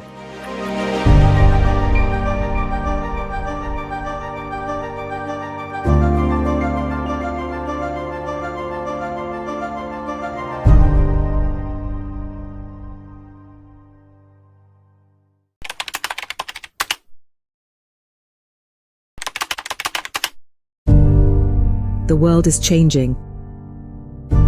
The way we learn is changing. It is all happening really fast. Algorithms are influencing who we meet, what we eat, how we learn, and how we consume information. Is AI good? Is it bad? Will AI help us solve the unsolvable problems that we face and are yet to face?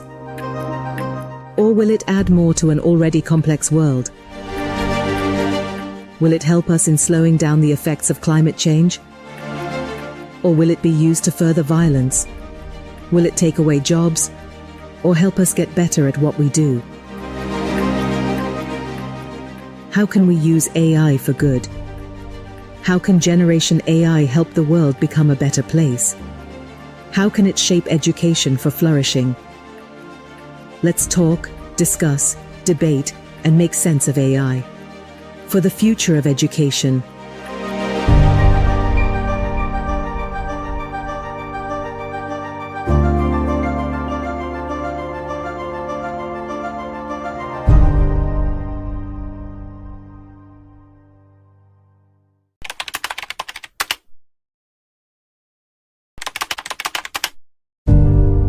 The world is changing.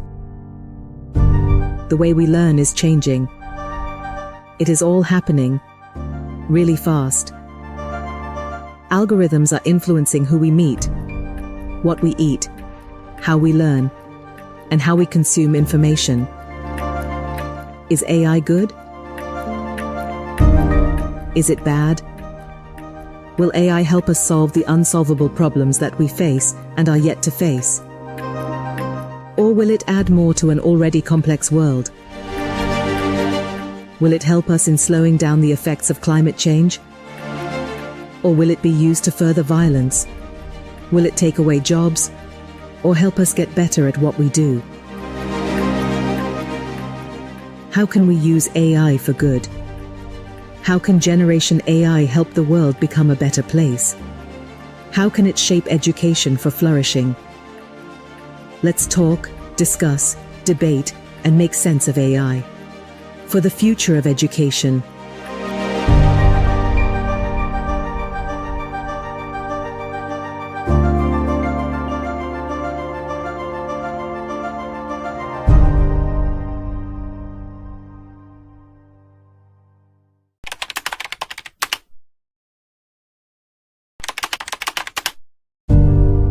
The world is changing.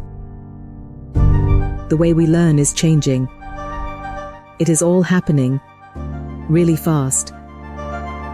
Algorithms are influencing who we meet, what we eat, how we learn, and how we consume information. Is AI good? Is it bad? Will AI help us solve the unsolvable problems that we face and are yet to face? Or will it add more to an already complex world? Will it help us in slowing down the effects of climate change? Or will it be used to further violence? Will it take away jobs? Or help us get better at what we do? How can we use AI for good? How can Generation AI help the world become a better place? How can it shape education for flourishing? Let's talk, discuss, debate, and make sense of AI. For the future of education.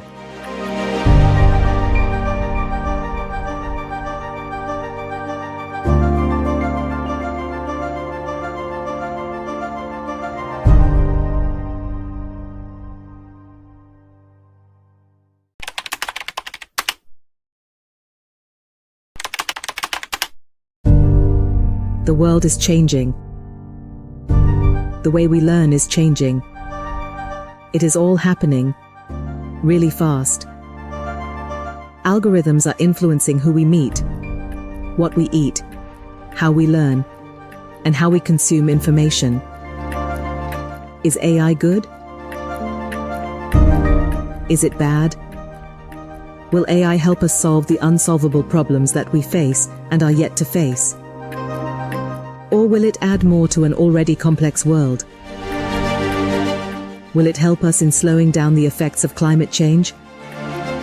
Or will it be used to further violence? Will it take away jobs? Or help us get better at what we do? How can we use AI for good? How can Generation AI help the world become a better place? How can it shape education for flourishing? Let's talk, discuss, debate, and make sense of AI. For the future of education.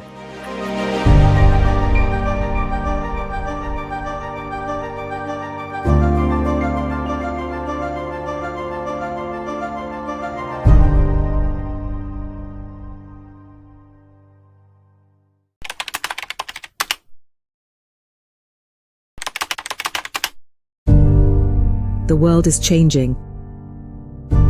The way we learn is changing.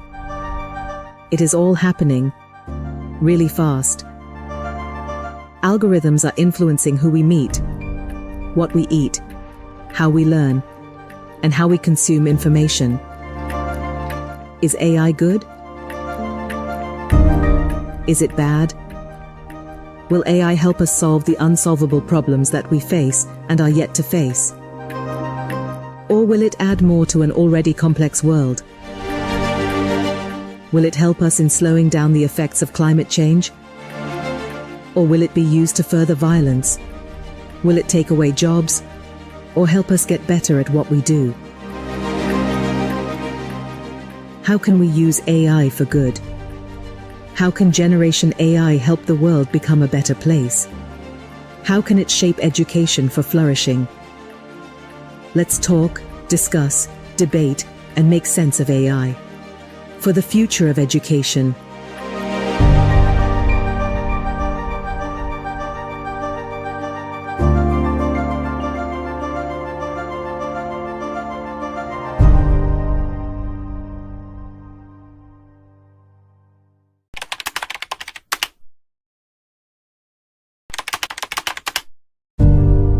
The world is changing. The way we learn is changing. It is all happening really fast. Algorithms are influencing who we meet, what we eat, how we learn, and how we consume information. Is AI good? Is it bad? Will AI help us solve the unsolvable problems that we face and are yet to face? Or will it add more to an already complex world? Will it help us in slowing down the effects of climate change? Or will it be used to further violence? Will it take away jobs?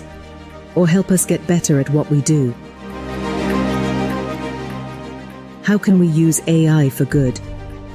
How can Generation AI help the world become a better place? How can it shape education for flourishing? Let's talk, discuss, debate, and make sense of AI. For the future of education.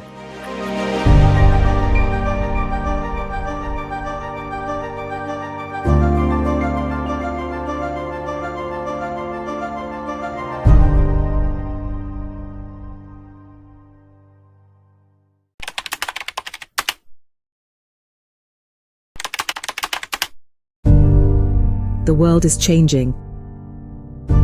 The way we learn is changing. It is all happening really fast. Algorithms are influencing who we meet, what we eat, how we learn, and how we consume information. Is AI good? Is it bad? Will AI help us solve the unsolvable problems that we face and are yet to face? Or will it add more to an already complex world? Will it help us in slowing down the effects of climate change? Or will it be used to further violence? Will it take away jobs? Or help us get better at what we do? How can we use AI for good? How can Generation AI help the world become a better place? How can it shape education for flourishing? Let's talk, discuss, debate, and make sense of AI. For the future of education.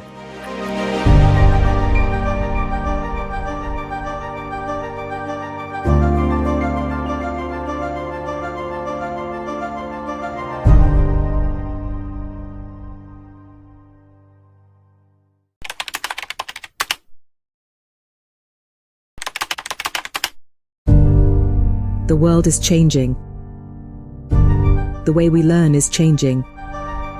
It is all happening really fast. Algorithms are influencing who we meet, what we eat, how we learn, and how we consume information. Is AI good? Is it bad? Will AI help us solve the unsolvable problems that we face and are yet to face? Or will it add more to an already complex world? Will it help us in slowing down the effects of climate change? Or will it be used to further violence? Will it take away jobs? Or help us get better at what we do? How can we use AI for good? How can Generation AI help the world become a better place? How can it shape education for flourishing? Let's talk, discuss, debate, and make sense of AI. For the future of education.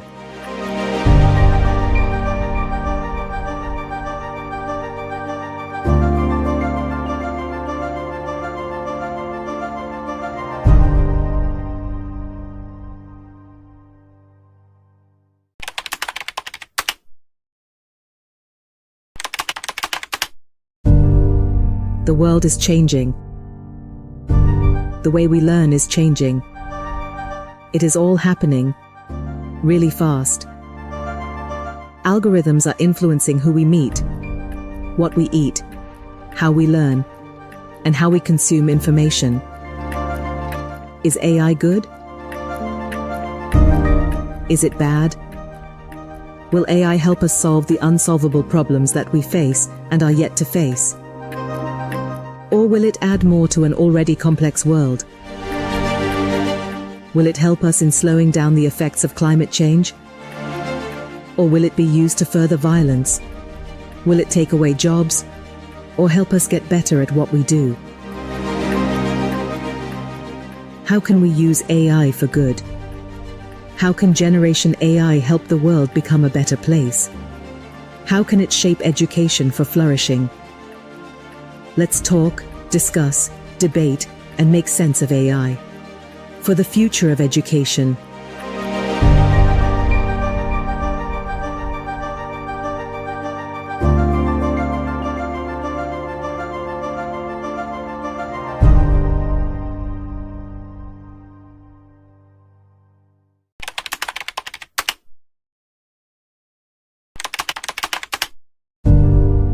The world is changing. The way we learn is changing. It is all happening really fast. Algorithms are influencing who we meet, what we eat, how we learn, and how we consume information. Is AI good? Is it bad? Will AI help us solve the unsolvable problems that we face and are yet to face? Or will it add more to an already complex world? Will it help us in slowing down the effects of climate change?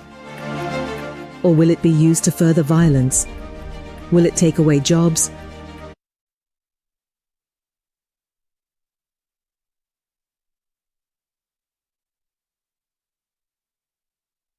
It will also facilitate you communicating with some of the panelists who are on the platform if you want to ask them any questions. Okay, so we are going to run through the second phase of today's convention very quickly. And we have a panel discussion on addressing illicit trade and financial flow, which is an amazing topic.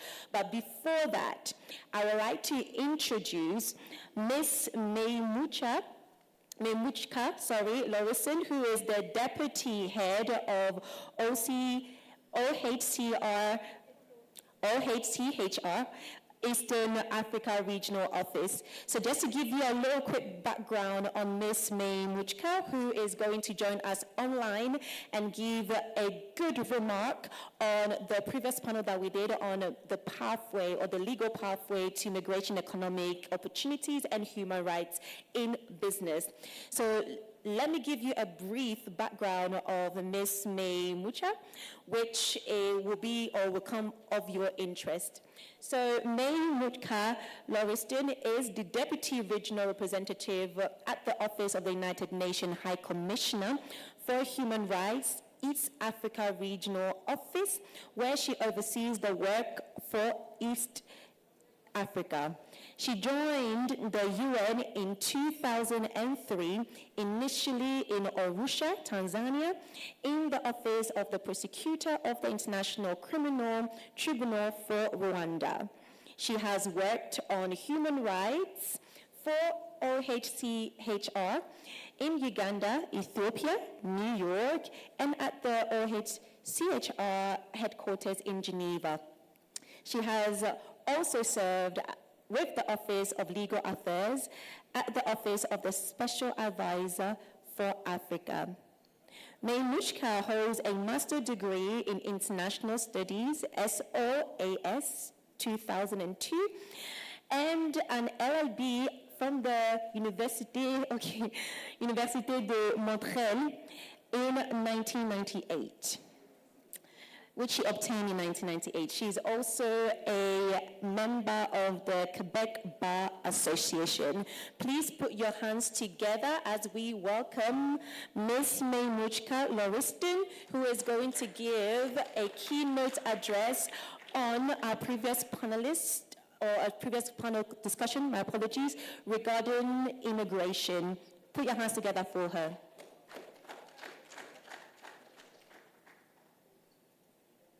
Okay, so Mamushka, please switch on your video so we can see you, and also unmute yourself if you can. Thank you.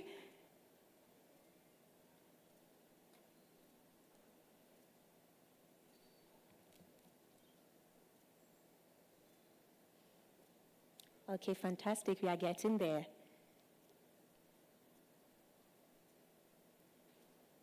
I know you were not expecting to see me. You were expecting to see somebody else. So was I. But we are getting there.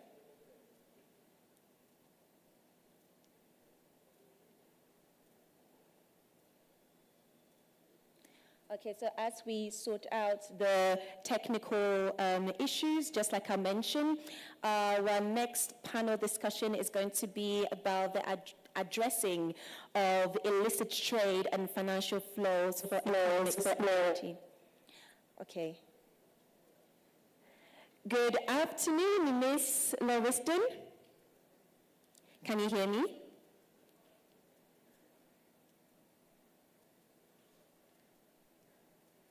Hello? Hello? Yes, we can hear you. It's a bit faint. Am I hearing myself? Okay. Hello? Okay. Yes, fantastic. I think we can hear you right now. Okay, there's a feedback.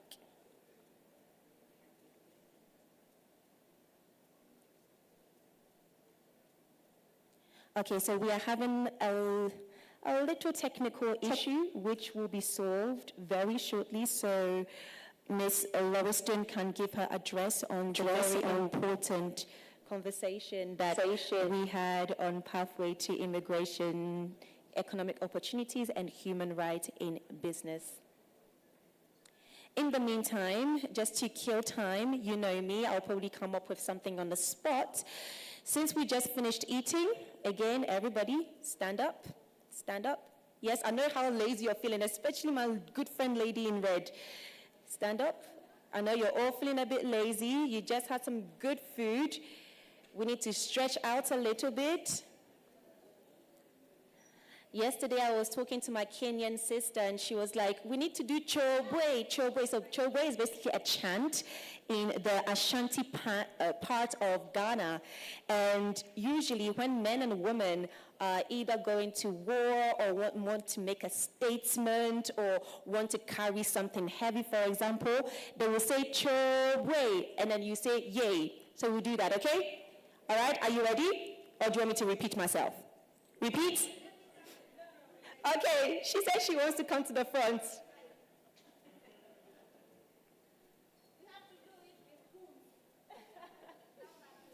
there's also like a body movement to go with, okay, which she will demonstrate. Do you understand in the middle and demonstrate? Okay, so do it, and then everybody will follow suit.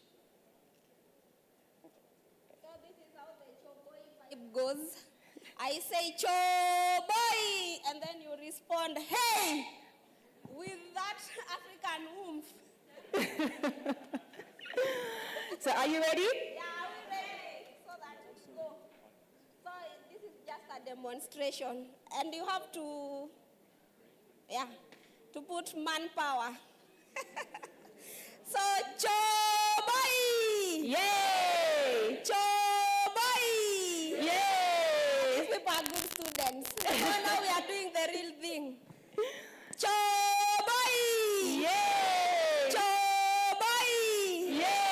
Hey! Yay! Hey! Yay! Cho boy! Yay! Cho boy! Yay! Hey! Yay! Hey! Yay! Hey! Hey! Put your hands together for yourselves. That was wonderful. Are you awake? Yes? Are you awake? Is everybody awake now?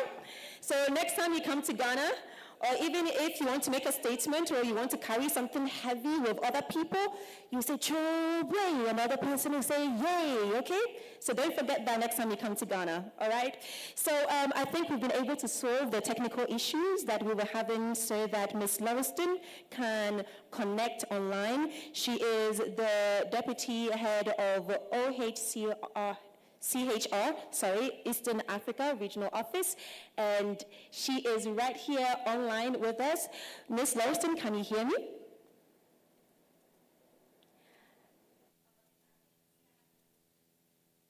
Hearing her.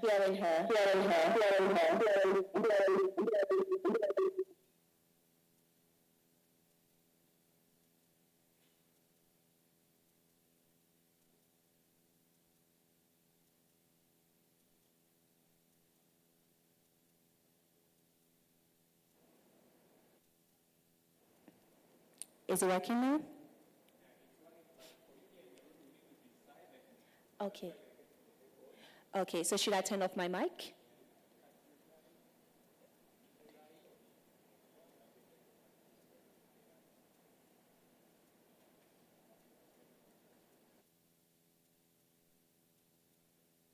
I'm not hearing, so start or should I start? Yes? Good. So I'm very sorry that I cannot be here with you today. So I think this would have solved. So I just wanted to say, esteemed delegates that are part of the meet,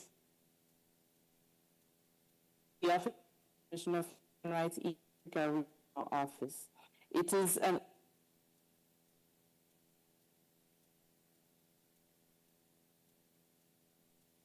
economic policies, and it's framed through to explore how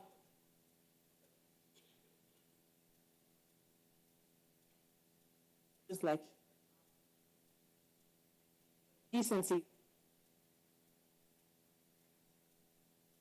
of the continental free. The AFTA offers Ms. Lauriston? to address. Can you hear me? We are having difficulties hearing you in the auditorium, so would it be possible for you to please take out your earpiece? We are hoping that that will help with the sound because we are finding it difficult to hear you. There's a little breakage in sound. Okay, so please also remove it from your laptop completely. Okay, it's not on the laptop.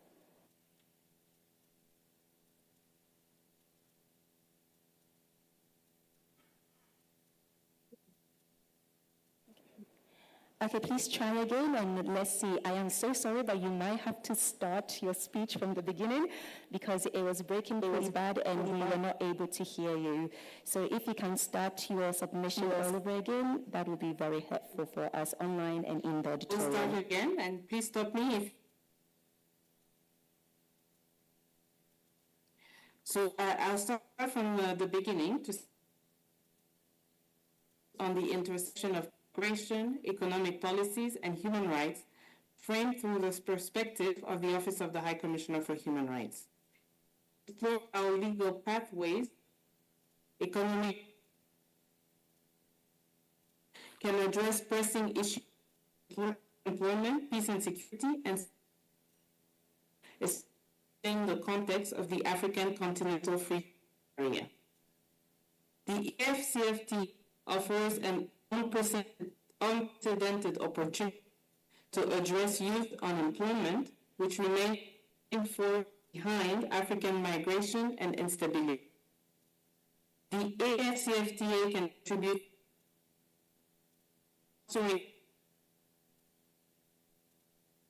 to maximum potential. We need concrete recommendations for policy implementers and development, particularly the right to development, to trade economic framework, including the rights to develop, the exit of our time. High Commissioner for Human Rights, Mr. Volker Turk, had key to that end. And prevention. Second one, economic transformation must on equality. Third, anchored in human rights. Fourth, inclusion of and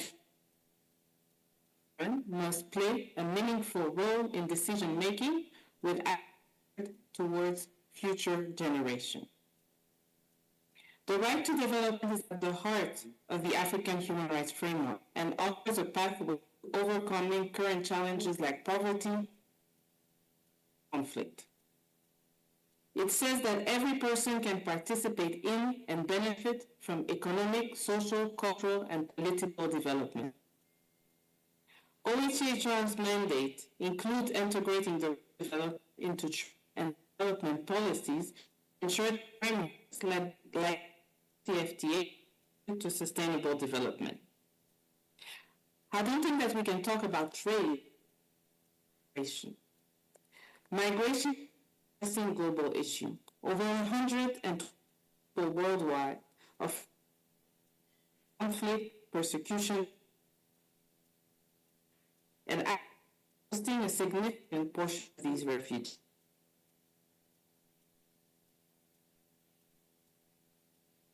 Their development challenges. Strengthening international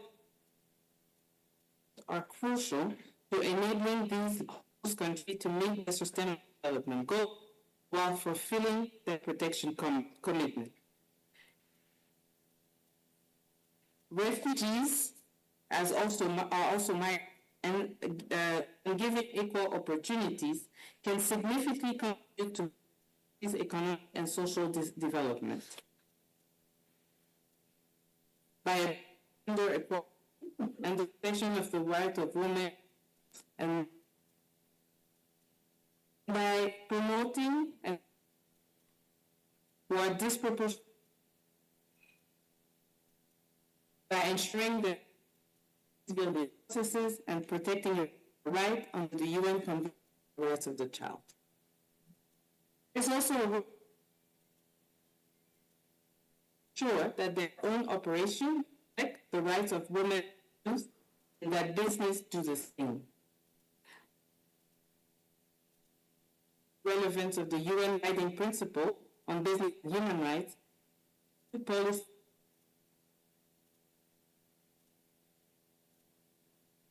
into action, national policy.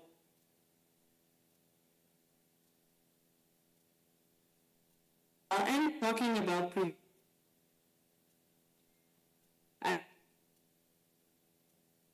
and sub-regional early warning system with an underlying. We are working hate speech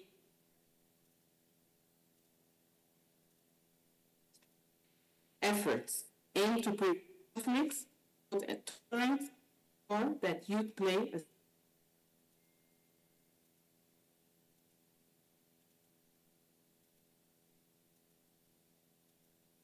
as in Africa.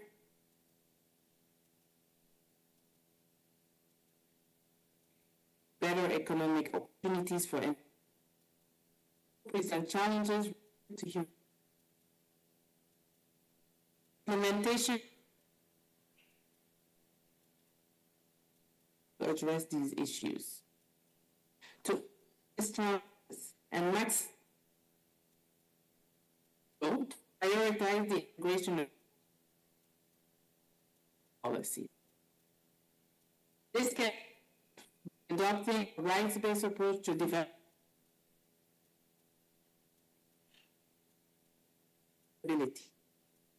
Government, international organizations, and civil society should collaborate that promote human rights, particularly to develop. Very much. Thank you very much, Ms. Lauriston, for this wonderful speech. Unfortunately, we're having a little technical issue here. We could not really hear what you were saying, but we could read at least what you were saying.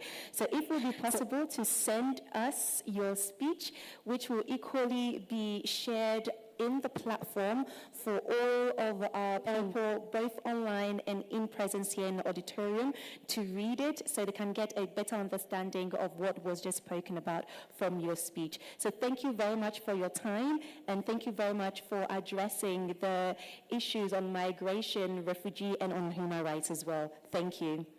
Please put your hands together for Ms. Lauriston. So just like I mentioned, we will make sure to get her speech so it can be shared on the platform that you had scanned via the QR code, and you'll be able to read her submission on this very important conversation on migration, human rights, and refugee. So now we're going to move on to our last panel of the day and of the two-day convention on the AFCFTA peace and security.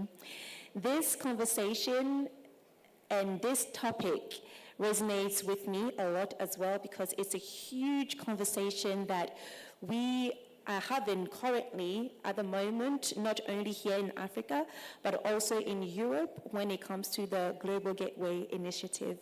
I'm sure the moderator and the panelists will engage you all and address the key issues when it comes to illicit flow and also economic stability on our very wonderful continent. So without wasting much more time, I would like to call upon the moderator, Mr. Gardner, RH, PhD.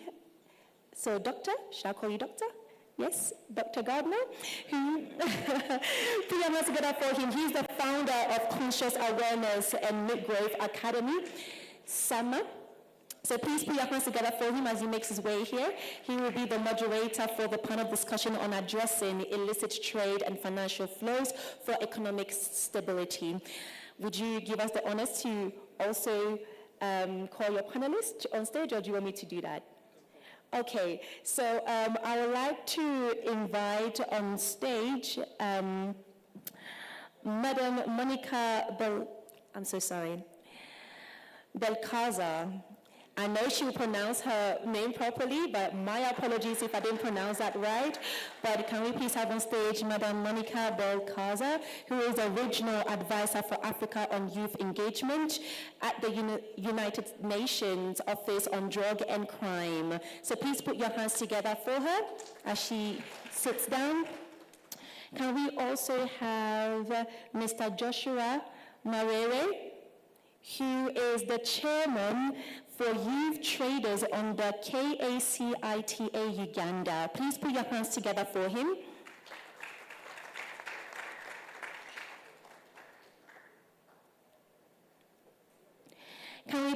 have Mr. Alan M.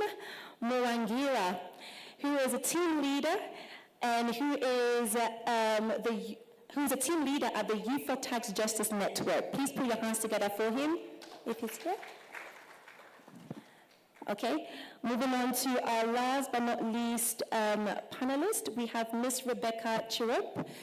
Miss Rebecca Chirup, who is the founder at the Semicolon National Board member, and she's also a part of the Africa CDC Youth Advisory Board. Please put your hands together for her as she makes her way to the stage.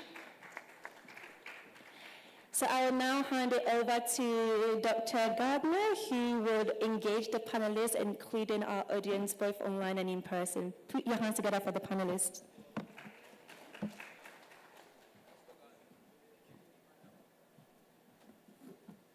Good afternoon, ladies and gentlemen. Hey, where is everybody? I see you present, but mentally I think you are away. Can you call your brain? Come back, let me be here, Please, can I see you call it? Call it.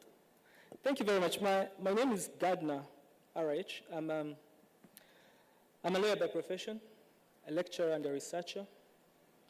I'm also a mind educator by passion and calling. I'm also the founder of Conscious Awareness and Mind Growth Academy. And today, my task is very easy. We are discussing a very interesting topic: illicit trade and financial flows for economic stability. But before we dive into this insightful discussion, and before I let Madame Monica to first do our presentation, I would want the panelists to first tell me, regardless of what you have achieved in life, the titles, the expertise, what do you stand for? What do you live for? In just a minute, each one of you should give the audience a minute and tell us, what do you stand for? What should we remember you for when we leave this place? Good afternoon. I think what I live for is to see that the things that I've been through, my experiences, my story, impacts life, impacts young people. And that is why I'm in the youth engagement space. And I love it there. And I hope that in the near future, we'll be able to see so many young people who are educated, who have the skills, but also impacting communities. So you're writing a story for the people that will come after you to read and find of interest and transformation, right? Through my work, yes, and also mentoring other young people. I think mentorship is very important, and that's what I would want to focus on. Okay, thank you. Thank you so much. My name is Joshua Maurere. I'm very passionate about trade. And one thing that people will remember about me is creating spaces for young people to be very authentic traders, and also guaranteeing that space where young people can thrive and be part of the development agenda for Africa. Thank you.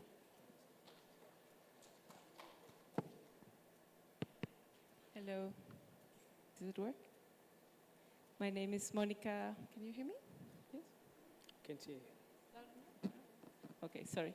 Monica Belalcázar. If you're wondering, I'm from Colombia, and I work for the United Nations Office on Drugs and Crime.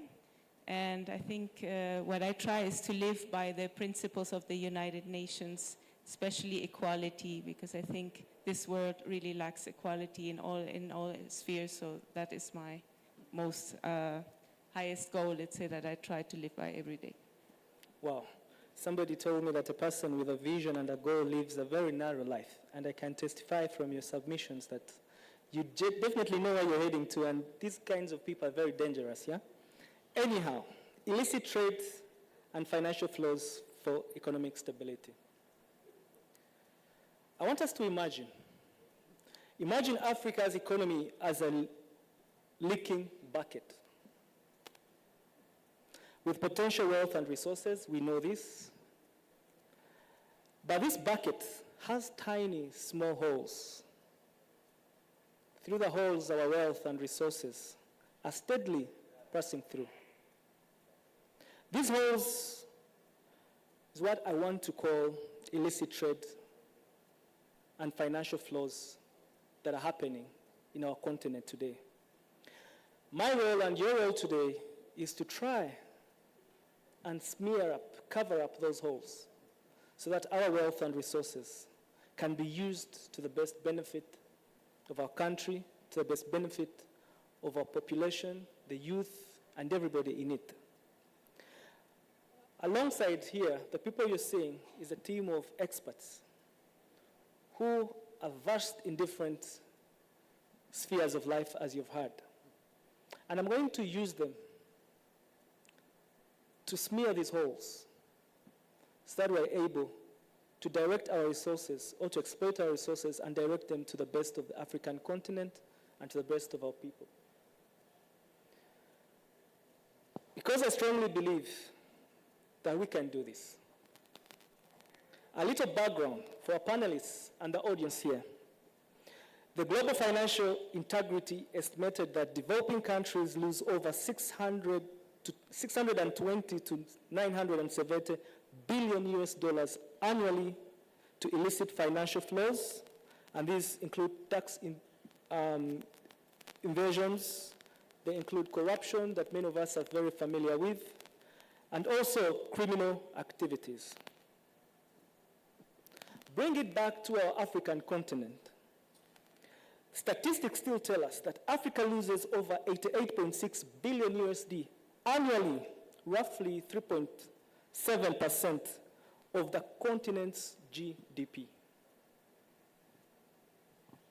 These funds and these taxes would be used to boost infrastructure in Africa, healthcare, education, and also curb unemployment rate, and also support the SDGs.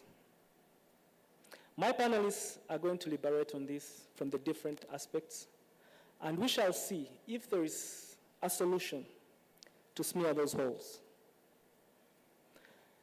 I'd like to take this opportunity to first invite our keynote address that is going to be presented by none other than Monica, hope I pronounce it well, Belal Kassa. She's the Regional Advisor for Africa on Youth Program and Mainstreaming at the United Nations Office on Drug and Crime, Regional Office for Southern Africa. Madam Monica. Thank you so much. So, I want to make a presentation that is interactive, and I want us all to participate in a quiz that is from your mobile phone, so please take your phones. You will hopefully see on the screen on that side. I hope from this side that you can read it. I don't know if they will activate this screen as well. If not, please move to that side or move a bit closer. Please go to your web browser and type in www.kahoot. You see the word there with the exclamation mark, KAHUUT.IT. Anyone already familiar with Kahoot? Some of you, maybe, yes, very good. So you need to go to that website and we'll get a code or a PIN number that will appear soon that you will type into your screen, into your phone. Let's hope it works, that we don't get technical glitches again, but it seems to be working. Let's hope. So just while this loads, I work at the let's start right away because we don't have time to lose, and I hope this will be a learning game for all of you. So please type in that number, and we will see the names of you. You can put your own name or some other name that you will recognize that is you. If you want to be anonymous, great. Just to say, I have only 50 spaces available, so first come, first serve. You can share with the screen with your neighbor if you cannot come in, but I hope we can fill this up. Very nice. Let's wait for a few more. Anyone having problems or so far so good? Okay. Okay. Let's.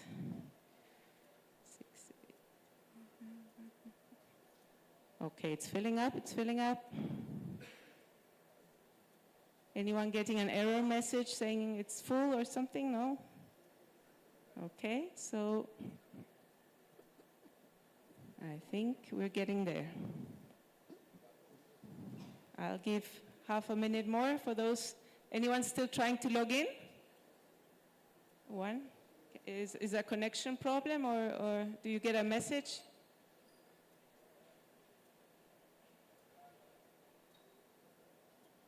Okay, I think everyone is there, right? Anyone still struggling or wanting to log in? Okay, I'll wait a bit more.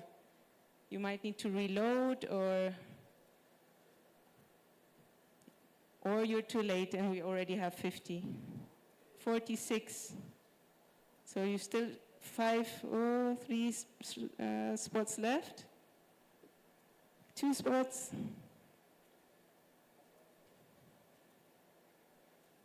Who gets the last 2 spots already? No? Didn't work? There should be a few, and some people are being kicked out of the game or something because it's reducing and then going up again. Okay, but I think we'll have to start. So you can also join, if you had the PIN code, write it down and you can try to join later in the game. 48, so it's almost full. 49. Okay, let's start. Let me see if I can do this as a full presentation. Yeah. Okay. So that is the presentation. Let's start with a bit of knowledge testing. What is illicit trade? Do we have a notion what it is? I gave you some examples on the screen, and you have to select those that are called illicit trade.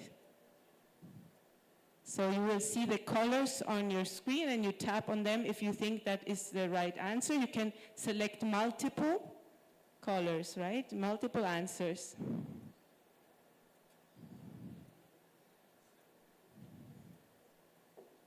There is a limited time, but I have set it generously for the beginning so everyone feels familiar. So we have only 17 answers. What is happening? You're hesitating? Is it difficult?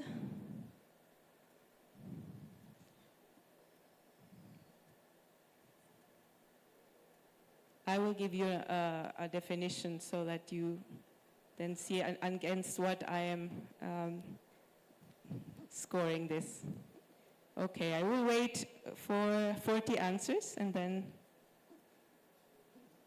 sorry?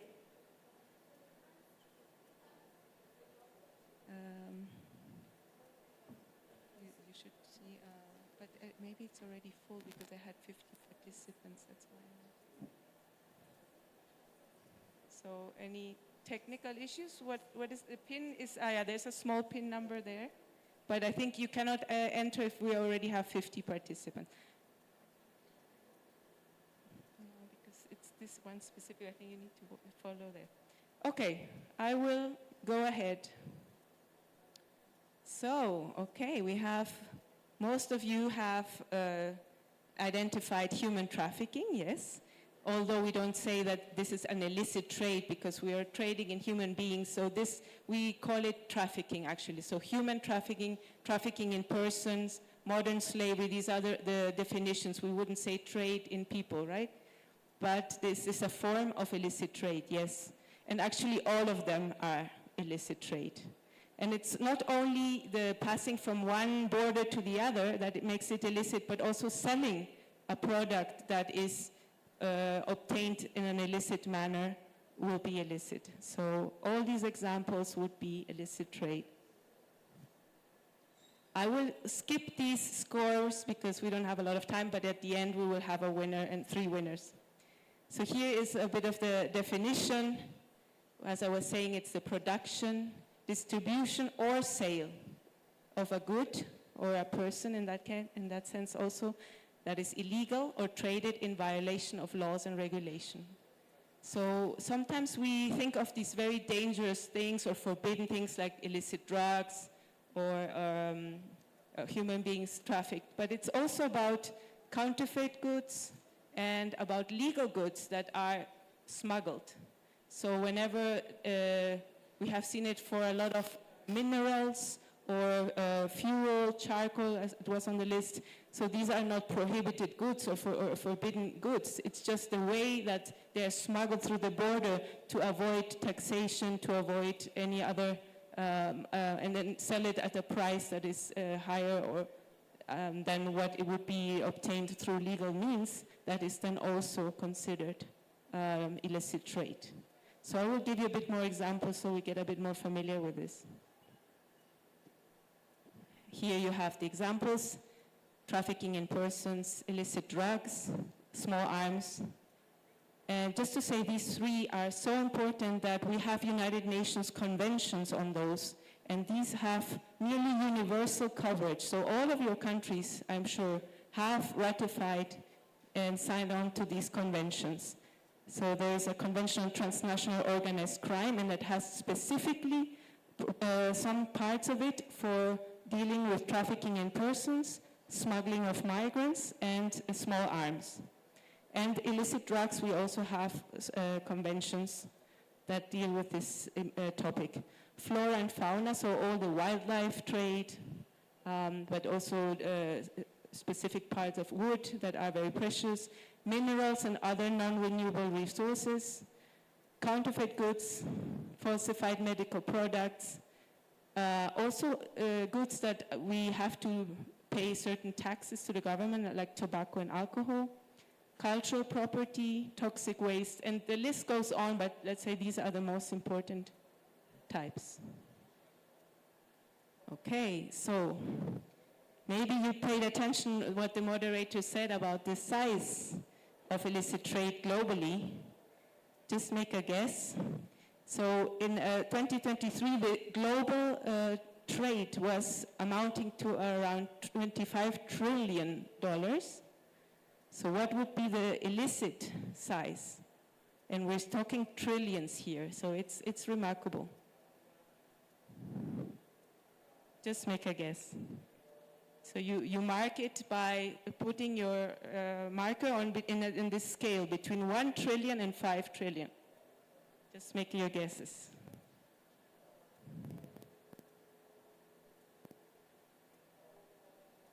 Okay, everyone is shy. You also get score if you're near the right figure. So, and just to say, this figure is very difficult to get. I mean, it's not that you'd go into the internet and ask the question, because of course it's a hidden phenomena. It's an illicit trade. We don't know exactly. So it's very hard to estimate all these markets, illicit markets, the trafficking, the proceeds. We try to do that at the UN and other think tanks to estimate, because it's important to raise awareness, but it's not always like a precise science to estimate and to know for sure. Very good.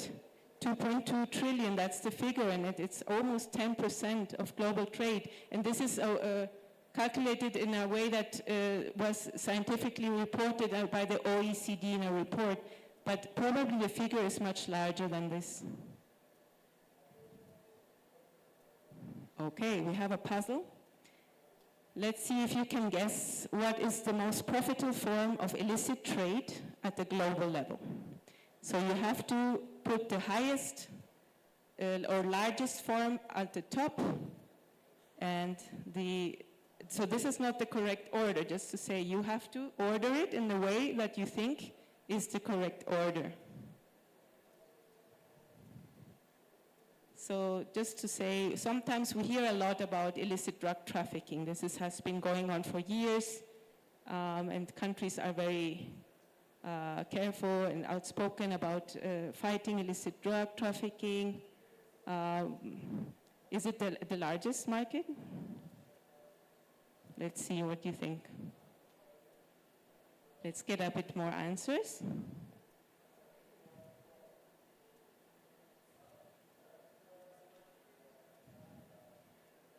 also to say that illegal logging is not only bad because it's a crime, but it is then generating all sorts of negative effects on the environment and the humans and communities living near to these forests. So usually these trafficking issues, they have many, many negative side effects to them.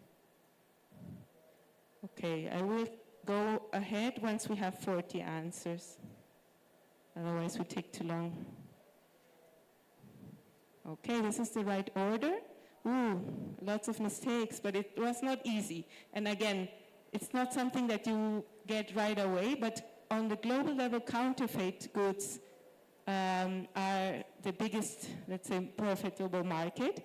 Counterfeit could be any product that we have on our daily life. So it's clothing. It's not only luxurious product. It has a special size, but clothing is very big, but also plastic, all sorts of things that you can somehow reproduce, and then stealing and selling with a different brand that is not yours is a counterfeit good. It could also be fraudulent because you're creating something with a substandard quality. You might guess who is the largest producer by far, which country is the largest producer of counterfeit goods? China, yes. They are, of course, the largest producer of all these goods in general, so it comes as a natural, let's say, byproduct that they also produce the largest size of counterfeit goods. But otherwise, these are this is the ranking. Oh, I have a winner there constantly. Okay, and now coming to Africa, it looks a bit different. So what do you think is the order here? So counterfeit goods is out of the system, so it doesn't seem to be the largest market in Africa. But we have other crimes, financial crimes, which is the side of illicit financial flows that we will talk about later.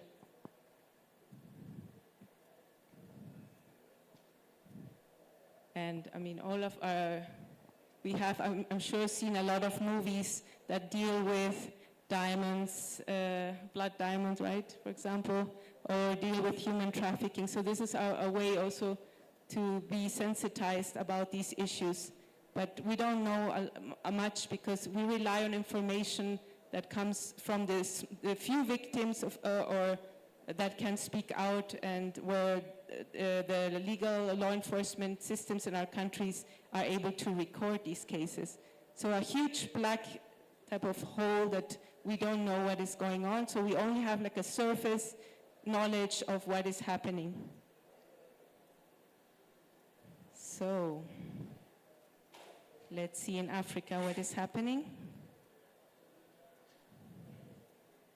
Human trafficking. I would have thought it's arms or minerals, but it's actually human trafficking is such a lucrative business in Africa. And we spoke on the last panel on migration, illicit migration, forced migration, and human trafficking. So this is really a multi-billion-dollar business, unfortunately.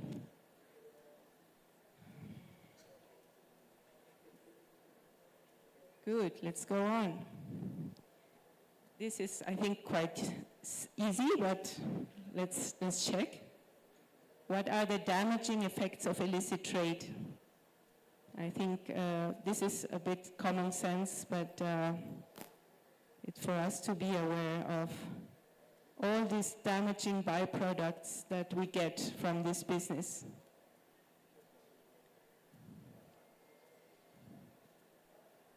So health risks, we noticed during COVID time when they were selling fraudulent medicine or fraudulent medical products, masks, for example, that were not working, that this can have serious health risks.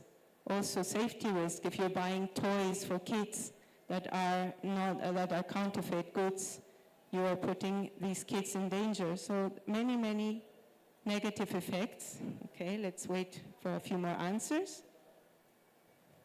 I'm giving away already some, but I think it's quite clear just for us to see the magnitude of the issue. Don't be shy, because if you don't answer, you risk losing your points. Okay, I'll skip it now because we are nearing, time is running out. 40, okay. Okay, so that looks like everyone more or less understands the effects. Very good.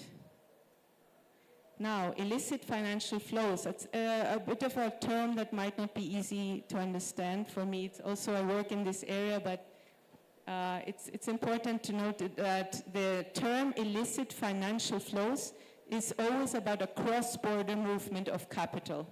So not only about, we don't know exactly what's even happening in the country itself. So we are only measuring money crossing international borders. And here it's again money that is illicitly earned, transferred, or used. So it can be, again, 3 different types. So if the money is, let's say, legal, but it will be then used to buy weapons that are then smuggled to a different place, that would be also an illicit financial flow. And you can imagine that this is very hard to measure. The United Nations has, in the Sustainable Development Goals, one of the goals is to fight these illicit financial flows. But we first have to figure out what does it mean and how can we measure it. So we have developed this chart here together with UNCTAD, where we define a little bit where these flows come from. It can be also legal.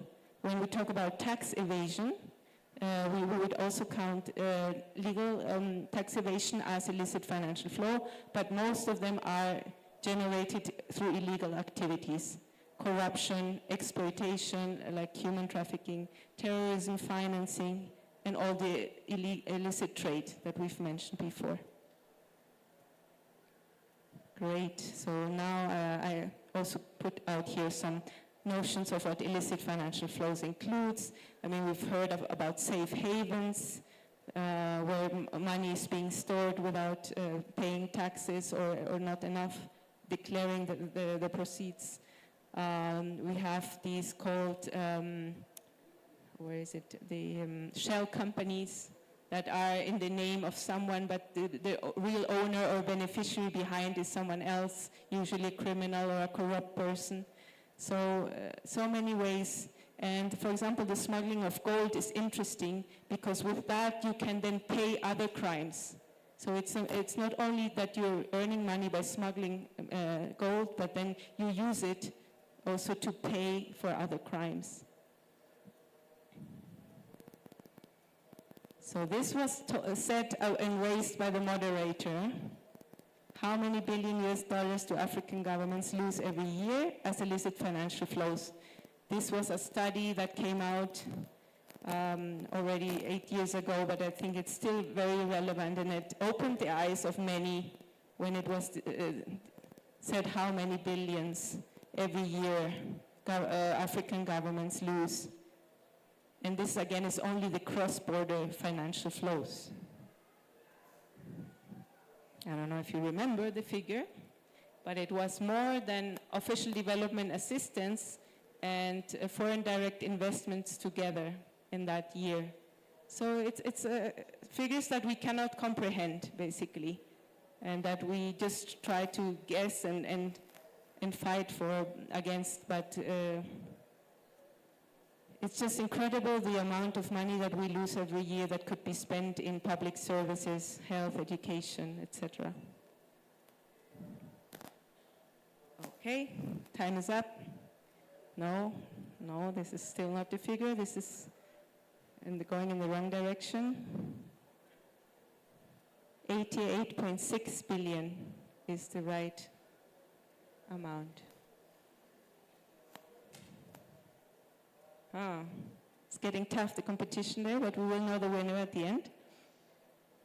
Since this conference is about peace and security, I just wanted to make some links, if we don't, and I hope our fellow panelists will also speak about this.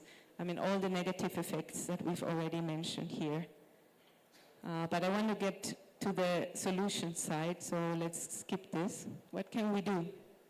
So what we know is that we need action at all levels. So international and regional, of course, because this is about crossing borders. We need cooperation at that level, but also nationally and locally. Every one of us can do something. It's not that we just surrender to this and say, oh, that's bigger than us, because we all can do it, and we have a lot of organizations, interested parties who can and have specialized on this and can do something. So these are the different, let's say, channels that we can work in. At UNODC, we do work a lot on bringing governments together to share intelligence, for example. That's just a small thing that law enforcement agencies across the border would share information. It looks like a small and obvious thing, but it's not. So we always try to create networks at international, regional levels to share information and do joint operations. But at the local level, we need awareness raising, we need capacity building, and support networks. And so if you are interested in this, you can look around in your community. I'm sure you will find organizations that are looking into this, NGOs that are working on this. My last quiz, I think. So let's say, which international conventions or organizations at international level tackle illicit trade and illicit financial flows? I mentioned some of these in the beginning. Let's see. Everyone is shy.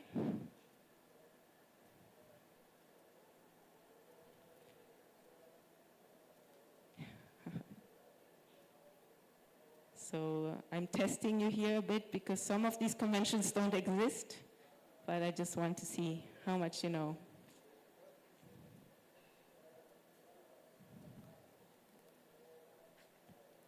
But again, just to say that if we have these conventions, this creates a first step to hold governments accountable against these things. Governments signed up, even if it's not legally binding, they have committed themselves. And if it's more than 190 countries ratifying a convention, it's nearly universal validation. And there is certain reporting mechanisms that create peer pressure among the states. They are put on the spot to show what they have done to implement these conventions. And the conventions are quite technical and quite step-by-step, so there are basic things that you have to do. I mean, you have to have laws at national level to reflect what is at international level. And then you have to enforce these laws. And that's the step where we always fail. Like in Africa, we have beautiful strategies, policies, and laws, but they are not enforced. So there is where we have to work and help all of us to implement these laws. And then you can always refer to these UN conventions as something that member states or states have signed up to. Okay, I think I need to wrap up. 31. Okay, it's going up, it's going up. Let's wait for a few more. Oh, time is up. So just here on this side, there were two wrong answers. The UN Convention Against Tax Evasion actually doesn't exist, but I would say yet, because we are in the process of negotiating a convention. So I think this is a very welcome process. Let's see when it will be finished. And the same, the UN Convention Against Cybercrime, we have just finalized earlier this year the text for this convention.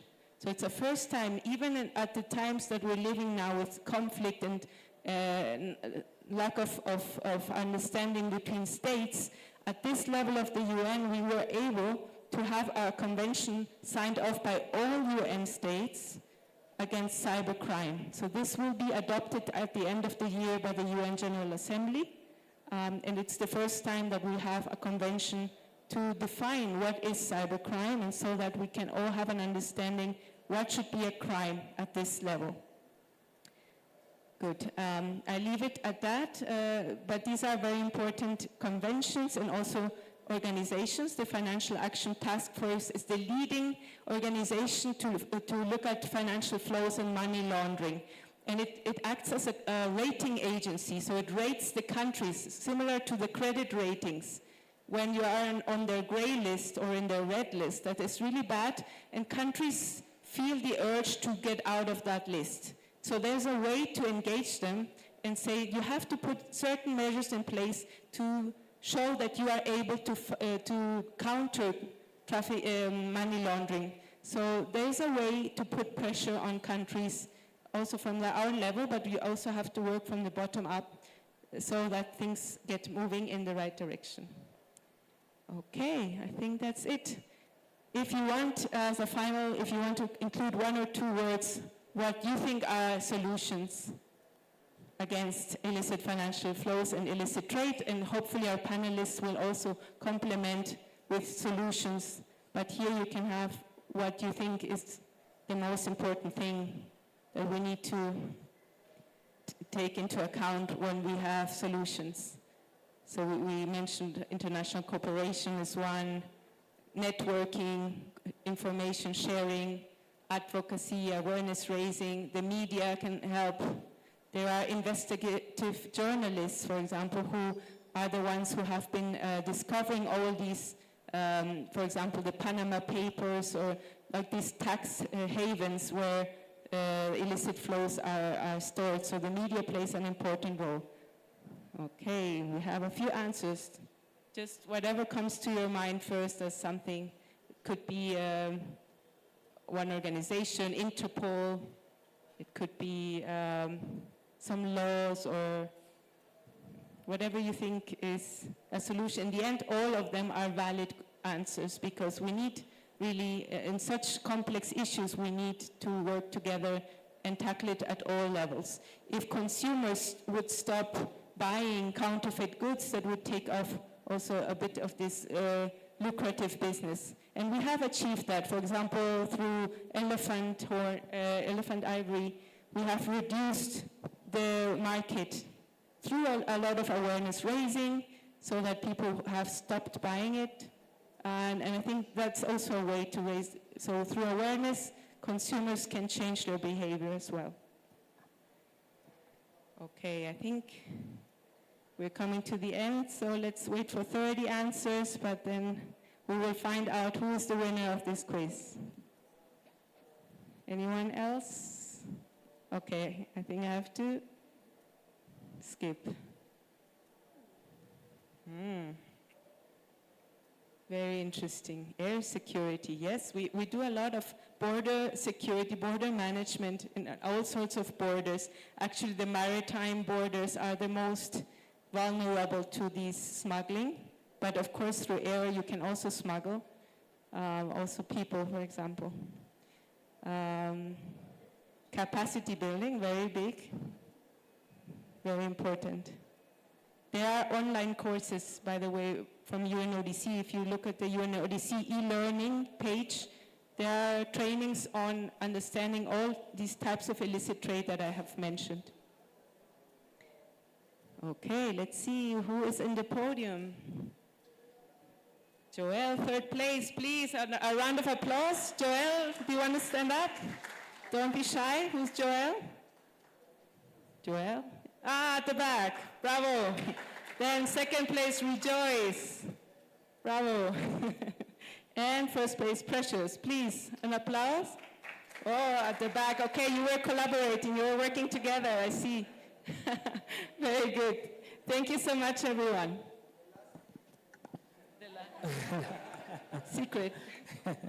Thank you so much, Monica, for that in-depth discussion and very engaging, I may say.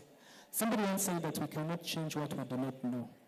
And really, she has shown us what illicit trade entails, from human trafficking, labor exploitation, smuggling of migrants. She has even further given us the statistics, you know.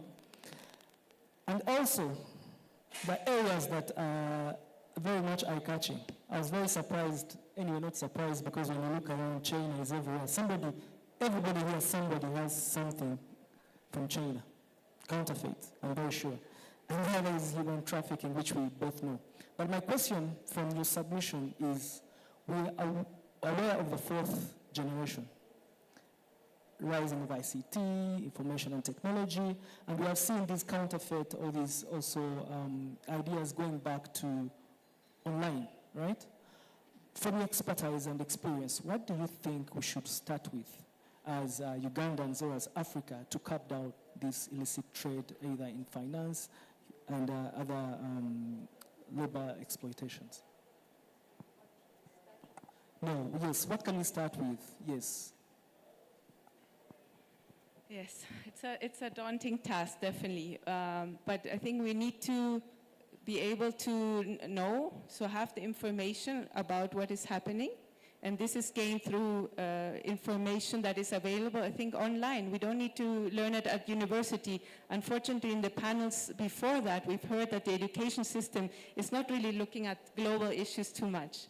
So we need to be our own teachers and go and inform ourselves in reliable, let's say, channels about these problems and then raise awareness. But there are a lot of organizations out there that are lobbying, that are speaking out on corruption, for example, is one key area that runs across all these crimes.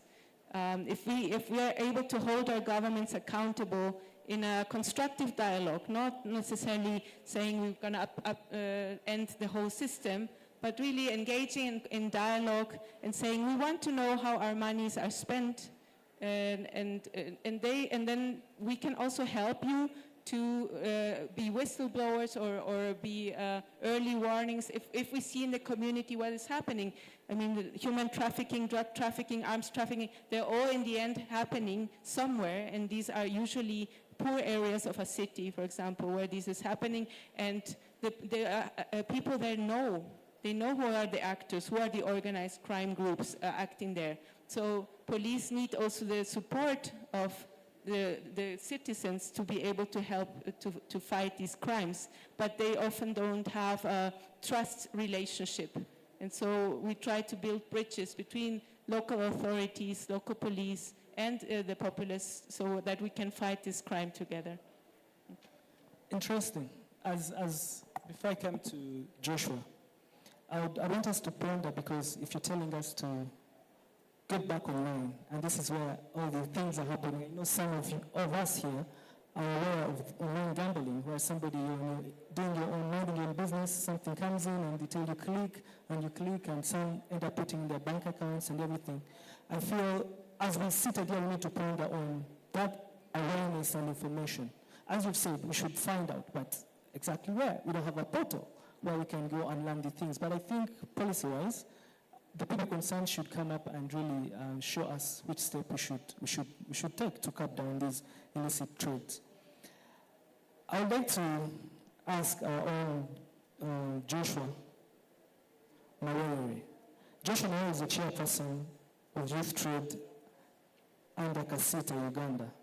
And based on the discussion that Monica has shared with us, I would want to bring up to you to speak so that we can be on the same floor. According to the International Labour Organization report of 2018, 70% of Ugandan workforce is employed in the informal sector, where many youth traders operate. What strategies does Kasita propose to protect the young traders from adverse effects of illicit competition, looking at also the policies to support growth and development?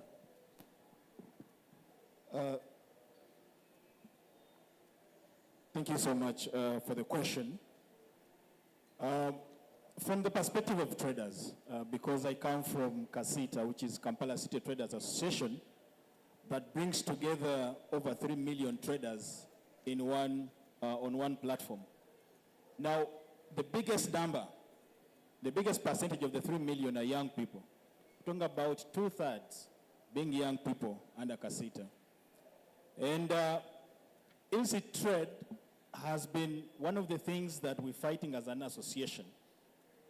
But young people are engaging in it because we don't have the policies that actually are restricting illicit trade or even bringing in counterfeit products.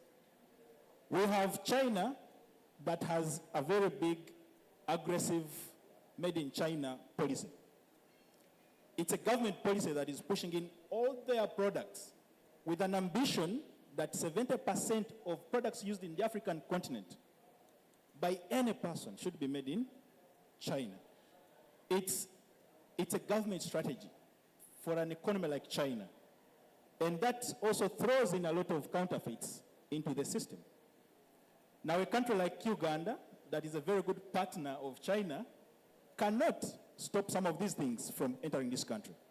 And so we receive everything wholeheartedly and fully, and it goes into the market, and the young people trade it out. Now, associations like us, we are fighting this. We're saying, no, you cannot open up a Chinatown in Uganda, and they're trading in things that we know we can get elsewhere. But then our own government says we are actually working against the government policy. So that gives us a catch-22 scenario. So young people are involved because government is actually supporting. Two, the restrictive tax policies that we're using, the regimes that we're using, many of the young people cannot afford to pay the taxes when importing some of these goods. What is the alternative?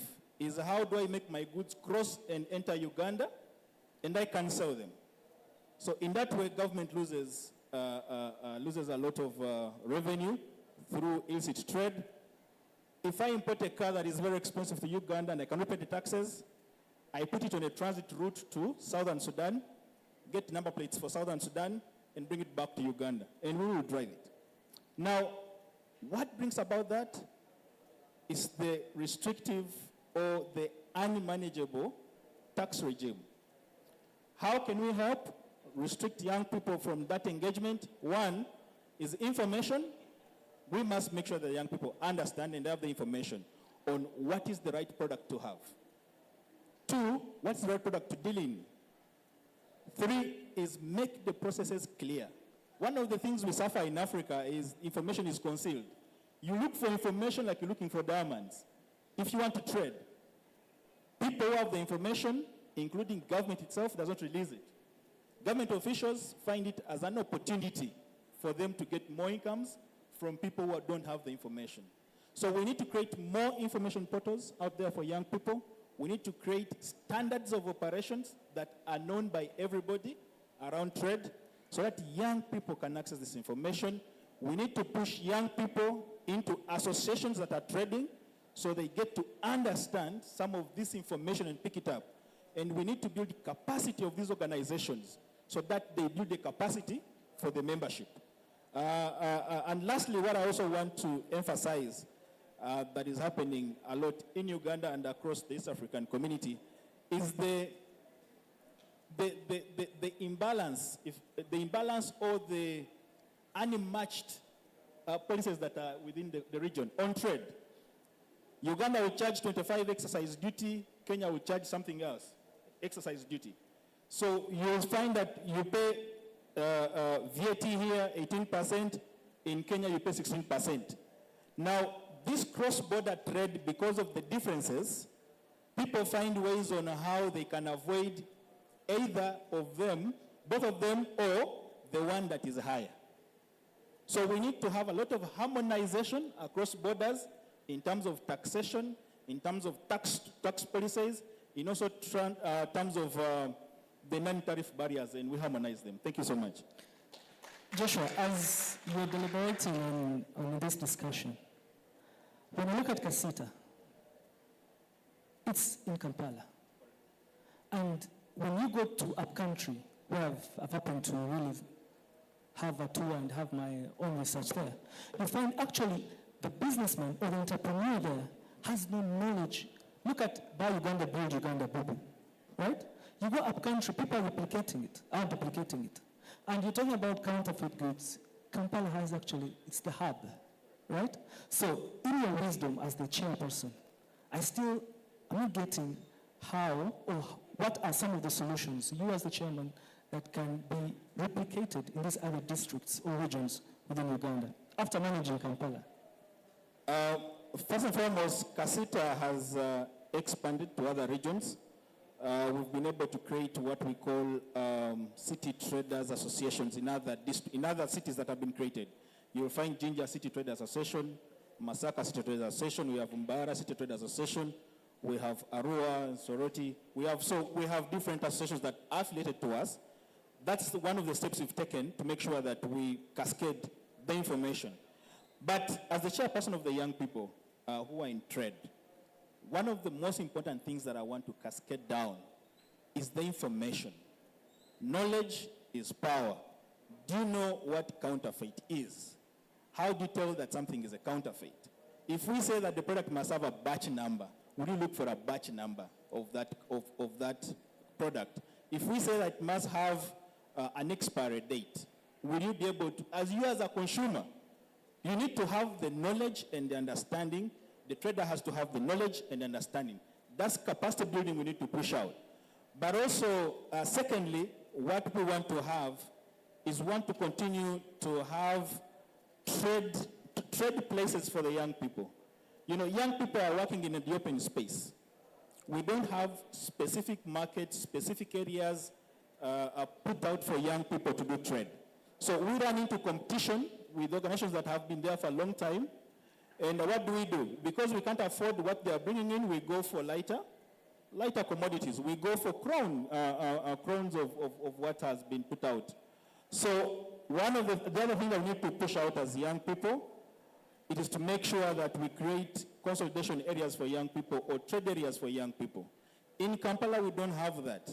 We don't have where young people are trading. Most of them are on the roads. And what do they carry? Whatever they meet on the road, whatever they can purchase and resell, they want to put it out there. But under Kasita in Kampala, we have picked or adopted a strategy where we have different sectors placed in different arcades. For example, when you go to Mukwana Arcade, you'll find that, those are clothes, isn't it? So when you buy a cloth, you know that if I bought it from Mukwana Arcade, we can trace it from where it came from. If you want spare parts, you know that you have to go to Chiseka Market. And we are able to tell who imports things and puts them in Chiseka Market. If you go to Energy Center, we know that you're buying electronics, you're buying solar systems, you're buying renewable energy products. We can trace where it came from, who imported it, and we can hold them accountable. Now, what's happening is this is what the private sector is doing. That's what we're doing as Kasita. Government has not labored to help us actually build the sectors in a better way. We structure them. We've tried to put these arcades in place, and we're trying to say the mechanics, you are this side. If you're doing serious, you are this side. We need government to come in and actually pick up that concept and cascade it to other parts of the country. Thank you so much. All right, thank you so much. I'll move to Ms. Rebecca Clerop. Hope I pronounce it right. She's the founder of Simulcom Mission and board member of African CDC Youth Advisory Board. Bring you up to speed as well. The World Health Organization estimated that 10% of medicine in low and middle income countries are substandard and falsified. This is very true when you look at our clinics and on the streets. What can be done to combat these illicit health drugs and counterfeit products in our market in order to protect our health and wellness? Thank you so much. Thank you so much. So I think he spoke more on that, but just adding on now from a health perspective, as somebody who is in the health sector and also in the youth engagement advocacy bit of it, I think it needs a holistic approach, looking at both what government can do, what the young people can do, and just involving everyone else that is part of it. So it's a very big challenge that we currently incur, we currently go through. We've seen, just like how Chinatown is, there's a lot of medicine out there that is actually not safe. But I think the government also has been trying to work on that with WHO still. They've been trying to create programs, like now when you look at Africa, CDC is working with WHO to ensure that the young people are actually part of this and that they are more aware and educated to actually know that this is something. And it's not only in the health sector, it's everywhere. There's need for youth engagement, which is very, very important, because all the problems that we can talk about, in Uganda, in Africa at large, and globally, are the young people that, go through the problems. And so if you're not engaging young people in creating solutions, then there's a problem because it's them that know the solutions. They're in community, they're in schools, they're everywhere. And so that's one of the things that we've been doing, but also working hand in hand with now the Youth Advisory Board that is on track. That's one of the things that we've written concepts, we've written policies, and I think something good is coming out of that. Very closely, in about 2 weeks from now, we'll be launching a strategy, still on that, working hand in hand with WHO. I'll borrow from Monica's submission where she told us we have to go out and look for these organizations that are either doing capacity building and awareness. Bring it back to you. Somebody here has got an interest in that area. How or where can they find you? Are there activities that you're working on that they can get involved in this fight of illicit trafficking or? Yes. So at first, we started it with vaccination, still coming from the health perspective, engaging young youth and young people in vaccination drives, which was very, very successful. And now we're moving on to now the illicit drugs, mainly drugs, because that is where we are as the health sector. That's one of the things that is really high. And so we've not yet, just like I said, we're launching the strategy, and so activities are yet to come. But we are everywhere. There are so many other CSOs that we also work with here in Uganda, in Africa, and in Africa at large. I don't know if should I mention them or? Okay, yes. So very soon, if you follow Africa CDC, WHO, and all the work that they're doing, especially when it comes to the Youth Forum, and the entire AU Youth Office is doing, they're mainly doing that. They're going into that because it affects health generally. Looking at mental health, which is a very, very big issue right now, and also coming from that, substance abuse disorders and all that come from, something that can be worked on. And like I said, it's a holistic approach that needs to be taken up. And so if the big bodies are doing, what are we doing as young people? Yeah.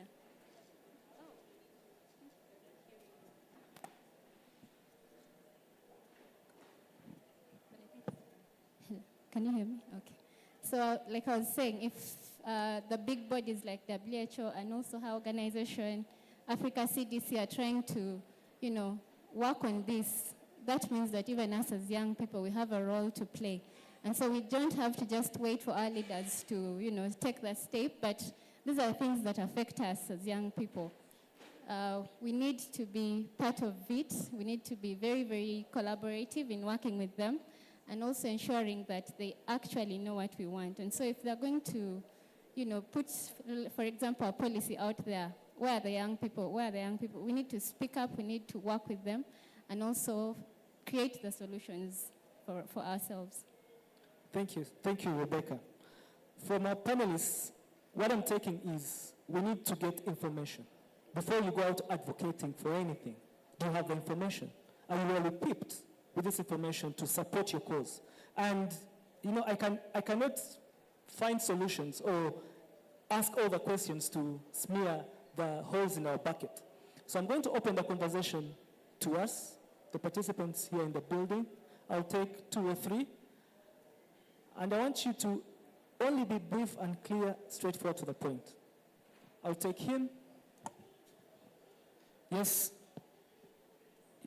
Yes, him, the other gentleman. The lady in yellow and the lady in red. Let's first take these 2 for. No, I said, no. I have 5 people. You 2 and 2. We'll start with him.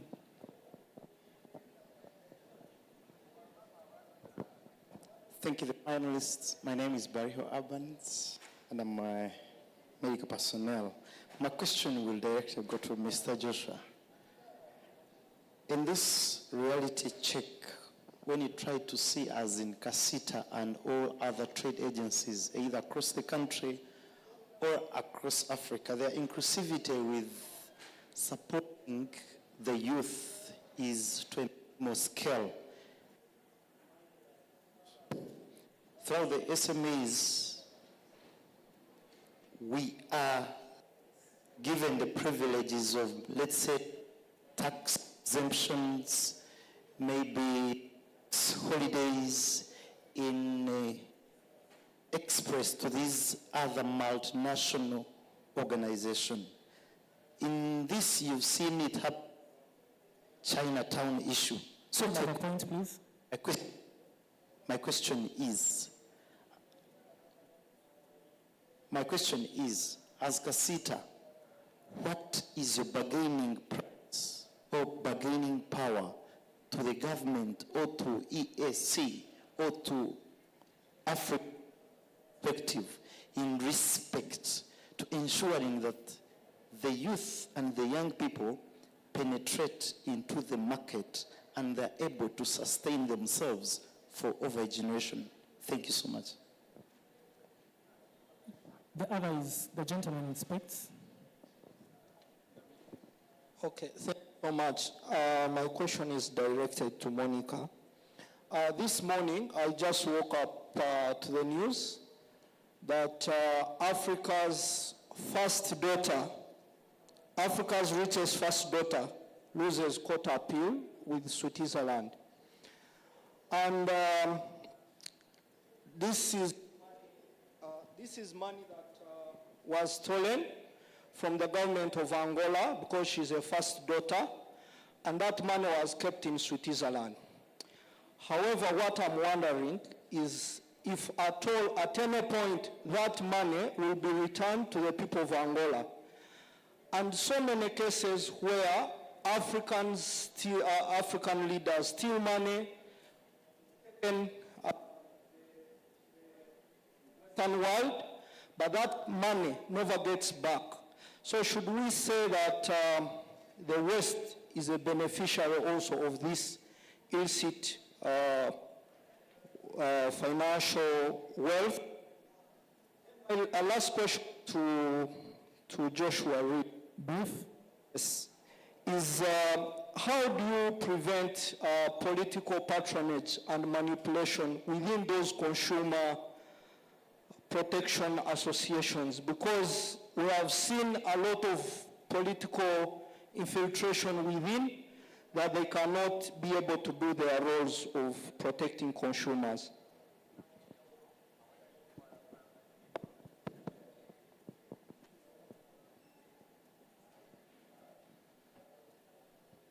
Hello everybody, Edma here. You've already seen my face. So I'll sit.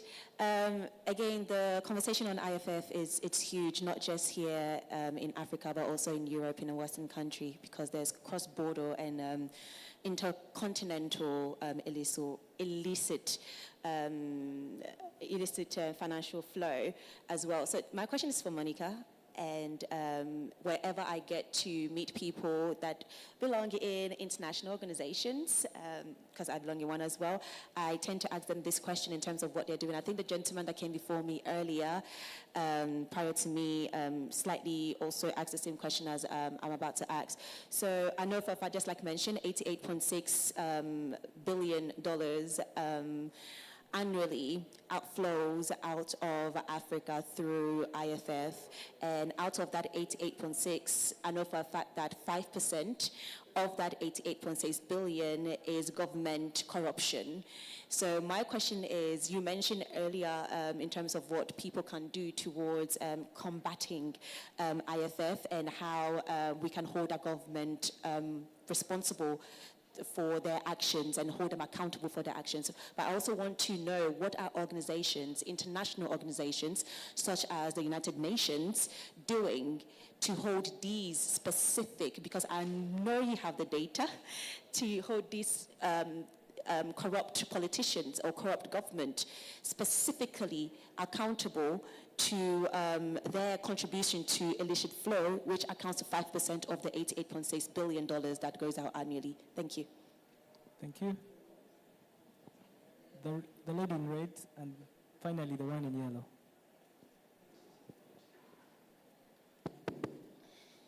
Thank you so much. My question goes to Joshua about Kasita. As a young entrepreneur these days, more businesses are, because people have failed to pay rent in So they're shifting to do the businesses online, they are home. And most of the businesses are not registered with URA. And then there are us who are struggling with the rent and then the taxes in town. How are you working hand in hand so that either both the online and then the us physically in town are paying the same taxes? The last one, I've seen also the businessmen, the ladies in buildings in town are having the same businesses.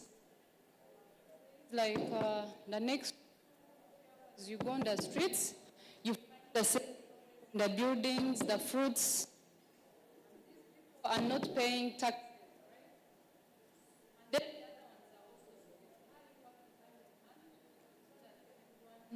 Can really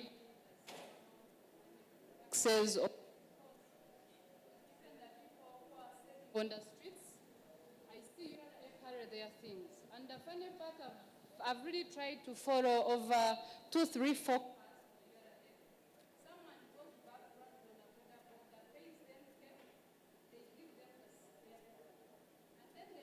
Your property behind. So how are you working hand in hand to help us? Thank you. Thank you. Finally. Thank you so much. My name is Maureen Tichirize once again, and my question goes to both the two ladies. In the context of foreign policy, I would like, okay, let me begin with her, the one in the red jacket. In the context of foreign policy, now that you brought in the World Health Organization and the African CDC, am I allowed to view the big farmers as a geopolitical tool? And secondly, where is the role of those big farmers in preserving the mental health of the youth, in particular in the developing countries, given that they determine the availability and the pricing of the drugs that are responsible for preserving the mental health of the youth, in case they need treatment here, aside from counseling? And Madam Monica, I would also request to know whether I can view money laundering as a geopolitical tool. Because in February 2024, Uganda was taken off the grey list, but shortly it was put back. I have not followed it like to the recent, so I don't know how far it has gone. So I would like to know, can we see it as a geopolitical tool? Because I believe there are people who benefit from it. And is it possible, can the world do away without money laundering?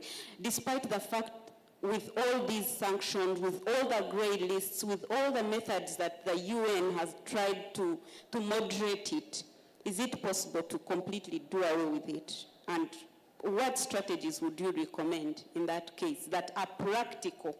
Leave alone the paperwork, because the paperwork has been there, but sometimes it's not followed. So what can we do so that Uganda maybe and other African countries, if it's not a geopolitical tool, if it is, then it would be okay for the Africans also to use it and also scope what they can take in terms of national interests. Thank you so much. All right, thank you so much. We will take those for now. I think I'll start with Monica, then Rebecca, then Joshua, respectively. Thank you so much. Wow, that's challenging. So assets that were stolen. There is a whole mechanism at international level led by the World Bank. It's called Stolen Asset Recovery Initiative. And we try to put the governments together from those countries where the money has been stolen from and those where the money has been found, to then make sure that all the legal sites are cleared so that these goods or stolen assets can return to the countries. There are successfuls every day, there's a success, but of course we don't know what is happening to those that are never discovered. And here I think the role of media is critical. If we hadn't had investigative journalism uncovering, or whistleblowers in that sense, uncovering Panama Papers scandal, Swazi scandal. So we have so many scandals, and there then governments are forced to act. There's also pressure from international organizations. So for example, at the European Union, if you want to become a member, at some point you cannot keep the banking secret. So for example, Switzerland is not part of the European Union, and I think they will never be, because they benefit of having money that is not so clean in their banking systems.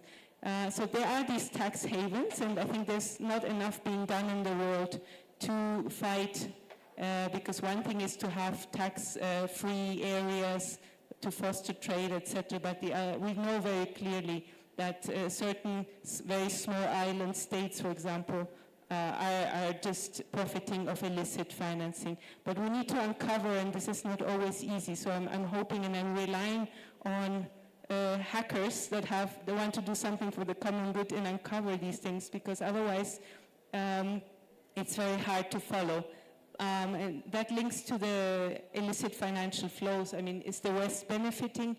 Yes, definitely, but it's more the tax havens that are benefiting. So these small Cayman Islands, etc., states that are really benefiting. But of course, when criminals think of how can I launder money, they want to find secure and stable currencies to have clean money with. So of course they will look for US dollars or euro. So in that sense, the West is definitely profiting from money laundering and illicit financial flows. That's why the role of independent media is critical, because if you put on the spot a specific bank in Europe or in the US, they will have to act. There's a lot of peer pressure that is then building up for them not to act. How do we fight this corruption at a very high level? Yes, very difficult, very tricky, because unfortunately corruption and the fight against corruption is also being used by powerful people to get rid of other people in their countries, opposition members, or even like members of their own family who want to succeed them. And then there's always a case of corruption to prosecute them. So corruption, the fight against corruption can be misused very easily for this purpose.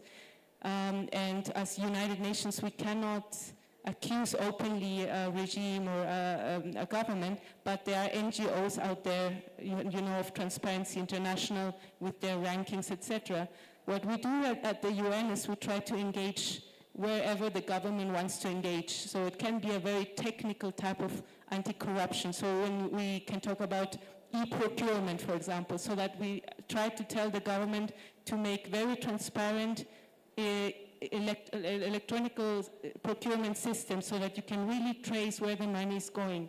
And even if we cannot find the grand corruption, at least that's going to address corruption at certain levels. So we should not punish, let's say, the small policeman in the street who's getting a share, but really try to target higher up corruption and fight it. And that can be done sometimes through peer pressure, to media, but it's very challenging indeed. Finally, money laundering. Sorry, what was the? If we should see it as a tool, or if we can get rid of it. I think there we have maybe an opportunity if we move to digital finance and the way of getting rid of cash, because in the end you think of criminals, they are dealing with cash because they want to hide the money. If we have a system like blockchain, you can really track every person that has received the money. So that technology hasn't been installed worldwide. That could be an option. And I'm sure there will be other ways of, through digital financing, to make everything more transparent. And so if we would move, which I don't think will happen that soon, but more and more we're moving into a digital financial system. So that will be then easier.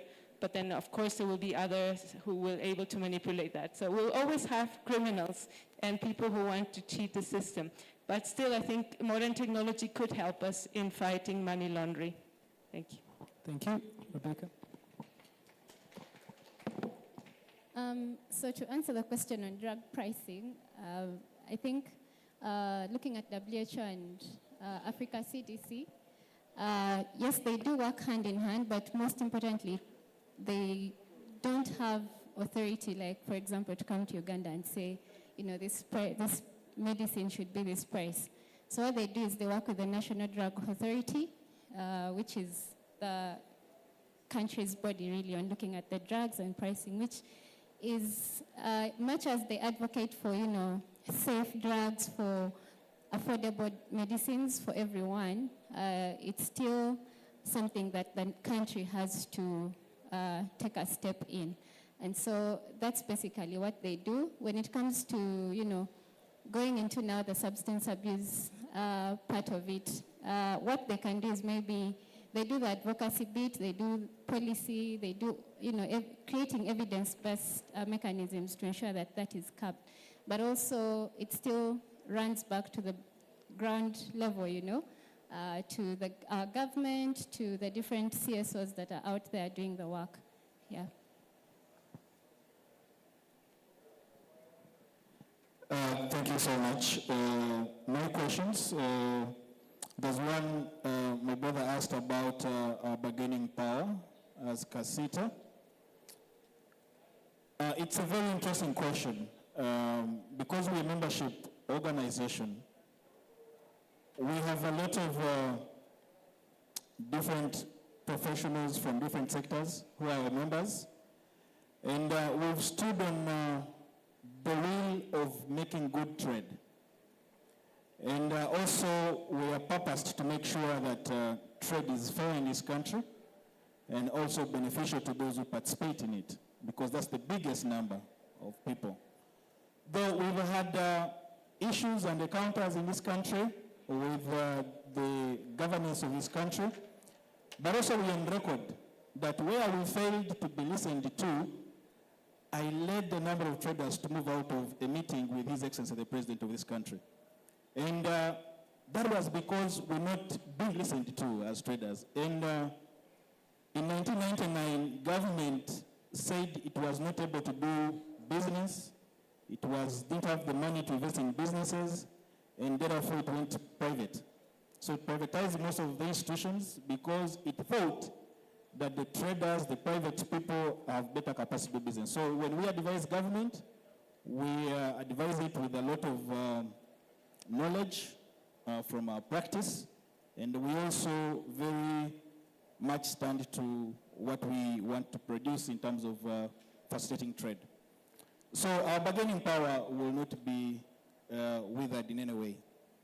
But also it goes with question number 2 that talks about political patronage. We have that, it's coming on a daily.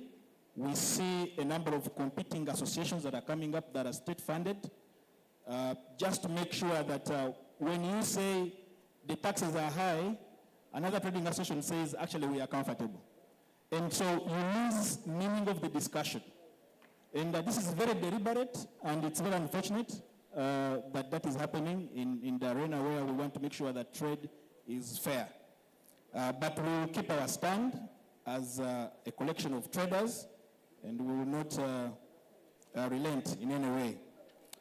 About renting businesses, it's true. In Uganda, many businesses are similar.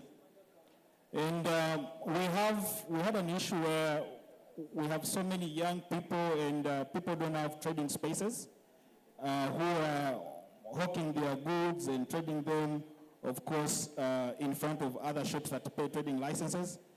We went into a discussion with KCCA and government, and we were able to secure a fund that put up the smart cities you see in Kampala. So those smart cities were to be able to accommodate the hawkers. And they were given free spaces, and they're not paying heavy hectic charges in terms of rent. So those spaces are for the hawkers to make sure that they settle in and sell their commodities. But also, I personally have had a conversation that is still going on with the Kampala Capital City Authority, because most of the markets that have been funded by World Bank have low occupancy rates. So most of those stores up in the markets that have been constructed now, even up country, they don't have traders in. So I've written a letter to say, can we give and allocate these spaces to young people And before I got the response, the changes happened, but it's something that I'm following up so that all these spaces are given to the young people and we can start doing businesses in those places. But also what we are advising, we need to go digital. We need to go take our businesses digitally. We need to make sure that we do digital transactions because rent is becoming a very high cost of business. And it's very important that we start trading online. We've seen many organizations are making a very good impact on it. The mobile money companies have come in. So we have been Junior, we have all these online chikuru that we've established. We're now building another one called Sky Arcade. So when you see Sky Arcade as a young person, it's just an online arcade. We're moving away from brick and mortar, and we're going to put it out there for young people to actually stock their goods electronically, and you're able to trade with anybody across borders as well, and you can ship your goods. So we're trying to build all these facilities to enable digitalization of trade. And about competition, this is something that we have to work with. We only need to improve our commodities, the quality of our goods. Let's get certificates of origin, because there are people out there who just want to get a feel of a Ugandan product. If you're producing a Ugandan product, can you get a certificate of origin so that when it's exported, it can be traced back to you, people can give you feedback, and also people can appreciate the taste of your country. Thank you so much. Wow, thank you. Thank you so much. In just 1 minute, I want each and every one of you to give us your parting shots, and as we call this panel to an end. I'll start with Rebecca.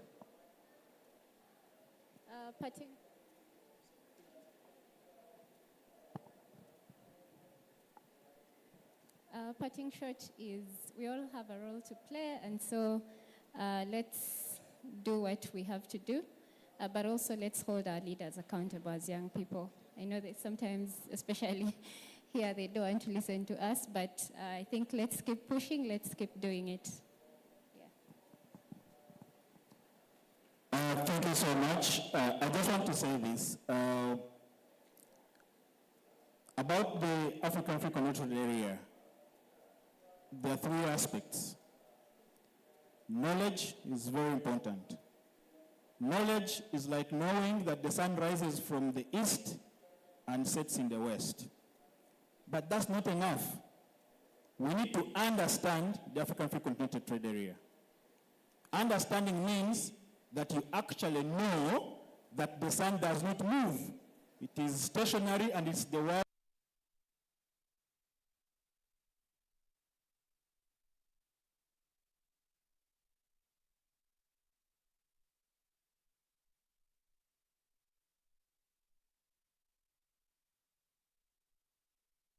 Young people, I keep getting the feeling that we are still at the knowledge level and not at the understanding level of the African Free Continental Trade Area, and therefore we are failing to perform as young people. I think we need to shift from knowing that the sun rises in the east and sets in the west to actual understanding that the sun doesn't move. It's Earth that rotates around the sun. Thank you so much. Thank you. One area that we didn't touch upon is informal trade, and I want to just emphasize that informal trade is not illicit trade. So very clear that we should have this distinction, because informal traders, yes, they might be acting outside a legal system, but it's mostly out of necessity because of lack of education or capacity to engage. And there, the trade associations that were mentioned here before are critical. So we need to support these informal traders so they can follow the rules. And they will be the most susceptible to fall prey to organized criminal organizations to then become agents of illicit trade. So we have to, but not set them as an equal thing, and also tell the government and the law enforcement not to punish them as criminals, because they are not. So just that ending message. Thank you. Wow. Thank you. Thank you so much, Rebecca, Joshua, and Monica, for your insightful discussion on the topic.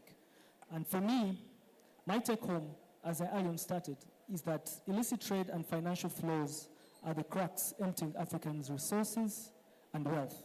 It is our responsibility, me and you, when we leave this place, one, as Joshua said, acquire information, understand it, and don't just get it, but educate yourself in any area as discussed today or since yesterday that you want to develop and advocate for. The second thing, engage. It's very alarming that you go out and acquire this knowledge, you light up that candle and then cover it under a basket. After getting the knowledge, advocate, be the eye, and spread out the gospel. And finally, seek partnership, because we cannot do it alone. But when we come together, we are stronger and we can fight illicit trade and financial flows. Thank you very much.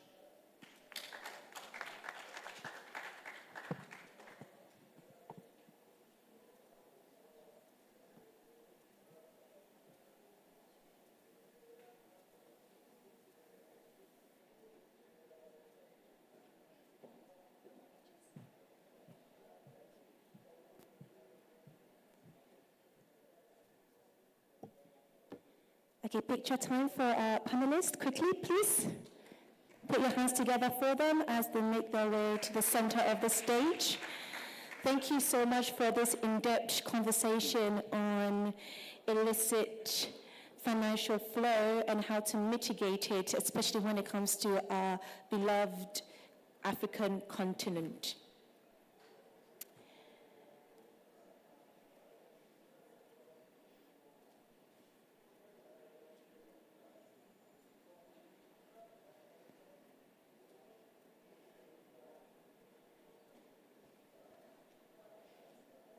Thank you very much. Put your hands together for our moderator and our panelist.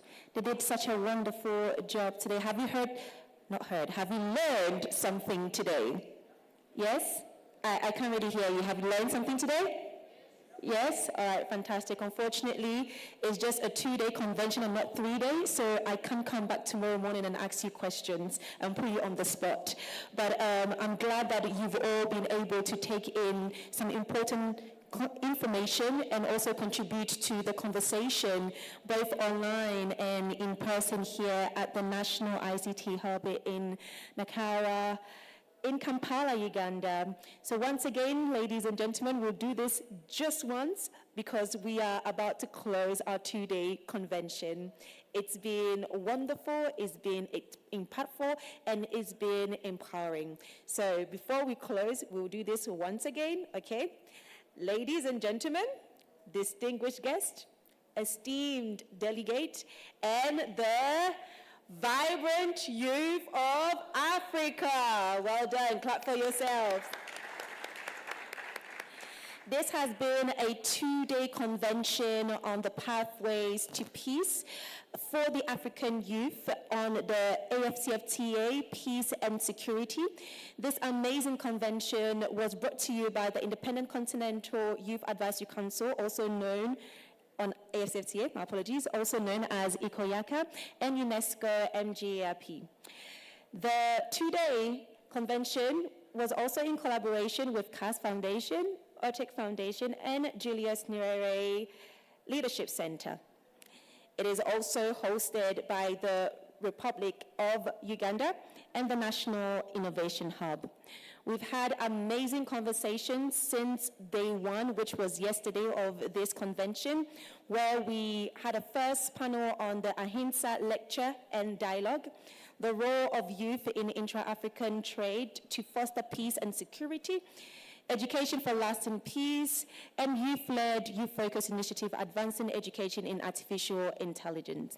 And today, we equally had important and very impactful conversations on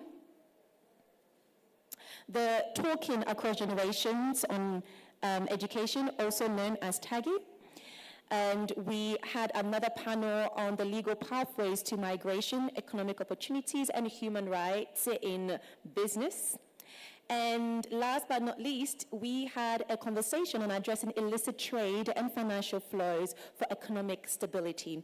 Put your hands together if you were here the 2 days or if you were able to make it for just 1 day. Because I know for a fact that all the information that you've acquired during this 2-day convention, or even just 1 day, you will be able to go to your homes, go to your communities, go to your schools, and share that information with them, because that is the whole point of this convention. Also, just like I mentioned, if we could have the QR code on our projectors again, on our little TVs, if we can, that would be very good. So if you have any additional questions that you were not able to ask due to time, please do make sure that you put all the questions on that platform. We will make sure to either allocate it to specific speakers if you still remember their names, but if you do not, it's fine. We will make sure to answer those questions for you the best possible way we can as soon as possible. Also, I am one of those people who always want feedback after a convention or symposium or conference. Be that kind of person as well. Ask questions. Okay, so what's next? Okay, nobody asked that question so far. So after the convention, what's next? You know, what are the implementations being put into place to make sure that everything that has been discussed here is going to be implemented or sent to policymakers? Or just ask young people, where can you have access to all these information? So I'll let you know that a report will be put together for the 2-day convention with everything that has been spoken about, all the information from our panelists, including your questions and suggestions that you made and recommendations towards some of the conversations that we had. So make sure that you stay tuned for that. Ask questions. Ikoyaka, we have a platform on LinkedIn, on Instagram, on Twitter and Facebook, so you can at us at any time, send us a DM, it will actually come to me. So I will make sure to respond to you, okay? And UNESCO GIP also has their own social media platform, UNESCO _, that's on Instagram, so UNESCO _MG IEP, and you'll be able to connect with them, ask them questions, and get more information on peace and security, and including education as well. Okay, so my time here is done, and usually when I finish hosting a show, what I do is I come at the front.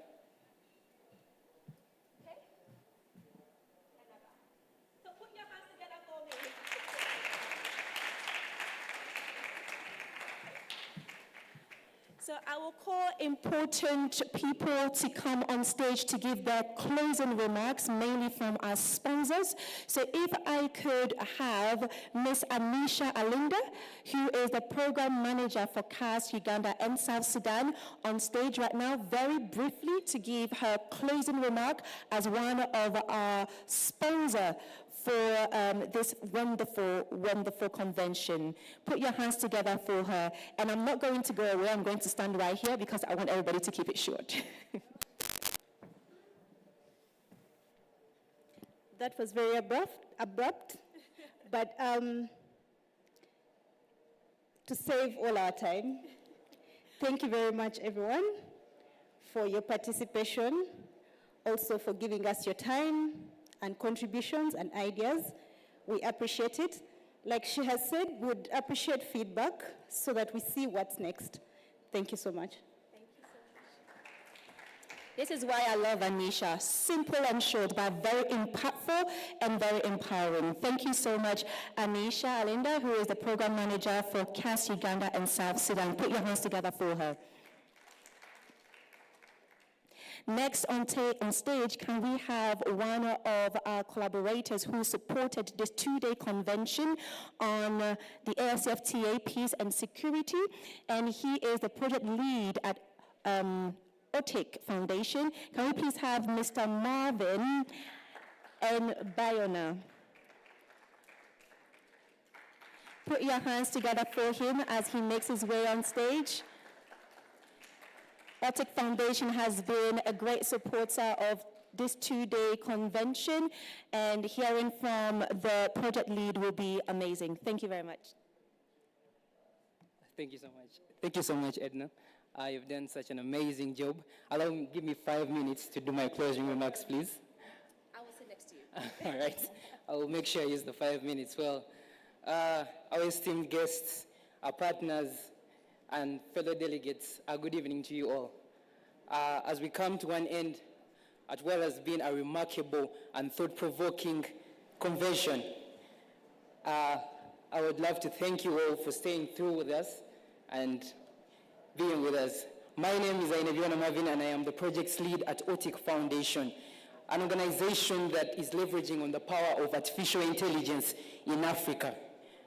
I would love to thank each and every speaker that has graced this stage today and yesterday, because all the discussions that have been given here today have not only expanded our thinking, however, they have also emphasized the need for collaboration so that we can see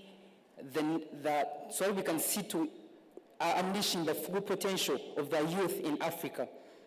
I would also love to thank our organizers, UNESCO and IOCA, and the different partners that have come on board for their unwavering support towards the successful completion of this convention. Finally, I would love to thank the government of Uganda for hosting us here today at the National ICT Hub. We are honored and grateful for your continued support. At OTIC Foundation, we believe that artificial intelligence is the future. And so we are making bold steps to ensuring that Africa is not left behind in this conversation. We understand that there is fear that artificial intelligence is going to take our jobs. However, we believe that artificial intelligence is not going to take our jobs. However, someone that is skilled and knows how to use artificial intelligence will take your job. And so as OTIC Foundation, we have made deliberate steps in equipping youth with cutting-edge skills that will not only help them thrive in this fourth industrial revolution, but also help drive innovation and reduce the rate of unemployment in Africa today. I would also, thank you so much. What OTIC Foundation is also doing is that we are partnering with organizations like W3 Schools to solve problems like data illiteracy. As we all know, data is the core foundation of artificial intelligence, and so we are making the bold steps in making Ugandans and Africans data literate. Through this partnership with W3 Schools, we are selling courses like data analytics at a very subsidized cost, which is approximately $60, approximately 220,000 Uganda shillings.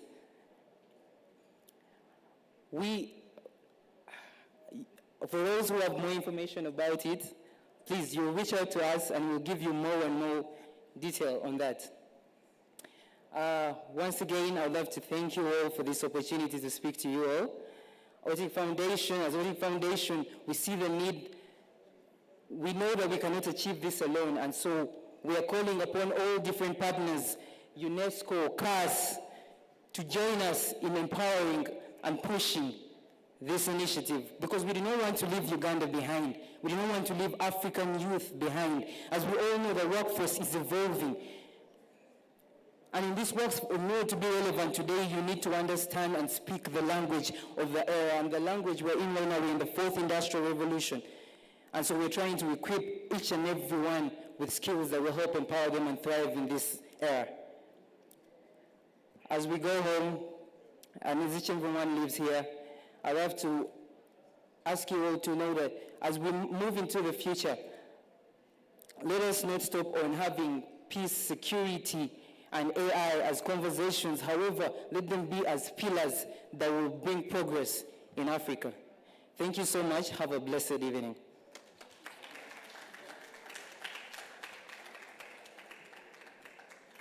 Thank you very much, Mr. Marvin Anyibana, who is the project lead at OTIC Foundation, and just like I mentioned before, has been a collaborator in putting this wonderful two-day convention on AFCFTA, peace and security together, right here at the National ICT Hub. Okay, so next on my list, I would like to invite a representative from Julius Nyerere Leadership Center, Dr. Nanzozi Mwanga. Can you put your hands together?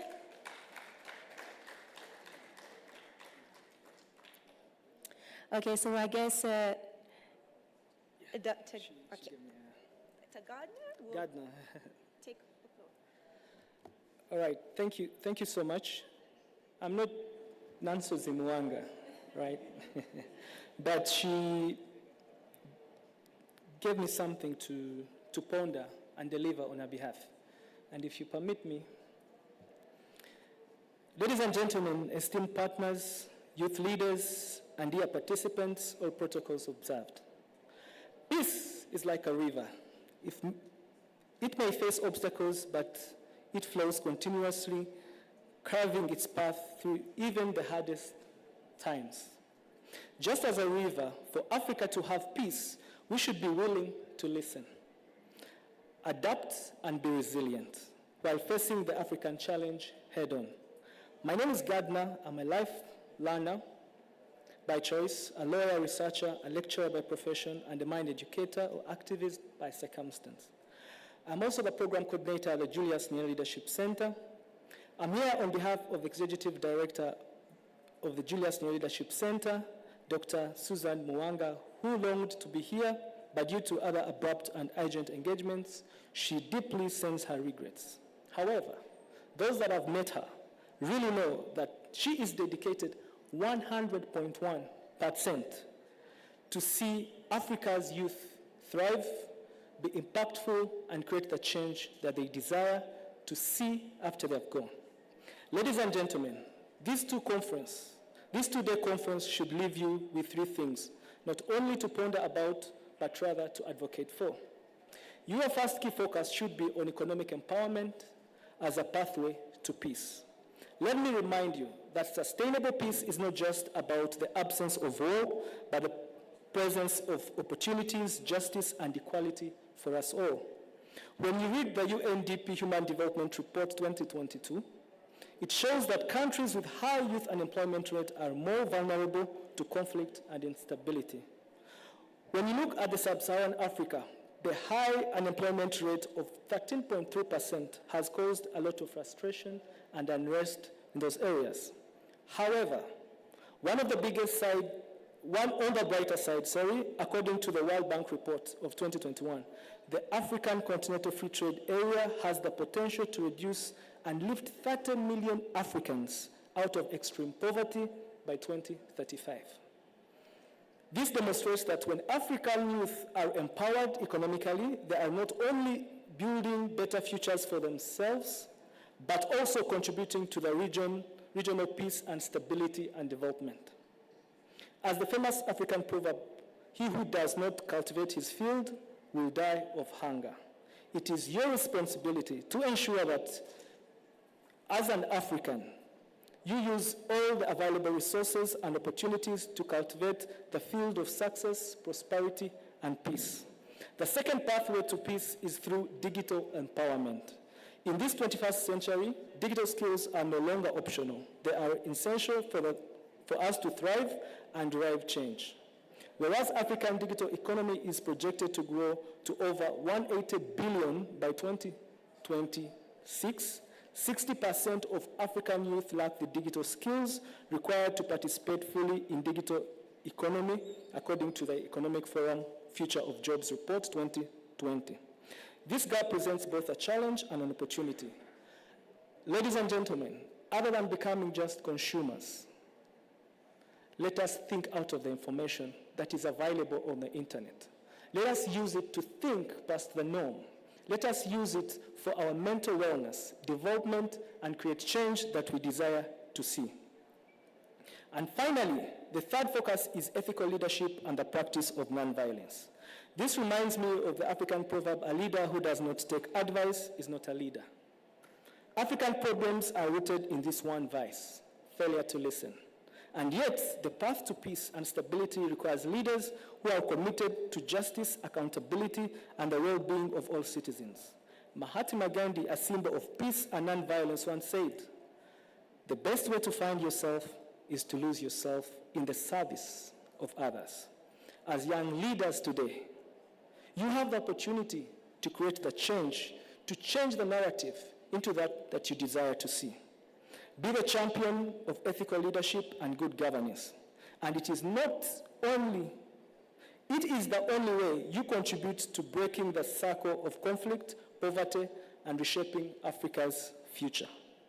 In conclusion, be reminded that when there is no enemy within, the enemy without cannot hurt you.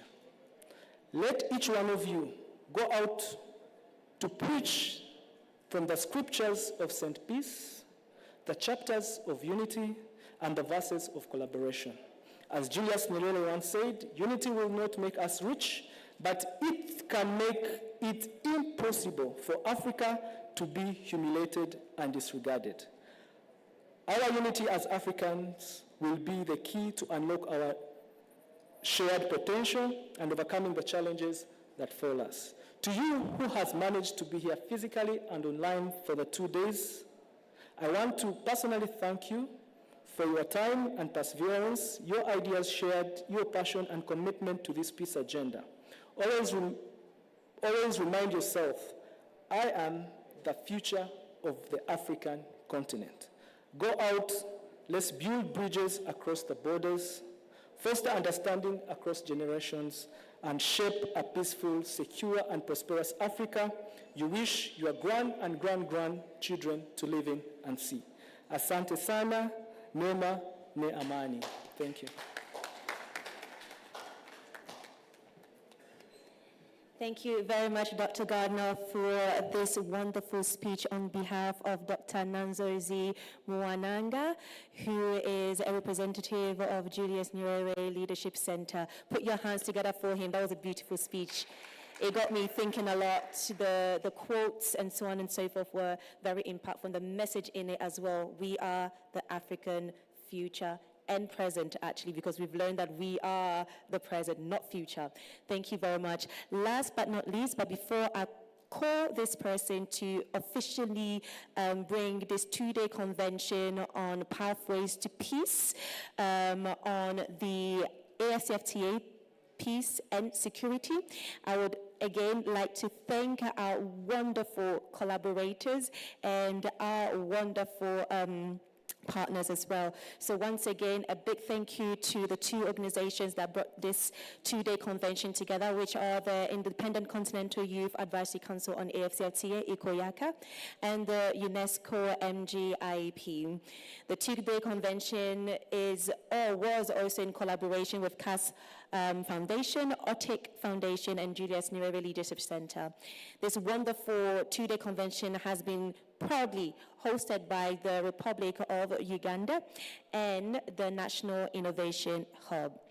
Finally, to officially close this 2-day convention, I would like to call on stage the chairperson of the International Continental Youth Advisory Council on AFCFTA, Mr. Emlot Allen David. Put your hands together as he makes his way to the stage.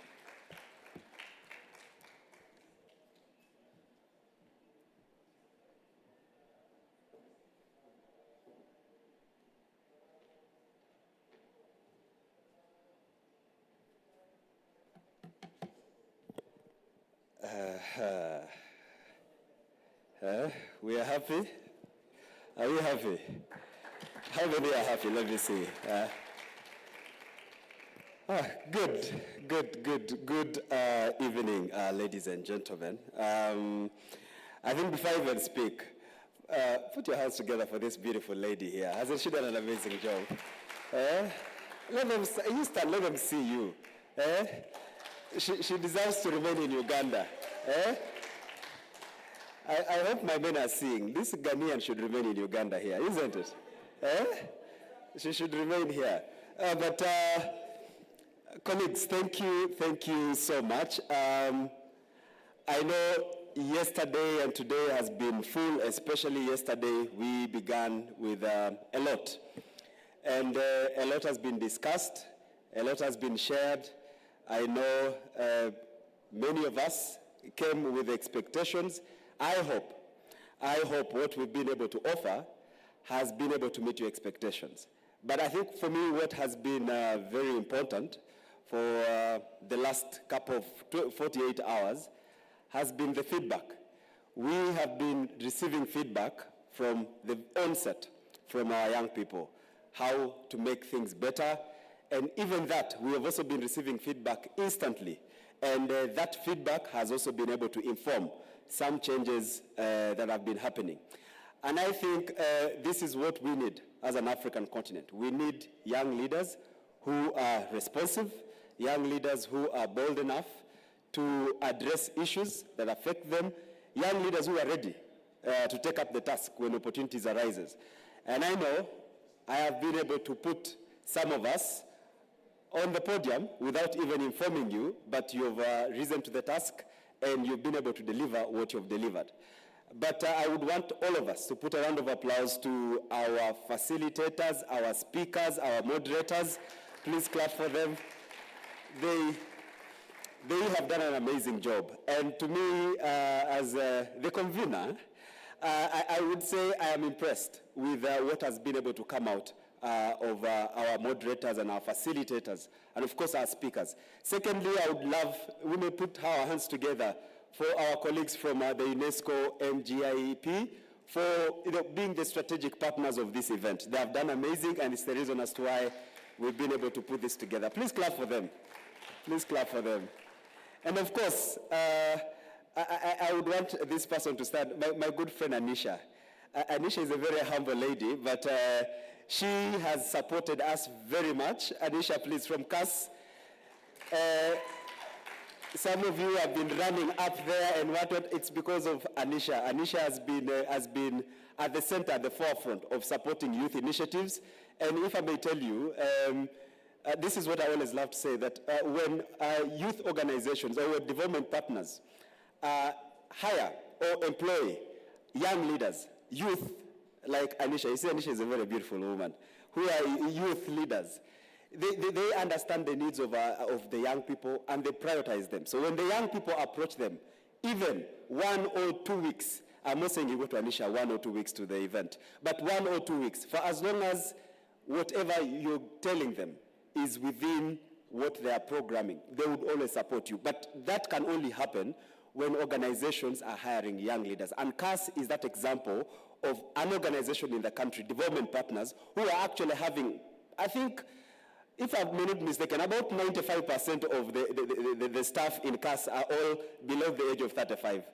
You please clap for CAS. I think 95 or 98%, all of them are young people, and you see how they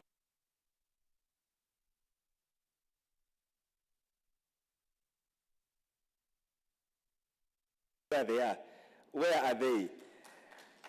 Otic Foundation, I don't know how old Otic Foundation is, but if I'm not mistaken, have you made a year already? Is the foundation 1 year old? Or 2? 2 years old. So an organization that is 2 years old, but has been able to do amazing. And if I may say that the AI, especially now where we are, is being championed by most of the development partners, and especially the European, the first world. But Otic Foundation is one that has come into the space and is trying to push the agenda of AI. And the reason that's why we are partnering with them, we partnered with them in this event, and we hope to continue engaging with Otic Foundation, is because of their youthful visionary leadership. They have a very youthful team, very young people, about, I think they're below the age of 25. All of them, I think, are below the age of 25. Very young, or average 25. Very young people, but very visionary. Please clap for them. They are selling something, and you see my brother was here asking for 5 minutes to pitch, and I see he was looking for money. Please give these people money. You see the way the man was using his saliva to pitch for money. Give them money, and it's good that such young organizations, it's good to see that they also rise up to the task to champion the agendas they're pushing. Because again, AI is the future. You see what is happening in the Middle East and the crisis in Ukraine and in Russia, the use of AI. But us as young people, how can then we leverage the power of AI? We are going to the elections in about 12 months from now. How are we taking advantage of that? So, and that movement requires us, the young people, to lead it. And I am happy that Otic Foundation is at the center. Then, of course, the people we should be able to clap for also are ourselves, the delegates. Please clap for yourselves. I know the last 24 hours, 48 hours, has been also a mixture of big English. There's been big English in this panel, people speaking like they have just landed. My good sister here, Edma, when she comes on the podium, you will believe she has just landed. That's when amefika saizi. And you know, and of course also then our professors and whatnot. And I'm happy that even with the big English, our panelists and our speakers have been able to demystify what they've been able to share. And with that, I'm happy that I'm hoping that whatever they've been able to speak, whatever they've been able to say here, is in sync with what we want, is in sync with our own aspirations as youth leaders. And I'm hoping this becomes a journey that we are taking as youth leaders. This becomes a journey that we are taking as organization heads. I have seen people traveling from Kisoro, Kabale, from Gulu. My sister, Fortunate, is there. From Arua, from Moyo, from Karamoja. You've all traveled. These are Ugandans. Then I have my good sister from Botswana, from South Africa, my good supporter, Monica from South Africa. All of these people have traveled, and of course not forgetting Rejoice from Namibia, Edma will not mention you. Eva, I've over mentioned you. And all of you have traveled from all over. Clap for yourselves for, I know, yes, David Akwara from Nigeria. Thank you for coming. Thank you for coming, and I'm hoping here is just a stepping stone. It's not ending here. These discussions are not ending here. This is the beginning of the movement. We will be available to share this report. I think Edma will be able to, very soon you'll see in your emails, a comprehensive report with some of the things that have come out of here that can inform your next move. And I'm hoping you also take lessons the way Monica has been taking her presentations, very quite engaging. Maybe you also learn from the process. I was hoping the number 1 and 2 and 3 are going to be rewarded, but hopefully maybe we shall reward number 1 and 2 and 3. Even those two who are seated together and feeling the answers together, we will still see what to do for them. But I'm hoping that whatever you've learned here today becomes a stepping stone for you to also create your own initiative. The idea is to see you create your own initiative. Create it, engage some of us to see how we can support you, and then we begin from there to see how we can take this engagement forward. That's what is required. You are our ambassadors, and I said it yesterday. This journey has begun with us. You are our ambassadors. I am hoping that you also take over from where we've started, go to your village in Kisoro, in Rubirizi, in the hills of Rwenzori, in Kasese. Please take this message there. My colleague from Kasese, the Pygmies, he was here. He was representing the Pygmies. He came all the way from the hills to here. And unfortunately, he has left. He came and told me he's leaving. The bus was leaving him. But that zeal is what we want. And as we are now going into a very serious phase as a country, Uganda, where we are going to elect the next leadership in about 12 months from now, I think for me the goal is to see that the energies we have exhibited today, this becomes the first step of us continuing to exhibit these energies. It's very important for us to vote, and it's very important for us to contest. I've seen leaders here, people shake my hand like the next president. Please, those firm handshakes you're giving me, don't fear. Yes, you clap for that. Clap for that. Don't fear picking the ballot. We want to see young faces in the ballot come next year, but one. Please go pick that ballot. We will support you with all the energies we are having, and the goal is to see that the representation of our parliament is at least 80% young people. 80% young people, so that we push the agenda. We began yesterday with Agenda 2063, but we have, as a country, we have a Vision 2040, and to achieve that Vision 2040, it requires us, the young people, to be at the center of that, pushing for that Vision 2040. And that means we should be at the center of that leadership. We should be at the center of driving that Vision 2040. And it starts by us making the bold moves, not fearing to pick these nomination forms and contest for these positions. Whatever comes out of it, it's God's will. And I believe that we should be able to use these energies. I believe that whatever the energies we are having, the synergies we've been able to build here, become the stepping stone for us to then ensure that we achieve those aspirations we have. So as I conclude, I would love to say that the Youth Advisory Council is still here, is here to support us, is here to continue ideating engagements and projects that speak to our needs. Peace and security is one of those that we thought was very important, was very timely, especially looking at what was happening in the continent. A lot of coups were happening, led by us, the young people. My sister here from Kenya, they showed us again the youth power by the Gen Zs, partyless, leaderless, but at the end of the day, the agenda didn't reach where it was supposed to reach. But I encourage, as we go partyless, as we go leaderless, I also encourage, let's have a strategic vision on achieving that has taken us to the streets. This is not a political rally, but it's important to highlight that as young leaders, as we begin a movement, we should ensure that this movement has an end goal, and we should ensure that end goal is achieved at the end of the day. That's what they call a means to an end. A means to an end, we begin with that and ensuring if our end is to change the governance, if our end is to change, to effect corruption, if our end is to see that there is development that is happening that is targeting the young people, let's ensure whatever means we are using, we achieve that end. And when we evaluate our efforts at the end of the day, we should be able to be proud of ourselves that indeed we have achieved what we had set out. And the council is here to set that stage. The council is here to ensure that that target is met. We just facilitate. Again, we facilitate this process and you complete the process.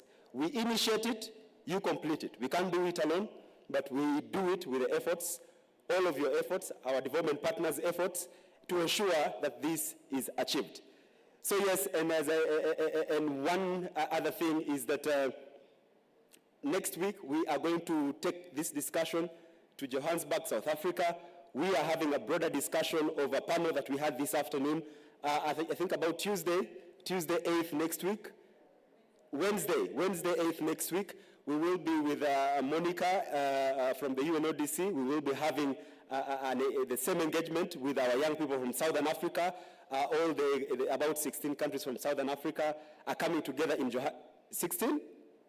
How many countries are in South Africa? 10, not South Africa, but Southern Africa.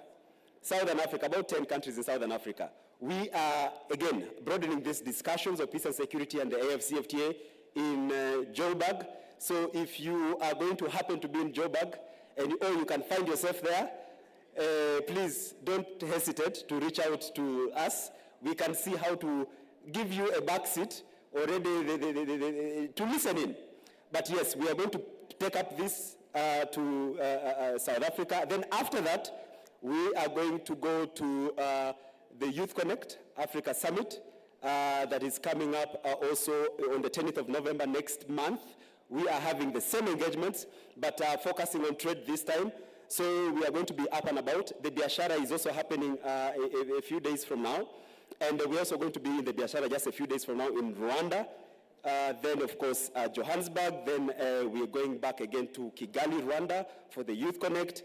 And our good mother entity, You Lead Africa, has also opened up applications for the You Lead Summit 2024. It's happening. I hope you have seen the advertisements. Please go apply for this impactful youth leadership summit. It set the stage for Ikoyaka to be what it is today, and I would love to give kudos to them for always putting a platform where youth visions are made a reality. And please don't fear applying for that. And if you want any help, we have some ambassadors, the EAC youth ambassadors here, who are also partnering or chief partnering entities to that summit. Apply. They will always guide you and show you what to do on how to apply, and then eventually find yourself in Arusha, Tanzania. And I think you've already seen it being advertised. So yes, please, colleagues, as I finally conclude, someone always crucifies me that I say as I conclude, but finally, as I end, I would love to say that I appreciate the Council, Youth Advisory Council appreciates you so much. you, the physical audience, and of course, the many virtual audience that we've had. We appreciate you. We ask you to continue interacting. In the next couple of weeks, we are going to continue sharing these things on our social media handles. Please follow us on our social media handles. Continue liking, retweeting, sharing, and let's keep this movement going on until we end the year. The report will be out. Edma will be sharing with you that report very soon with all these that have been discussed, and hopefully some of these things that you've been able to raise at the audience and some of the recommendations that have been able to come out through the various discussions we've been able to have. So colleagues, allow me say asanteni sana, tunashukuru kama the council, and we are hoping that we will continue engaging, and may the good Lord bless all of you. Go back, and wishing you safe journeys to all your places. Asanteni sana.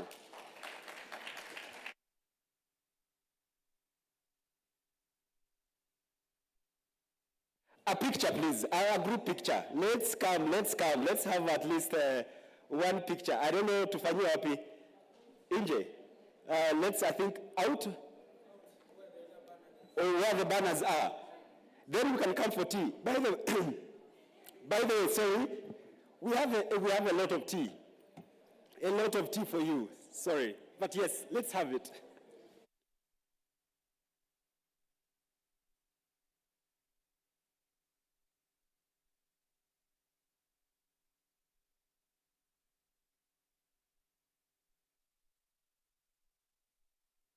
Pictures here.